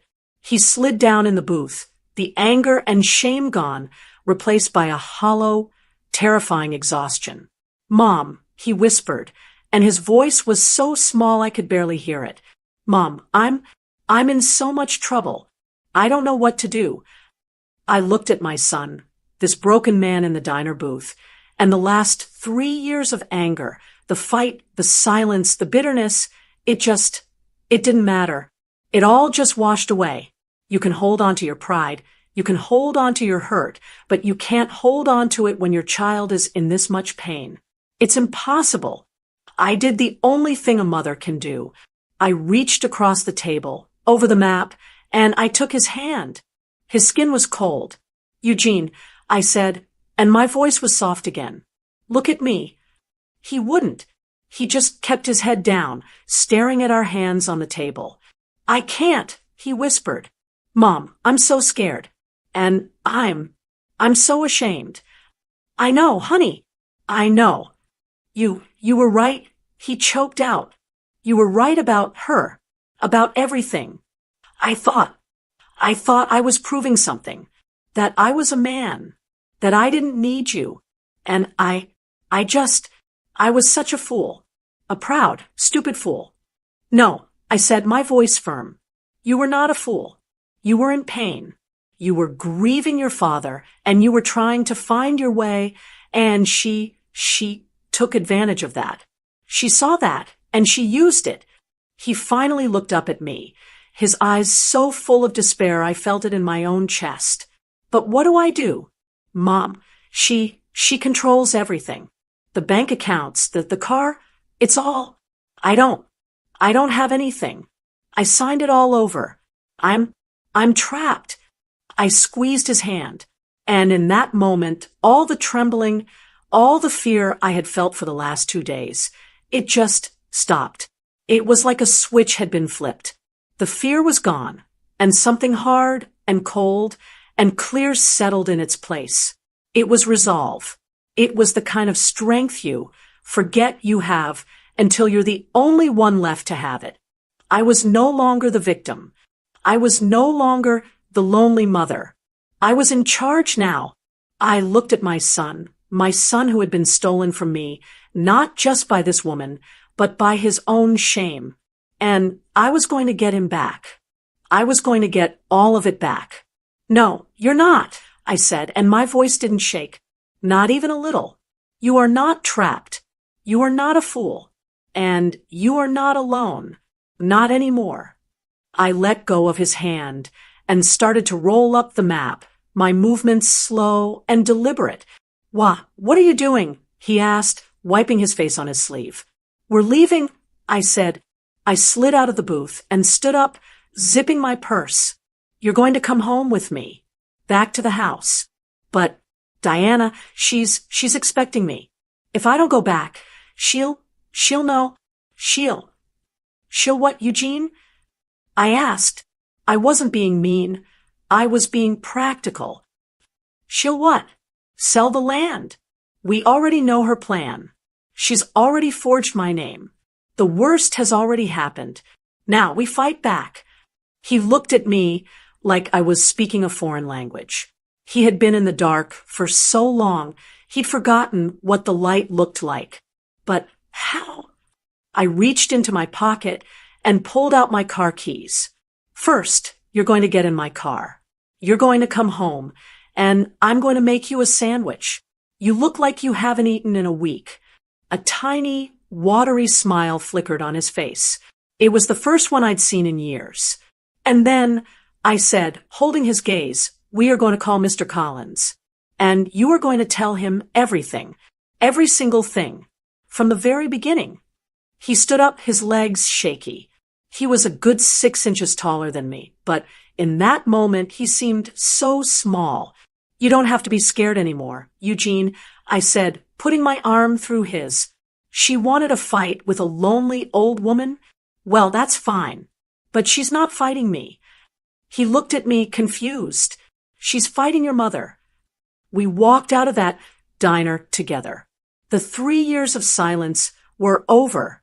It was no longer about the fight or the past. It was about one thing, and one thing only. We are going to fight this, I said as we stepped out into the cold, bright air. Together. The drive home was quiet, but it was a different kind of quiet than the one I'd been living in. The silence in my house for the last 3 years had been cold and empty and heavy. This was something else. It was the silence of exhaustion, the silence of two people who had said everything that needed to be said. And now there was nothing left but what came next? Eugene just stared out the passenger window. I don't know what he was seeing. Maybe the past. Maybe the terrifying future. When I pulled into my driveway, he just sat there for a full minute staring at the front door. His home. It's exactly the same, he whispered. The old oak tree in the front yard was bare, its branches like skeletons against the gray sky. It's always been here for you. I said simply, come on. Let's get you inside. He walked in like he was a ghost. He looked at the grandfather clock. He touched the back of his father's old recliner. He'd been a stranger for 3 years, and now in an instant he was just my son again. I didn't ask him any more questions. I didn't press him about Diana or the money. I just walked into the kitchen, pulled out the bread, the turkey, and the mayonnaise. The same way I had after every football practice, every bad breakup, every disappointment in his life. You feed them. It's the first thing you do. I put the plate in front of him at the kitchen table. He looked at it, then up at me, his eyes full of a shame so deep I could barely stand it. Mom, I don't eat, Eugene, I said. It wasn't a request. He ate. He ate like he hadn't had a real meal in months. He finished the first sandwich in 3 bites, so I made him another. He was just finishing the second one when I walked over to the phone on the wall. The old landline. My hand was steady. I knew the number by heart now. Eugene watched me, his eyes wide. I picked up the receiver. I dialed. It rang once. Collins and Associates. This is Carol. Carol, I said, and my voice was clear and strong. It's Kimberly Williams. Please put me through to Terry. It's an emergency. I didn't have to wait. A second later, his voice was on the line, sharp and concerned. Kimberly?